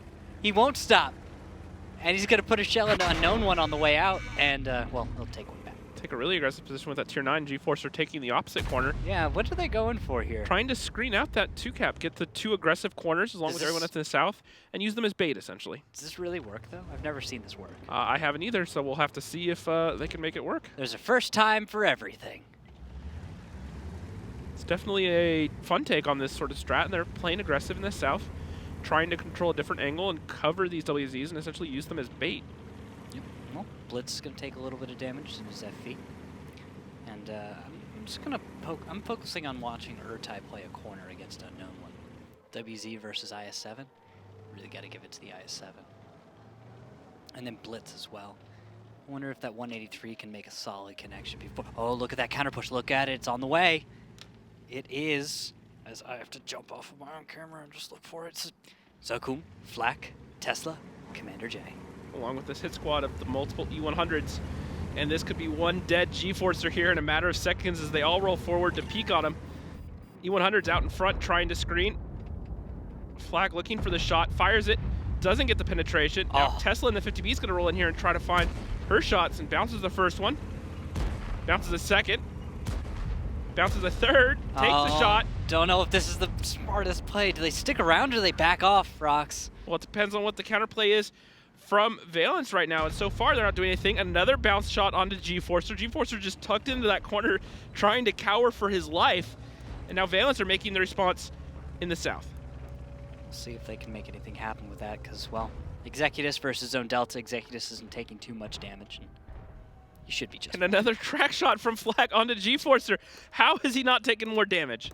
And Blitzwolf puts 1,240 into Commander J. Makes him pay heavily for that one. Tesla's going to come into cover, and I'm wondering if they're going to be able to get Spooky as well. Spooky is playing the angles quite well, able to keep himself relatively safe. And look at Cap, even though it's only one on, 20 seconds, and there's as I say it, there's the reset. Absolutely. But at what cost? Tesla goes down. Commander J's almost dead. She got ammo racked by Static. Went down. Turret blown off there. And, well, now you've got 5 alive for Rival, 7 for Valence. And I don't see an option for Rival right now. Looks like Valence is going to be able to clean this one up. Although with Executus coming in the south there, look at him, able to pick up a kill. Start to even this one up. 183 looking for a shot onto Flak. Actually bounces, firing an AP shell at the E100. Oh, Blitz. I see what you're doing. I see what you're trying to do there. But don't do that. And you fire Hesh. That's your job. Right? Yep, absolutely. I just don't... With the 183's gun as inaccurate as it is, I really am not a fan of firing AP out of that. Leave the AP shells for the JPEs if you want to go that route. Or grills, for that matter. But Fulcrus, using what HP he has left, come around, find a shot on an unknown one. They trade shot for shot, but now the 183 is going to come around, and he should be loaded in time to finish off unknown one and keep Fulcrus alive. Possibly. We'll have to see. Blitzwolf gets the kill. And Valence just taking this tank by tank, trying to find guns to clean up. And Knight. Actually, Knight might be able to pick up a kill in just a... Nope, he won't need to. That's Executus picking up another one. And Rival's making them fight for it. I like this from Rival. This is good. Executus and Knight really showing us what their skills. And actually, no, they shouldn't be able to get this. There's too much damage to do. Too much damage, and now look at this. Rival or Valence understand that they just need to throw 3 tanks on Cap. Now, Rival are trying to split, open up different angles, maybe get the resets, but they're going to have very little time to do it as there's about to be 3 tanks, it looks like, on Cap. Or no, G-Forcer is going to leave. So there is 3 on Cap, though, with Spooky, Zone Delta, and Urtai, though. 3 on Cap, should be over in a moment. Batchat Executus, just about to reload. He's going to be able to show up, blow up. And he'll find Urtai. And bounce. And then he'll shoot again. Miss. Fire again. Not a connection. And 0. And he get reset. There we go. Right to Urtai. And, well, he's almost dead now. He's got 1 shell. 4 minutes left. He's dead. And Valence. He's dead, Jim. Gonna walk away with the attacking victory on Ghost Town. Now, if memory serves correctly on the notes that we no longer have on our desk, I believe Valence's attack percentage on this map was actually fairly high. It was their defense that they've been struggling with. Irrelevant. I threw the notes away. It doesn't matter anymore. If you get rid of the notes, obviously the stats no longer matter. Obviously. That's how that totally works. This is Rival versus Valence, people. These guys told us that this is just whatever goes, man. This is fun. That's what they're going for. This could also be the momentum that Valence need to maybe catapult themselves into a playoff position. It's unlikely. I understand that. It's one of the things is Valence wins here today, which they're catching a tiny lead, a bit early to call, of course. But yeah, they win here today. Sets them up for if 07 doesn't get their stuff together, yeah, maybe they overtake them. If not, I'd say they learned a lot this season, and they really showed us what their team was capable of sometimes. Now, G-Forcer here, why don't you go ahead and take a guess at how much damage by armor he blocked? And Executus, sorry, before you answer that, Executus, 115 fantasy points, as well as Zone Delta coming in there at 108, not bad. Yeah, that's because Executus, did you see the way he was playing? He was showing up all the right places. Now, this is weird. I thought Knight would get more points and also more damage. I really thought he did more of that battle, but it turns out, I guess, he... Still respectable for tier 8, though. Yeah, I just really, like, I thought he would have gotten, like, 2K, for some reason. Just based on what I was seeing in the battle, but then it turns out he wasn't able to. Doesn't the UDES hit for 390-ish or something? Yeah, it has 390 alpha on the gun. Yeah. You know, I believe it's a 105. Does fairly well, but he didn't really have that many shots for that long, I think, from the angles that Valence are playing. You got to remember they stayed close to those buildings, and they played the south end, where that boost position at A1 really doesn't have that many shots into them. If they played more towards the east, I think they would have had better shots. Maybe so. Well, Hassan Gaith, 2, did I say that right? AMX 50B is his. The second one for 50B, I believe, in our count. 50B is always a good choice. When it first came out, oh my goodness. That tank was so good. Yeah, and it recently also got a buff. I believe it got moved to 10 degrees of gun depression. So that's also been a very welcomed addition to the tank. Well, yeah, because it was nerfed into the ground for a little while. Well, not into the ground. It was nerfed into relevance as opposed to God mode. Yeah, but so did the T57, and they rebalanced it, so there was a clear definition between the 50B and the 57. Yeah. Make the 57, sorry to cut you off, but the 57 to be the tank that has the raw DPM and the raw power at point blank, and the 50B to be a bit more flexible, better on the open type maps. Yep. Now, tell me about this lineup, Rox. Lineups, Valence, 250Bs, an IS-7, a 57, a Batchat, a 183, and now we're going to see Urtai playing the Tier 8. Meanwhile, Rival, 250Bs, 3 100s, and 2 Tier 9 Batchats. I don't see what's wrong. It's a fun lineup. I like the triple E100s. However, if you shoot like Flack did last game, won't work. And what I was going to say, we didn't get to it during the break. Guess how much damage G-Forcer blocked by his armor last game? 10K? No, not that great. Oh, since they took away the tracks from the addition to that, it doesn't count as much as it did with just the armor. Oh, I forgot about that part. So he still blocked 4,000 damage that game. That's a lot. Well, back in my day, he would have blocked way more damage than that. Maybe around 10K. Probably, but this was just pure armor, doesn't include the tracks. So, still, 4,000 and staying alive for the whole game, despite there being a 50B empty to full clip, the E100 shooting 3 shots from point blank. It's an E100. Yep. E100s tend to, well, perform strangely. And look at this. Flack, Unknown, Zakum showing off their fancy camo. I'm going to see what's going to happen. It's going to slow down for a minute. And Valence set up with a fairly standard defense. They do have the 183 once again, played by Blitzwolf. In the backfield, looking down the 4 line, looking down that angle, straight along the 3 line into the south there. So if one of those Batchats gets spotted at the wrong time, he has enough warning. He could even get a connection. Let's do a listening with Rival. Nothing at G4.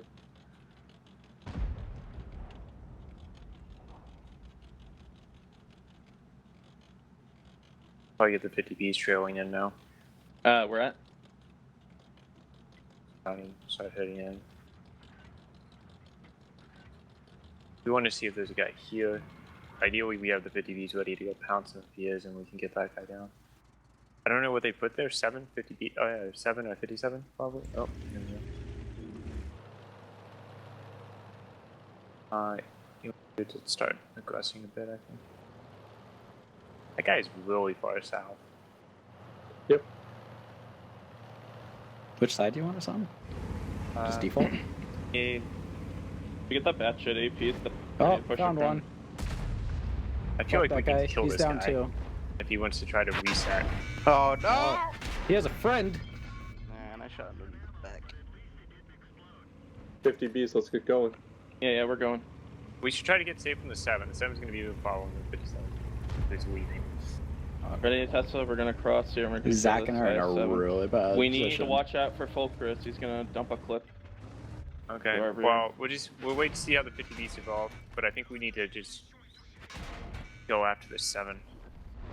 Okay, should we go? Oh, yeah. Let's just take the hit and go. 50Bs get wrecked.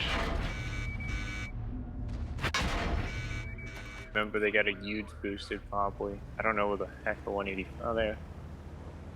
G-Forcer running for his life right now, bouncing another shot from the 100, but he's not going to bounce this one. It's going to hit him straight. No, that's going to bounce. That's going to bounce, Rockstar. And that's going to be a fire, though, and another one making up for the bounces, getting the kill.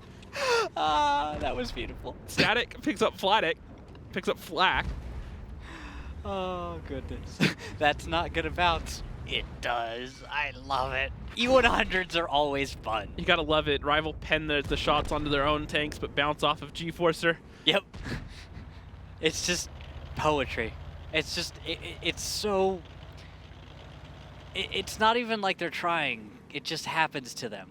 And every time. And that Doom Cannon of Blitzwolf managed to shut down those 50Bs early. Got that nice pen on the opening push there and took down like half his HP. It was around 11 or 1200. He got him down follow-up shots from Static. Got the kill. Oh, and look at this. Executus is blind. No, he's taking out Urtai almost. Not quite. Commander J is going to go down, and well, one tank remains. Trying to find Executus in the north. Where is he? There he is. Hey, little buddy. How you doing? He's going to go hide in a corner where no one can find him. It's the last tank left alive. 20 seconds on his clip. Now with 3 one-shot tanks on the field. I just want to make a point here, Rock. Sorry. Go for it. So, just want to just look at where Executus is, right? He's just kind of hiding in a corner. Let's show you how far away he is from anyone else whatsoever. He couldn't yell. Well, theoretically in the map. He couldn't yell and anyone would find him. He is so alone. There's no one even in his postal code. I guess you could say he could knock a tree over and no one else would see it or hear it. Yep. If there's a tank engine running, never mind. I'm not going there. We're not doing this. Now, this isn't impossible. Improbable, but not impossible. No. Okay, you're right, actually. 2,814. He'd need 2 clips. But there's 3 one-shotters on the field. If he could... And a miracle. Pick up a couple of them, maybe put some shots into Fulcrus, and then drop away and reload. He could do this. It's a 2-shot for Static. It's tricky to hit Urtai. But he can avoid Urtai till last. He can play around the rest of the map. Urtai's still up in the boost. Yeah, but I mean, if I'm really thinking that if Blitzwolf in the FV 183 even looks at him funny, he's dead. Yeah, he's gonna have to figure something out. This is tricky. This comes down to what Executus decides to do, because he could do anything. He could go left. He could go right. Which way is he gonna go, people? I think he's just trying to find the bad men. He found the bad men, and he's about to get shot by the bad men. Or not. That's cool, too. Oh, good trigger discipline there, holding a shot. Now Static's going to pop up, miss his first shot. Just go. Go, little bat chat. But look, where's Blitzwolf? Oh, Blitzwolf put himself out of... No, he should have the shot, and he does! Blitzwolf gets the kill. Keep Static alive. And that's going to be 3-1 in favor of Valence. Okay, showing that they came prepared to win today. And, well, 3-1. We're about to go to Cliff and Rockstar. If Rival gets aggressive on Cliff, I think that's their only chance. But this is the one team that it might not work against.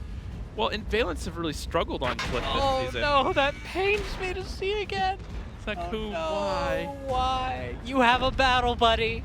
You're supposed to protect him. Not shoot him in the back. And then the multiple bounces onto G-Forcer. G-Forcer once again blocking over 1,000 damage. 3 non-pens onto him. He should have died a lot sooner, but great cover fire from the 50Bs, shooting the other 50Bs from Rival when they pushed up. And then Urtai here at the end getting tracked out in the open, and the 183 picking up the kill shot. Looking at the totals here, 3,100 or 3,300 damage for Static. Fulcrus another 2,900, but picks up 3 kills as well. Commander J, one of your fantasy picks, 2,700 damage, 48 fantasy points. Yeah. Commander J. Told you he's good. Yep, then Blitzwolf, 100% accuracy in that 183. He fired like twice. Yeah, I guess it's hard to have a poor accuracy as long as your shots connect. You only fire twice. When you fire twice and it's direct fire and it's at less than 300 meters in an FV, you're probably not going to miss, right? It's hard to. Yeah, it's just like, if you're doing your job right and you play in the way that FV 183s typically play, which is not going around hunting for tanks, usually you make connections. Yeah.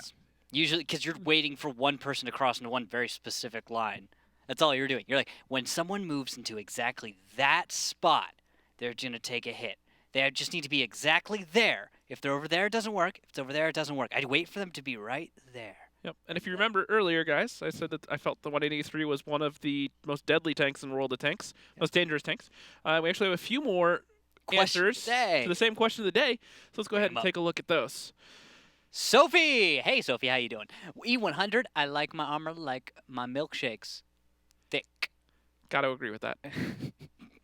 All right, guys. Well, we're ready for That's a good one. our third map, excuse me, of the series. So let's go ahead and take a look. Cliff, the most dynamic map in the league. Battles on Cliff always turn into desperate double-edged fights. Teams start from the same spots as they do in standard battles. The first base is located near the defender's spawn point, and the second is at the bottom of the hill. Sometimes teams split their forces and send several tanks through the 1-2 line to the left of the small hill, but usually both teams play at the center. The attacking team can send one of the tanks up to the lighthouse or behind it. Fast and quick-firing vehicles are better suited for this map, mainly medium tanks, including tanks equipped with autoloaders. All right.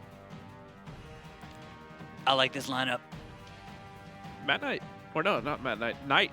Then There's 53, 55. No Matt in the front of it. There's no Matt Knight here tonight. Flak in the 430 V2. 5 bat chats for Rival. Meanwhile, Valence coming out strong with 5 bat chats, a TVP, and a UDES. All right, and the opening moves defensive from Valence. UDES going to the back. Typical positions. Don't fall blitz. And he doesn't. And Valence, I'm not a big fan of this, running a fairly standard passive defense. Hasn't worked for many teams this season. We'll see if it works this time. Top tier made it work the other match day. Yeah. And, well, I think a lot of this is going to come down to Knight, won't it? Quite a bit, in fact. Whether or not that artillery is going to make connections on the top of the lighthouse, as pictured in now. And we've actually seen, I believe it was a Aquatic M60s opt for the M53-55 on this very map, and they had a lot of success with it. Well, it's quite common in other regions as well. It's just a good tank. Yep. I mean, people have even said T92 or M50, or we're choosing the M53-55. I actually choose the M53-55. Well, until recently in Clan Wars, you could still bring tier 9s, and most people, that was one of the most preferred artillery over except for the Conqueror gun carriage. Other than that, everyone went straight for the M53-55. But now it's locked to tier 10. We don't see it as often. It's a lot more 261s. Yeah, I would have liked to keep it, but I understand. Well, now it's going to slow down. And oh, look, G-Forcer's shown up. Hey, Artie's just about zeroed on your position and reloaded. How kind of you. No, Spooky, no. G-Forcer. This pains me. They're both on my fantasy. Spooky and G-Forcer. They're both on my fantasy team. You should have seen the way. Yes, shot out. Stay shot forward. Out, Stay shot forward. Out. Catch it! No! Oh, I thought he was going to catch it. Oh, look, gave me a mini heart attack right there. Because he almost caught it. Spooky, top damage dealer for Valence, still managing to stay out of the sights of that artillery piece. Staying alive on top of the hill. And as we get more sexy shots of Pub Whisperer's tank and wait for Artie to reload, nothing much will be happening. An unknown one finds Fulcrus out in the open. Yep, Fulcrus down in the southwest. Commander J looking for him as well. It's a lot of connections. Fulcrus. It's an 100 and... Oh. Yeah. There you go. 792. Good catch, G-Forcer. I feel like Knight should be yelling 4 every time he fires and let their team know to dodge and weave. We usually yell shot out. Did you ever train your RD players to yell shot out? Or what did they say? No, they just know to, use the in-game commands, F8, F9, etc. Or F7, F8. You never had people yell funny things in chat? Occasionally. But no chase potatoes, so. Oh, here we go. Here we go. Another one for G-Forcer. Where's G-Forcer? Not a connection that time, landed short. Why'd you gotta look away, Knight? No one's trying to counter battery you. That's a good point. There's no artillery on the other team. Yeah, he's playing like he's trying to be he's trying to avoid counter battery, but man. Although I guess he was worried about the TVP. Makes a lot of sense actually. And Knight, well, he's looking at Spooky now because the push has come through, and Rival are on the north side of the mountain. And well, as you can see, damage is going on to Blitzwolf. UDES in the backfield's about to go down. Artie's looking for Spooky. We're going to see a shot out in that regard, and will it connect? Will it deal damage? Won't. Fulcrus is going to start taking a few shells, though. And his bad chat is up against Flak, but Zone Delta's come to his rescue. One more shell will finish off Fulcrus, but he won't get it, And Rival in a good place right now. You said that they needed to get aggressive to have a shot, and that aggression so far is paying off. Absolutely is. Urtai in the backfield is going to try and hold off the advance of Rival. Pub Whisperer, Zakum, Commander J, I think they're going to back off, opting to, instead of continuing forward, deciding, well, we should reload, perhaps consider not charging headlong into an open field. And, well, in the meantime, artillery's still got their job to do. Spooky taking, how much was that? 300? 435. Oh, okay. I should learn to count. 435. And, well, that's going to hurt every little bit more. Don't forget to join the conversation at WGLNA, hashtag WGLNA. Tweet at us. Let us know your thoughts. You don't just have to answer the question of the day. You can tell us funny jokes. Or memes. Memes are also appreciated. Memes are cool, too. Just make sure they're good memes. No, they don't need to be good. They can just be memes. I'll take them any way I can get them. And there we go. Fulcrus goes down. Commander J finding him. And who's next? Who is next, do you think? Oh, look at that! The executives find Spooky, and he's actually chase him off the hill. And there he goes. Goodbye. Now, where's Zone Delta? Zone Delta's all alone. Oh, you know what's going to happen? No, Knight's not reloaded. And Urtai takes out Zakum. Valent's not out of this yet, only down 800 HP. Now Urtai is spotted on top on the high ground. He does have the rock for a cover. Yeah, but look at this. See where Zone Delta is and see where Knight is. What's Zone Delta gonna... No, don't do that, Zone Delta. Don't do that. Don't jump off the cliff. Okay, I was scared for a second. Urtai. He's going hunting for Artie. And that means Knight might be able to get a TD mode kill. Or the bat shots catch him and he dies. But... TD mode or not to TD mode? This is the question. Well, he's going to get caught out by the bat shot on the high ground of Commander J. And... Oh, come on, please do it, Knight. Please. Yes, he's going for it. He's got to be. Shot out! And the kill! Zone Delta goes down. And now it is all down to Urtai up against the 4 remaining tanks from Rival. Should be easy cleanup. Urtai's moved to a new position. A rather cheeky one, if I do say. Cheeky? You mean even farther north? Well, it's in a very not common spot on the left side of the hill instead, sitting in a bush. He's just hiding. He's just waiting. He knows it's over. He just needs, I don't know, like, a lot of time. He needs Rival to make mistakes. And by a lot of mistakes. Yeah. Catastrophic mistakes. The kind of mistakes that don't happen all the time. Kind of mistakes that shouldn't happen. Ever.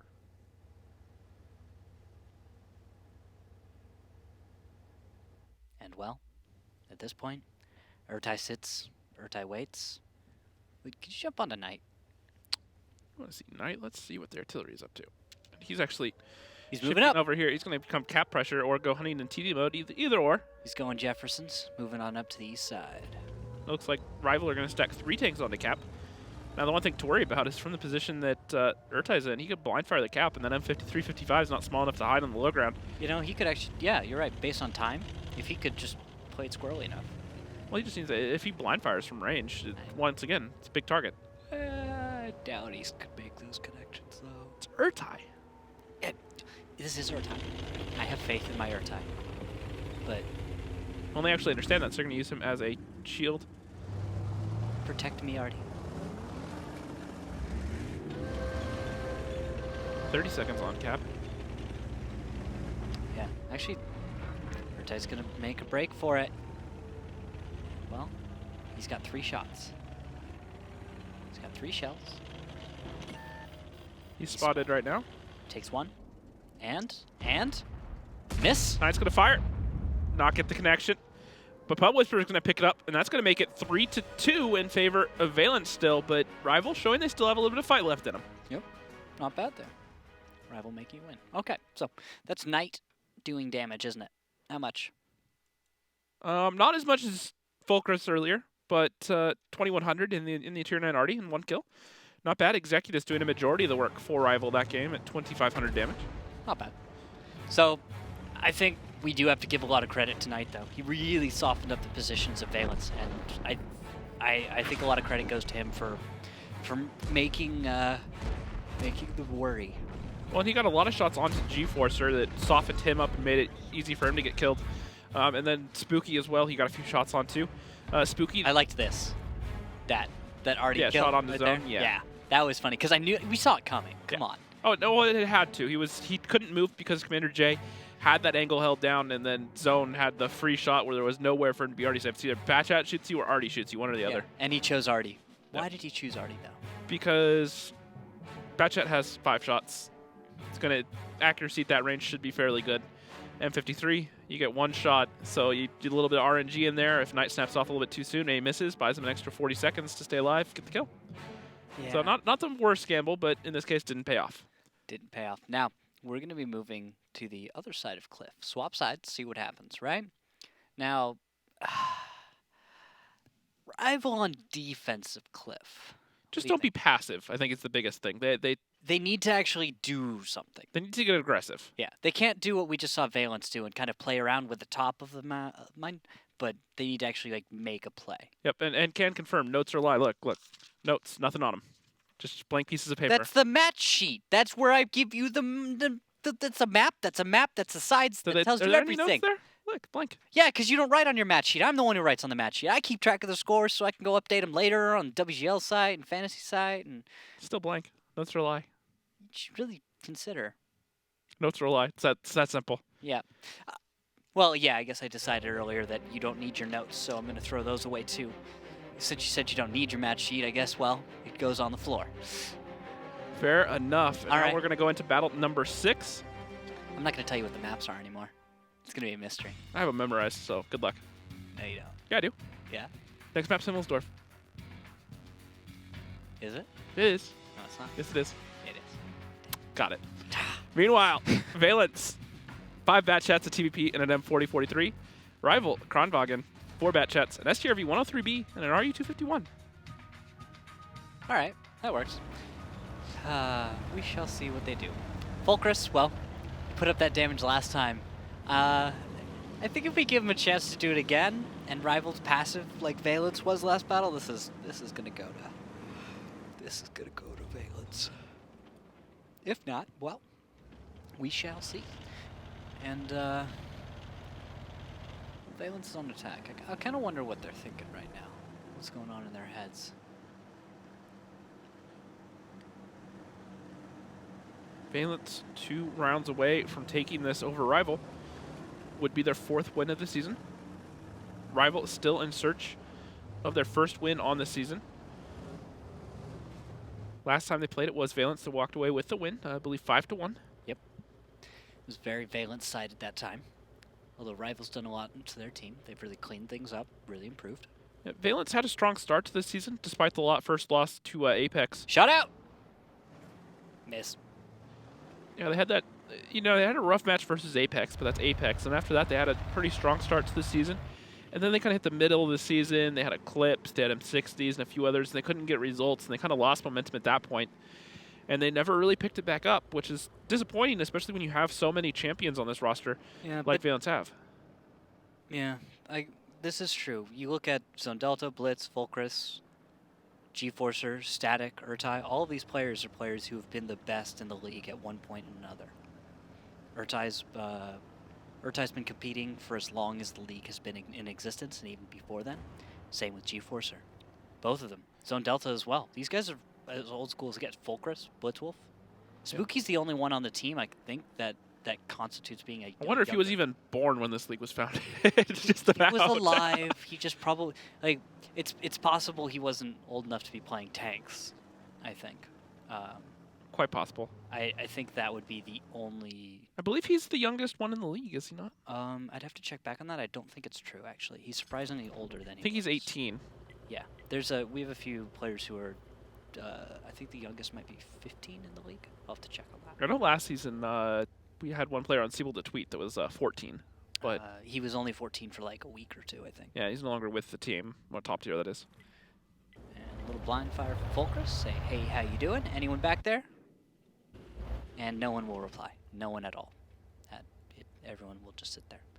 Tanks grouping up. Is the Kronwagen actually and, up on here top we of have the hill? Jay. Thank you for the slower third. We got Jay Smooth, most time in the danger zone. He spent approximately 100,000 hours in the danger zone. meaning he could have a college degree in the danger zone. Bachelor's of danger. Knight on top of the hill. Looking for some shots, but unfortunate for him, so is Fulcrus. And shot out. 858. Ouch. And guess what? You're going to feed Fulcrus and his fantasy points. Now Knight's going to decide, you know what? Who cares? Let's go find a shot on G-Forcer. And he decides to shoot. And yet again, he shall back off. And yet again, people will fire at him.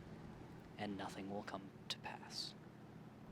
Everyone from Valence will group up in an obvious play, as you can see on the minimap, to create the pinch. Commander J is going to run away.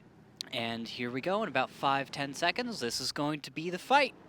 And you're going to see from the east, from the west, both sides, Valence, here they come. Bat Chats moving in. Focus fire onto Flak is what I see first. Maybe not. Looks like it'll be going into Urtai, as Valence is going to pay heavily to start this engagement. And yeah, Urtai's tracked out in the open, has no hope of getting his gun on target, and Flak takes him down. Commander J taking a lot of damage, as is an unknown one. Yeah, I think Rival might be able to hold on to this one. And yeah, Flak moves in. There goes Spooky. Big damage dealer, prize player for Valence. Now Static, Blitzwolf, they're caught out. J Smooth has moved in behind, and he's going to be able to start putting damage onto tanks from Valence. And one by one, they're going to fall. Zone Delta's going to see what he can do, but J Smooth, can he take him on? No, he can't! Not this time. And well, Static is going to hide out in the open while everything is on reload. And you know what? This should go to Rival, but while everyone's on reload, this could be a change-up. We could see Fulcrus land a hit, and not quite. Well, that's never mind there. I thought he might, if he landed that one onto Flak, that actually could have changed the whole game right there. That would have given it to Valence. Absolutely. Yeah, now you see this little group of rival tanks. Well, they're going to say, you know what? We need to make a decisive play. Well, the one thing about sitting where they are right now is it's completely already safe. Exactly. Which, that's the biggest threat left alive right now in many ways for Valence. The one tank left on the field that could delete any of the tanks left alive. Even a penetration onto Executus would see him go down. So now, moving around south side. No connections yet. And Valence doesn't see a thing. They have no idea that these rival tanks are moving around to the south. They have zero indications. Nothing's been spotted. Nothing's even been knocked down. It looks like they know Static's there, but they can't spot him. So. No, they have no idea. They don't know necessarily where these guys are. They're just checking, you know? Like, you can assume the tank's there and you kind of look for it, you know? But if you don't see anything initially, sometimes you just say, again. It's not worth risking. And now Static does get spotted. Takes 404 from Flak. Another shot from Flak, and Zakum tries to get in there, but Flak ends up picking up the kill with the third connection. And Fulcrus at the same time is zeroing in on his position. The longer Flak stays out in the open, the more a chance that he's going to get whacked by already shot out. And Splash. Splash? How much? For a little bit, not a whole lot. But enough to maybe make the difference. Zakum gets the ram onto Zone Delta. G-Forcer goes down, and now Fulcrus is the last tank alive. That's going to tie the series up at 3 apiece as we head into Himmelsdorf. Told you it was going to be a tie.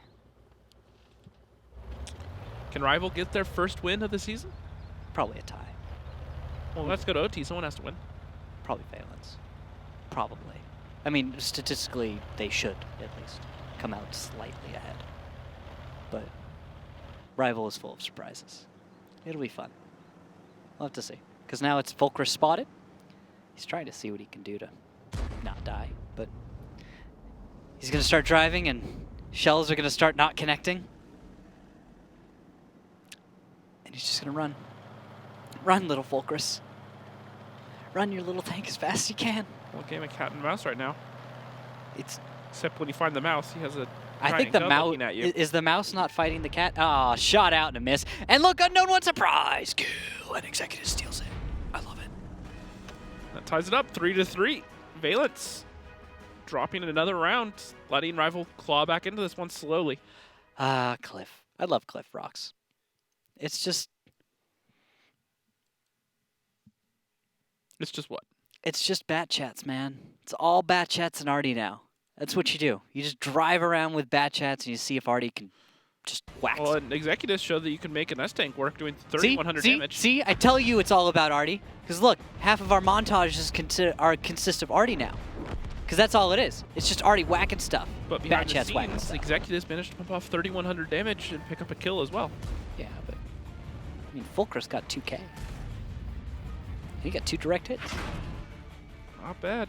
Not bad. And I mean, Static didn't get to put any real damage out there. Urtai, G-Forcer really got whacked. On the other side, the lowest damage was from Knight. And the lowest is 403 in that sense. So you just had Rival put up better damage. That's all it was. They just put up the damage on across the board. Every player did a little bit better. Performed a little bit better. Got that extra shell out here or there, right? Right. That's all that Rival had to do in that battle to win.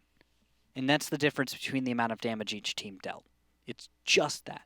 It's just one shell here or there that all added up. And, well, why don't we ever see the T62A? Well, I wish we did, and we have seen it once. Yeah, but the short answer is the 140 is just a more balanced Russian medium.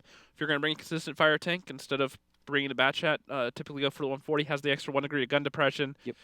Gun behaves slightly better, and the camo value is slightly higher as well. T62A is better hold down, but the gun depression being weak, it's kind of hard to use hold down with the lack of gun depression. Yeah, it kind of sucks for that. And plus, the 140 is also a little bit faster. Yeah. What I do like about it is I like the way it handles in the sense of balance between mobility, gun depression, gun performance. Right. Personally, right now, my favorite's the T62A. My second is now becoming the Object. Mm-hmm. But I'm still not sure I'm ever going to have anything really take the T62A out of my heart. Anyone that's watched the league in the last 2 seasons knows how I feel about the Object 430. Yeah. Where do you stand on it? I'm not a fan. I'm less a fan of that. It's Object or 62A for me, but that's a very personal preference thing, you know? I think that's what it comes down to. Well, you want what I'm a fan of? What? Our next map. Himmelsdorf, a small city map. The teams start the battle in opposite corners. Both bases are located close to each other, but in a way that you can't stay on the defensive all the time. The main attack routes pass through the hill, the alley and the railroad, but in general, the attack can be successfully executed through any part of the map. Heavy tanks and tank destroyers with powerful guns run the show here. However, a lot depends on the mobile light tanks. Here we go on what could be our final map of the series. Valence 2113's a 50 beat, a bat chat. G-Forcer jumping into the 4005 stage 2. A Grill and an AMX 1390. Rival 250Bs, 2 IS-7s, a Kronwagen, a bat chat, and an RU-251. You know what I'm following this battle, Rocks? G-Forcer? Oh, yeah. The Doom Cannon. I just want to watch him derp some. All right. Here we have the Doom Cannon. Now the Doom Cannon will sit in the back of the map, and he will try to shoot the bad men. As you can see, there's not a lot of angles. And well, it's going to be a while before he's going to be able to shoot the bad men. In that time, Executus is going to scout to the south. And well, Valence is going to spread themselves out and hunker down for a minute. Set up camp. Maybe Valence are gonna roast some marshmallows. Valence are going to systematically clear the north end here. They have the 113 far enough up he can spot the 8-line cross. And now the medium up on the hill of Zone Delta is going to poke around and make sure that there's no trap waiting for the team of Valence right now.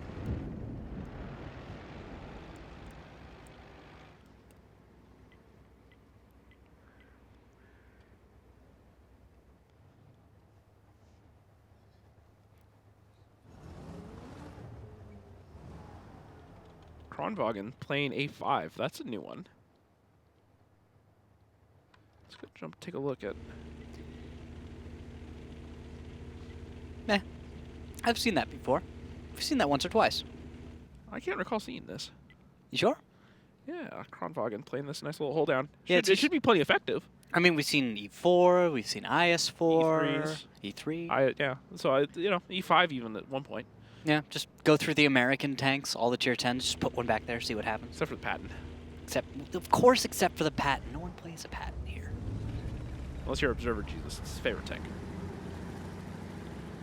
Well, let's not get into the Patton, Rocks. That's just depressing. This is one of the tanks that we actually have not seen this season. Yeah, because it's depressing. Yeah. Let's talk about happy tanks, like the FE 4005, played by G-Forcer. See, this is a happy tank. You see why this is a happy tank, Rockstar? Because in just a moment, G-Forcer is going to peek out, and he's going to shoot something, and it's going to be awesome. Why? Because the FE is awesome. Because it's a Doom Cannon. Exactly. You know what's not awesome? Trying to snipe with the Patton in this spot. Why? Because you're out in the open, and you get spotted, and then you just die because you don't have armor. But guess what? The FE doesn't care. The FE shoots bad men. Like this. And if he has Hesh loaded, he could splash him right now for 600. He's waiting for that perfect moment. There's the first connection. Only 463. I say only 463, but good start. But you see what I'm talking about. That was nice. I liked that. It was low damage, but it was cool. Oh, we're seeing some old school plays right now. Jason, sorry to cut you off. He's going to park himself sideways and allow to be hold down cover for a known one, IS7, so he can defend that gap. Okay, you got to do what you got to do. Well, let's jump around. Let's give G-Forcer a rest. Spooky's going to be watching the 8 line, watching the back for Valence. You got Zone Delta. Actually, I'm not sure what exactly Zone Delta's going for, so we'll return to that in a minute. But Blitzwolf's covering on the position that Knight's holding. And then J-Smooth, I love what you were talking about earlier. Unknown's got cover. Zakum's got cover towards the mountain. And Commander J is also covering. And then also way out on a flank, you've actually got a Bat Chat and Executus. And we're going to see if he does anything anytime soon. But he's watching the flank right now, see if anything comes behind. Probably not, though. And, well, Rival's going to hold. They're going to hold strong, and Urtai is going to take a hit. From another one, playing off the hold down, and they've actually still left J-Smooth alive. Yeah. The fact that J-Smooth is alive is actually, I think, a big tell right now. It says Valence doesn't have the tanks in position to kill him at all. Although J-Smooth will move out of his current position and get shot. So if Rival can get just the win on this round, just get to four points, that will still be more points than any match they've gotten so far this season. Yes, it will. And, well, it's a good way to start finishing up a season. I like Rival. Always like watching. They did lose to 07 5-3, so they've come close. But Valence have to win the next 2 rounds to deny them that win, keep them winless on the season. I don't know if they can do that, man. Rival seems to have a pretty solid hold, and I don't see Valence being able to break that anytime soon. Not unless they make some huge actions here.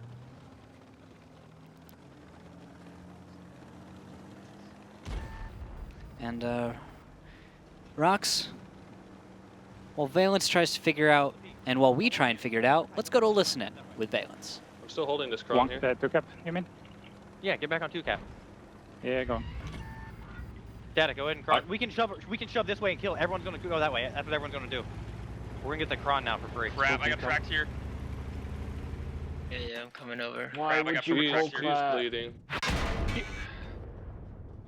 There's a 50B unspotted right There's here. no reason to pull They don't even... And I just... Spooky, wait for the 50.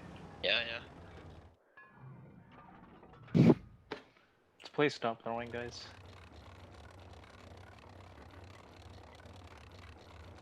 Alright, Zone, do you want me watching the cron or do you want me to watch this line up? Yeah, you gotta come this side. You gotta come this side.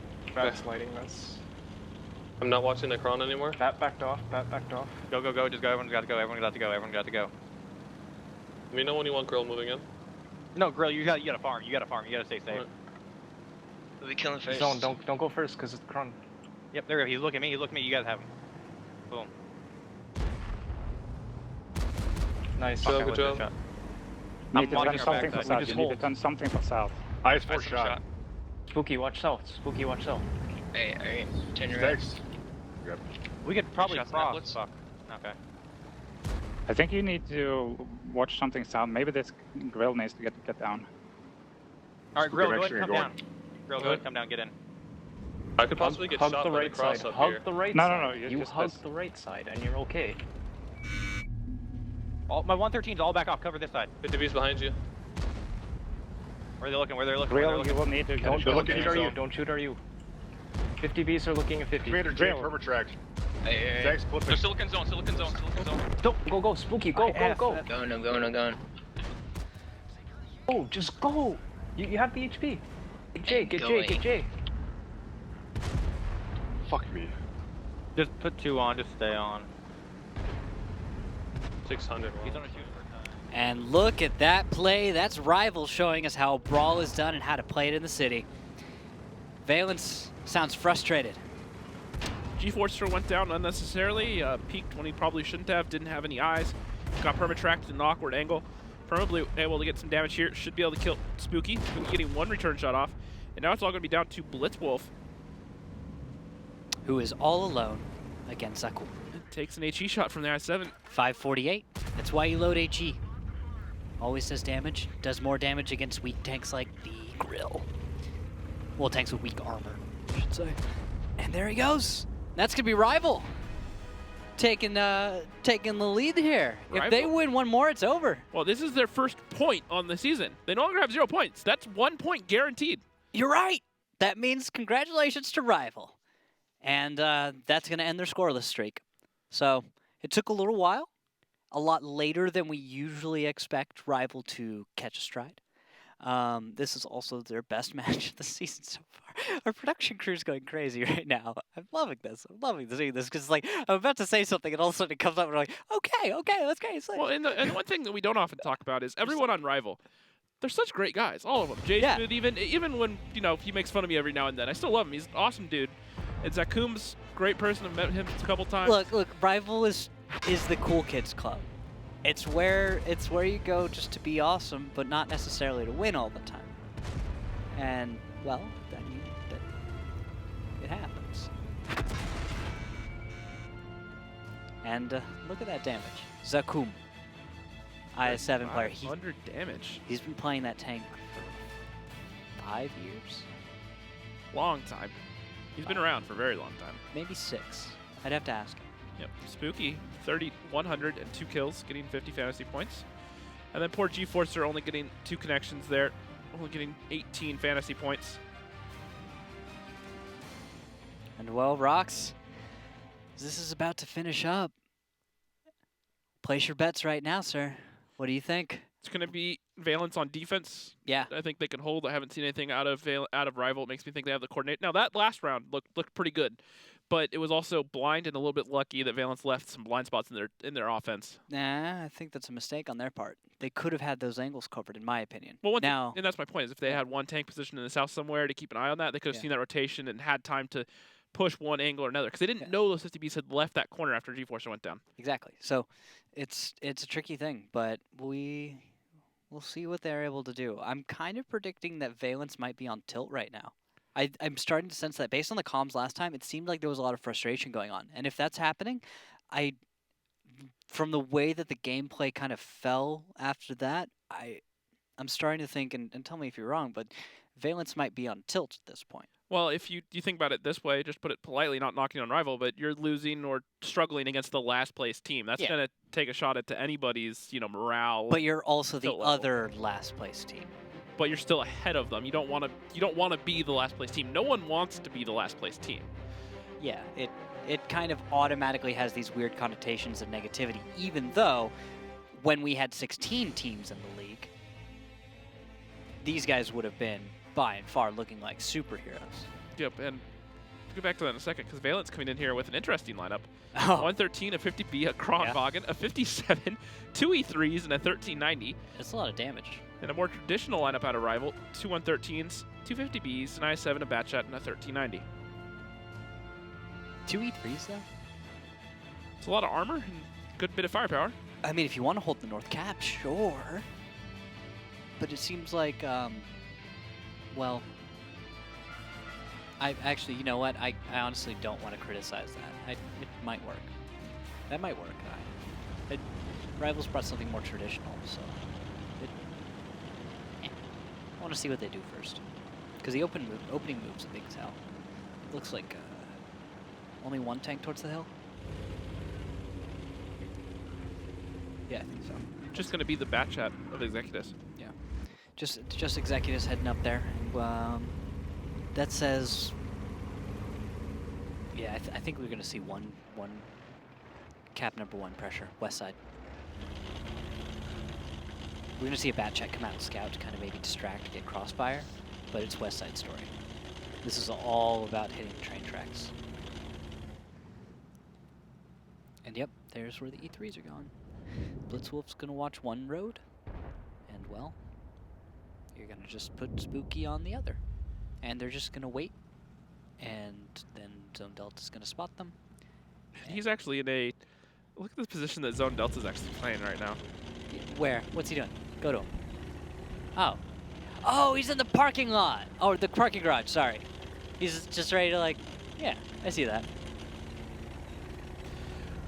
Yeah, so he's playing the little cubby at A7.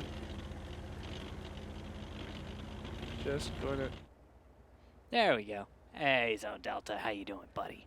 And once he spots the bad men, he pulls forward into safety. And to kill him, they have to, drive into multiple E3s staring at him.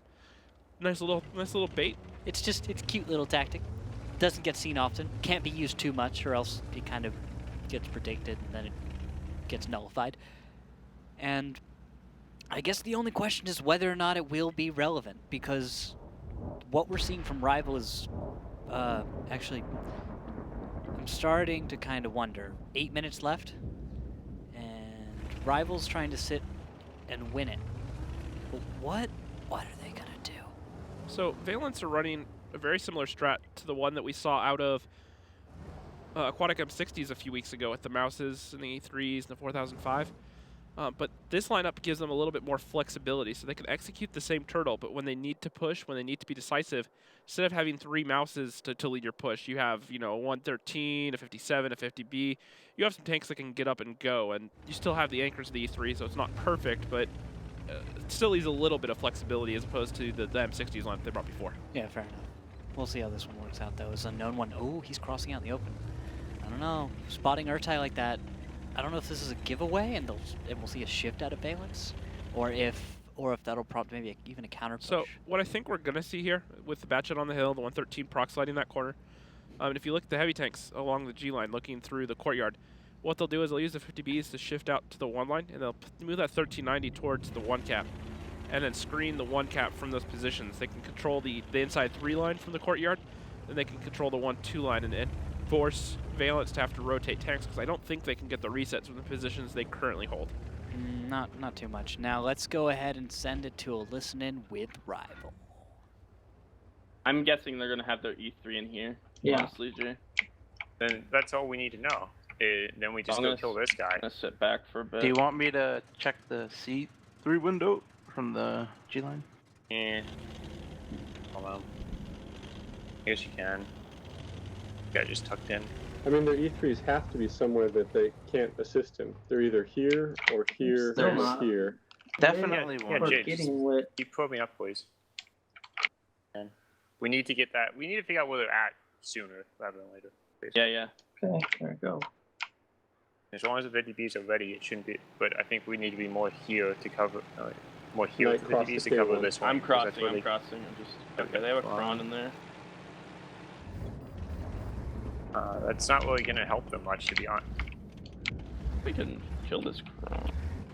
Maybe we can get on cap with what we've worked with so far. Yeah, I fired at the cron. I was not lit. Oh, there's a 90. There's nothing up to here or here. I could get on cap right now. Okay. I would say go for it.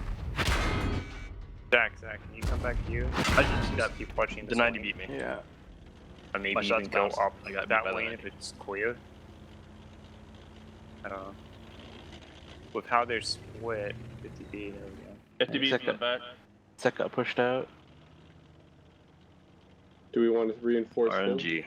Yeah, we need to pull this stuff back and watch the crossing. It's too late. We gotta punish that.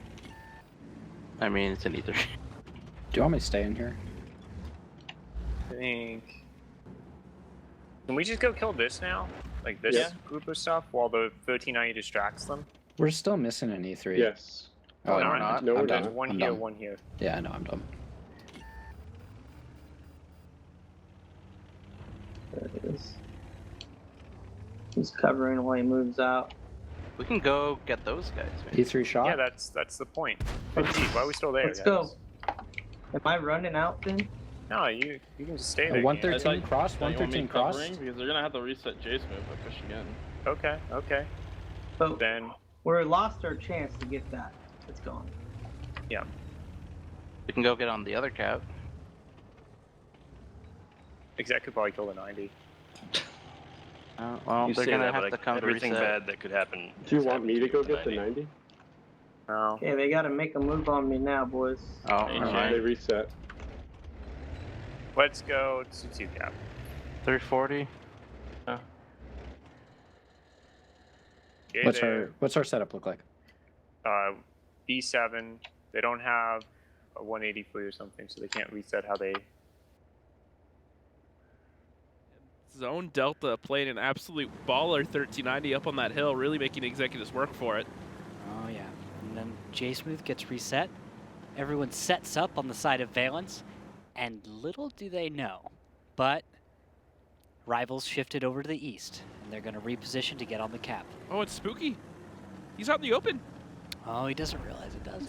Oh, he's just turned in time. I think he might actually get back in there and be safe. But will Rival actually... Have they given their opponent enough time to do anything about this? That's the real question. Zone Delta is in a really awkward spot because now he can't go anywhere. He can peek forward, and the 50B of Commander J is waiting for him. Commander J gets one shot. Zone Delta's going to try to back up right now and get into that cubby, but Executus is going to come around.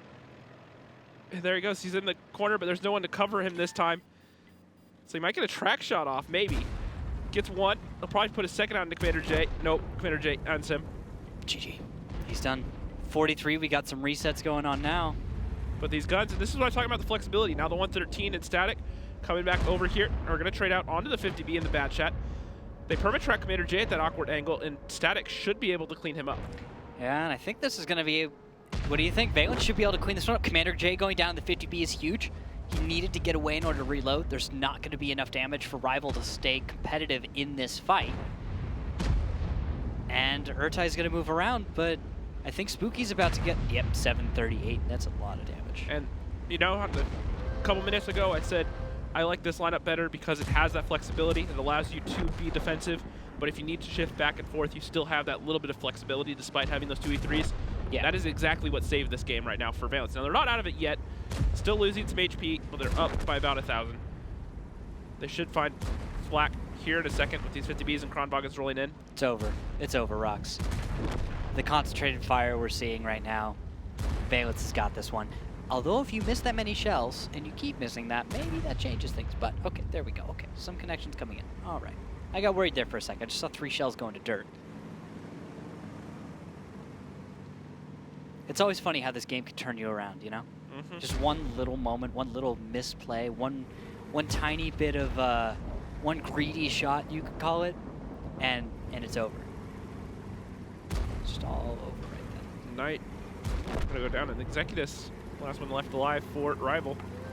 And that's going to be 4-4. We are going to go to Mines, which is our tiebreaker tonight. Fastest attacking victory. Do you know what that is? I'll check. And there we go. Tied it up. That's fun. That's our second tiebreaker tonight. Both these matches, we said this is going to be a night of some very important matches.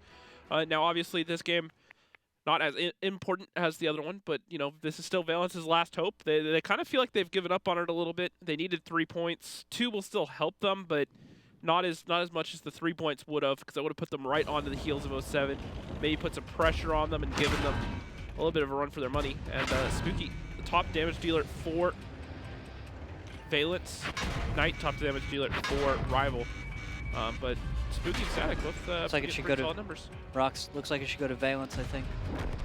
I'll have to wait to make sure the admin makes the call, but to not... Ghost Town? Oh, Mines. No, but who gets the... Oh, what for what? Oh, it's for, I think, a 6-minute 22 win on Ghost Town, yeah. Okay. Ghost Town, yeah, right. And looking at the Spooky, 3,400 damage, 2 kills, 72 fantasy points. Static also getting an extra kill there, 74 fantasy points. Knight only able to get 36 on the 2,100 damage that he did. G-Force are also putting up some numbers, and then Blitzwolf only able to get 2 shots off early, but a lot of that was reset points. Gets 122 fantasy points. Looks like maybe Rival has it. Lost for a moment, looked like he was about to make the call. I'll check back on it. It looks like wins on attack. Oh, you're right. Win on attack for Ghost Town for Valence, but win on attack 4 minutes and 12 for that Steps one early on. We forgot about Steps. That first battle. Well, it was so long ago. It was 8 battles ago. Yeah, and I just didn't even look at it. I assumed the first battle wasn't it. Ah, that was tricky. Okay. I think it tripped everyone up because he even like lost for a moment. Was like, oh, you guys have it. Yeah, so we're going to go on to Mines. It's going to be Rival fighting to get their first win on the season. They've already gotten their first point on the season with this game right now. It is 4-4. However, Valence, they're the only ones with the hope of still getting into the playoffs, provided it is ever small, just like Lost said. They realize that it's improbable, but they're still making an effort for it. And like So I you're said, saying there's a chance. And well, Rival chooses attack. on Mines. On Mines. They got to feel pretty confident. Either they feel confident in their Mines attack, or they really hate their Mines defense. It's going to be one of the two. Or they think Valence has a really bad defense. What's easier to predict, the attack or the defense on Mines? Defense. Yeah, that's a fair point. If I had my notes, I'd tell you exactly how Valence has done on defense in this map so far this season. But I threw them away. They're somewhere way over there. They're over there, on the ground. Rip my notes. Yep. All that time spent. Yep. I threw it out the window. Just wanted to see what would happen. Well, now we know. Now we don't have the information to tell the viewers right now. That's over too bad. Previous results. It's too bad. It's really just too bad. In this sense, Pub's going to come up. J Smooth's going down. Looks like Rival wants the win. All right. For lack of my notes, then you're going to have to do some work right now. Predictions. What do you think this tiebreaker goes to? Knowing what you did, thinking, looking at how Valence has played, where do you put the score?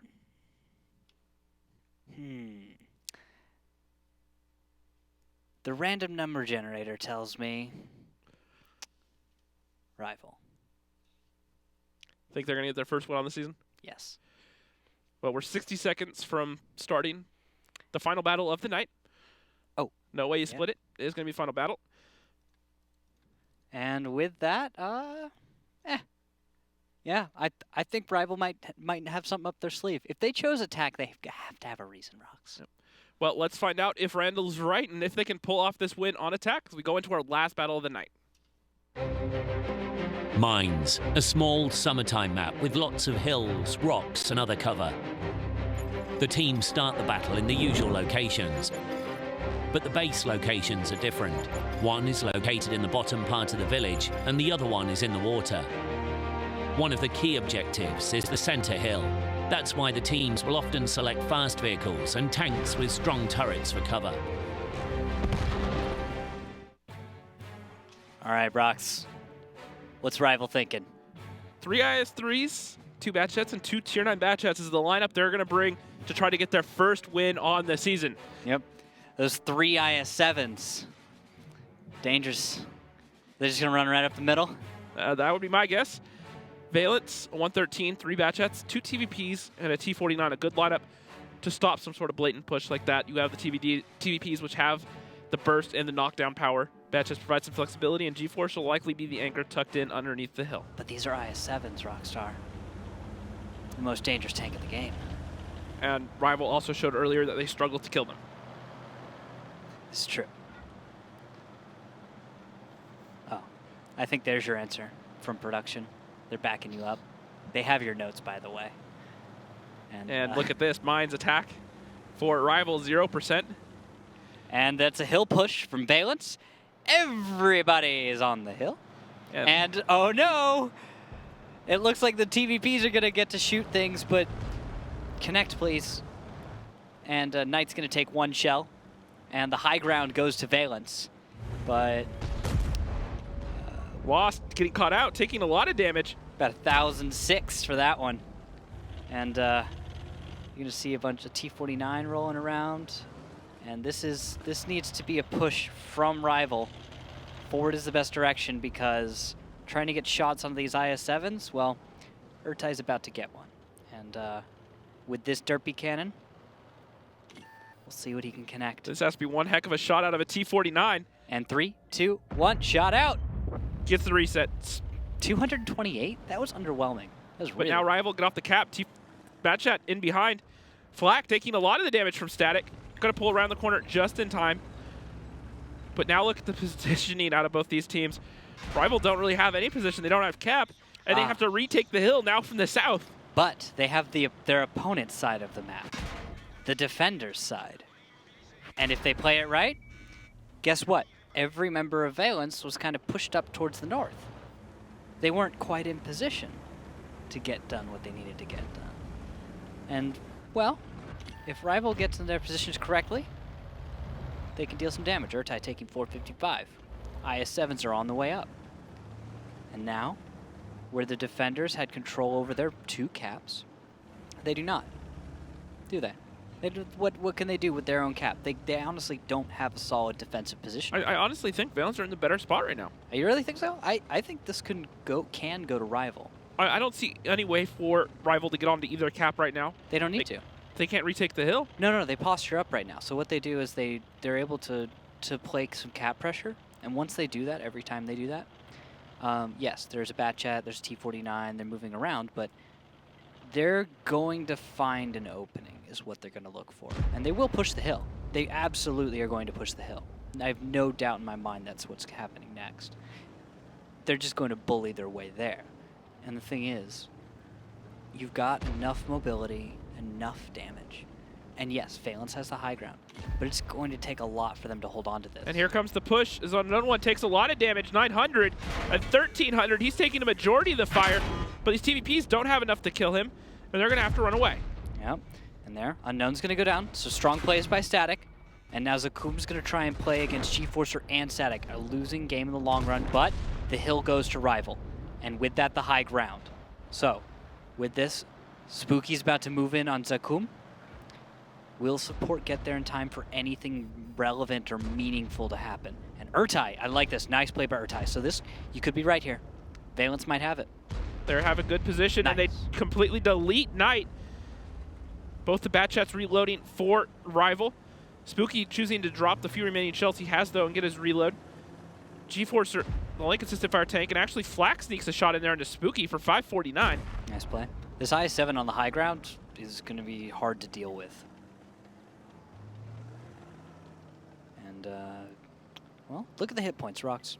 3,900, 3,600. High ground advantage right there. Pub Whisperer getting shots in G-Force. I like this. And look at the way Flak's coming down right now.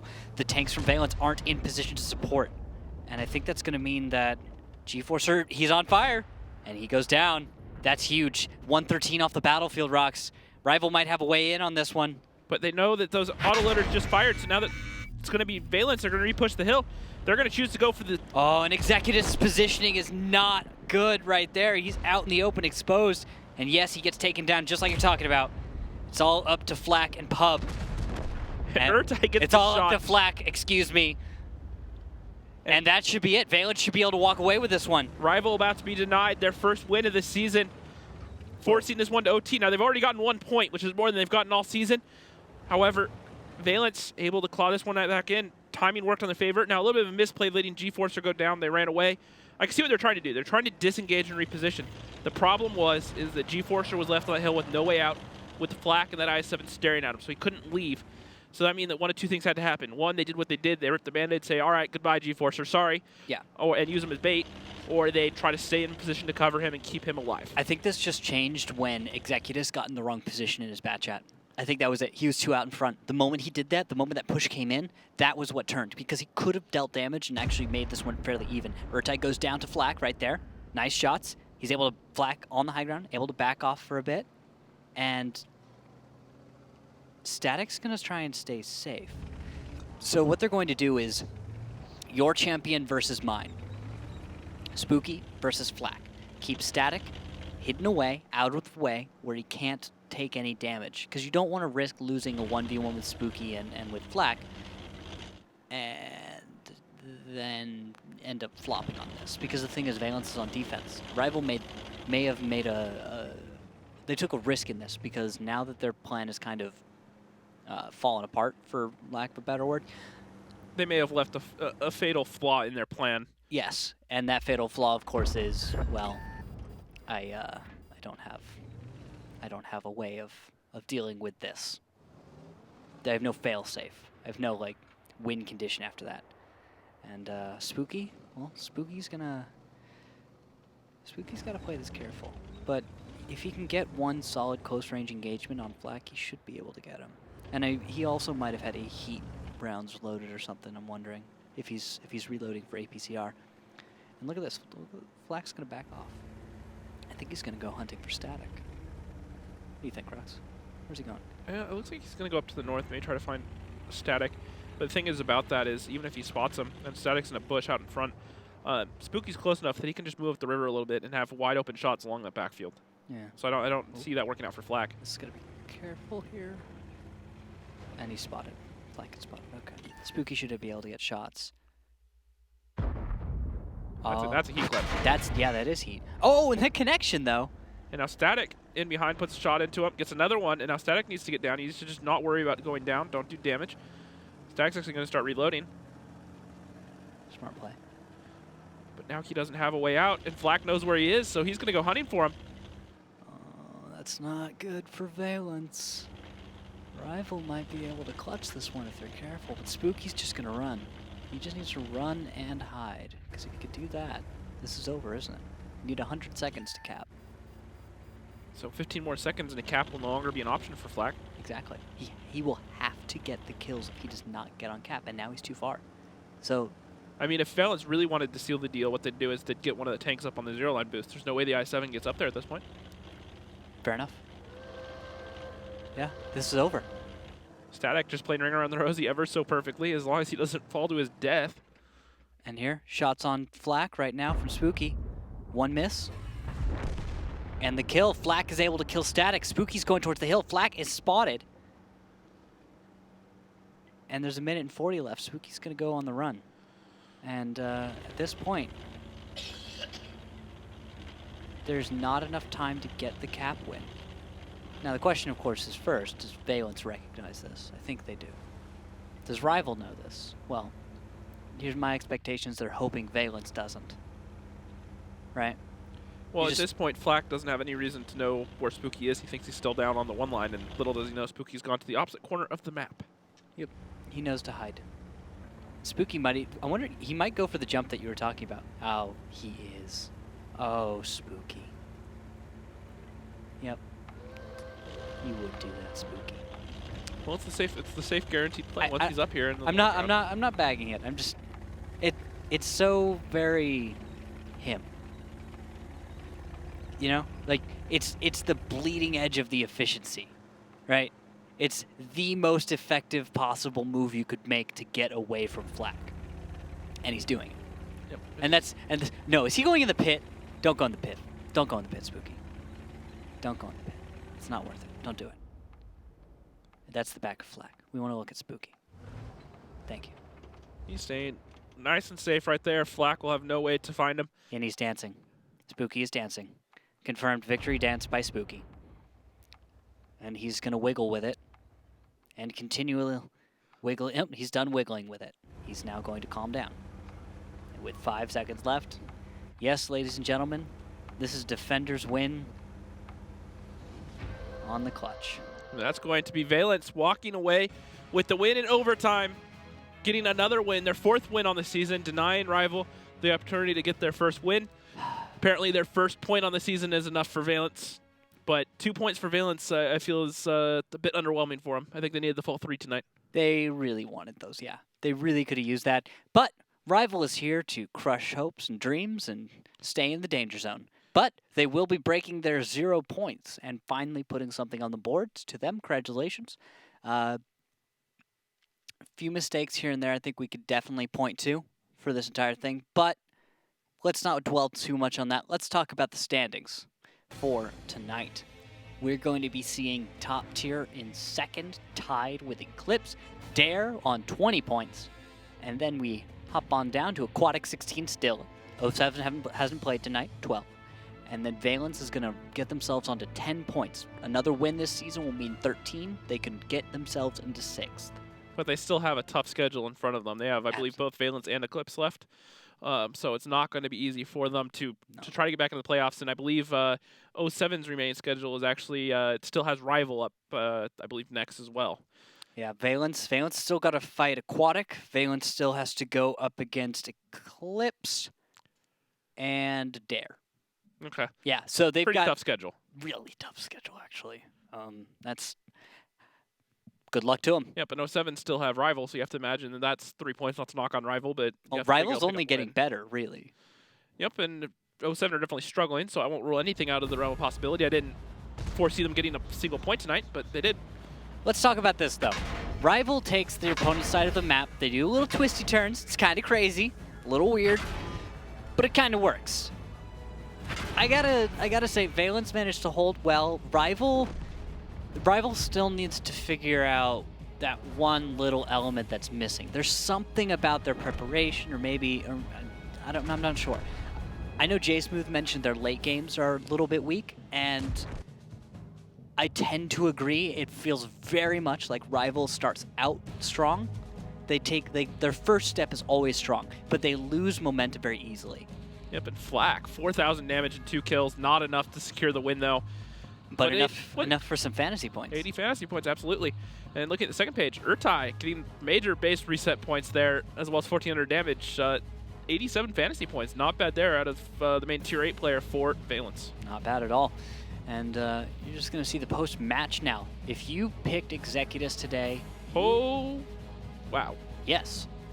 That would be an oh wow situation. 537.1 points. And then we scroll on down. Look, Urtai, but 416. If you picked him today, you are a lucky fantasy player. Well, even GeForcer, one of my fantasy picks, still almost 400 points just because that match went long.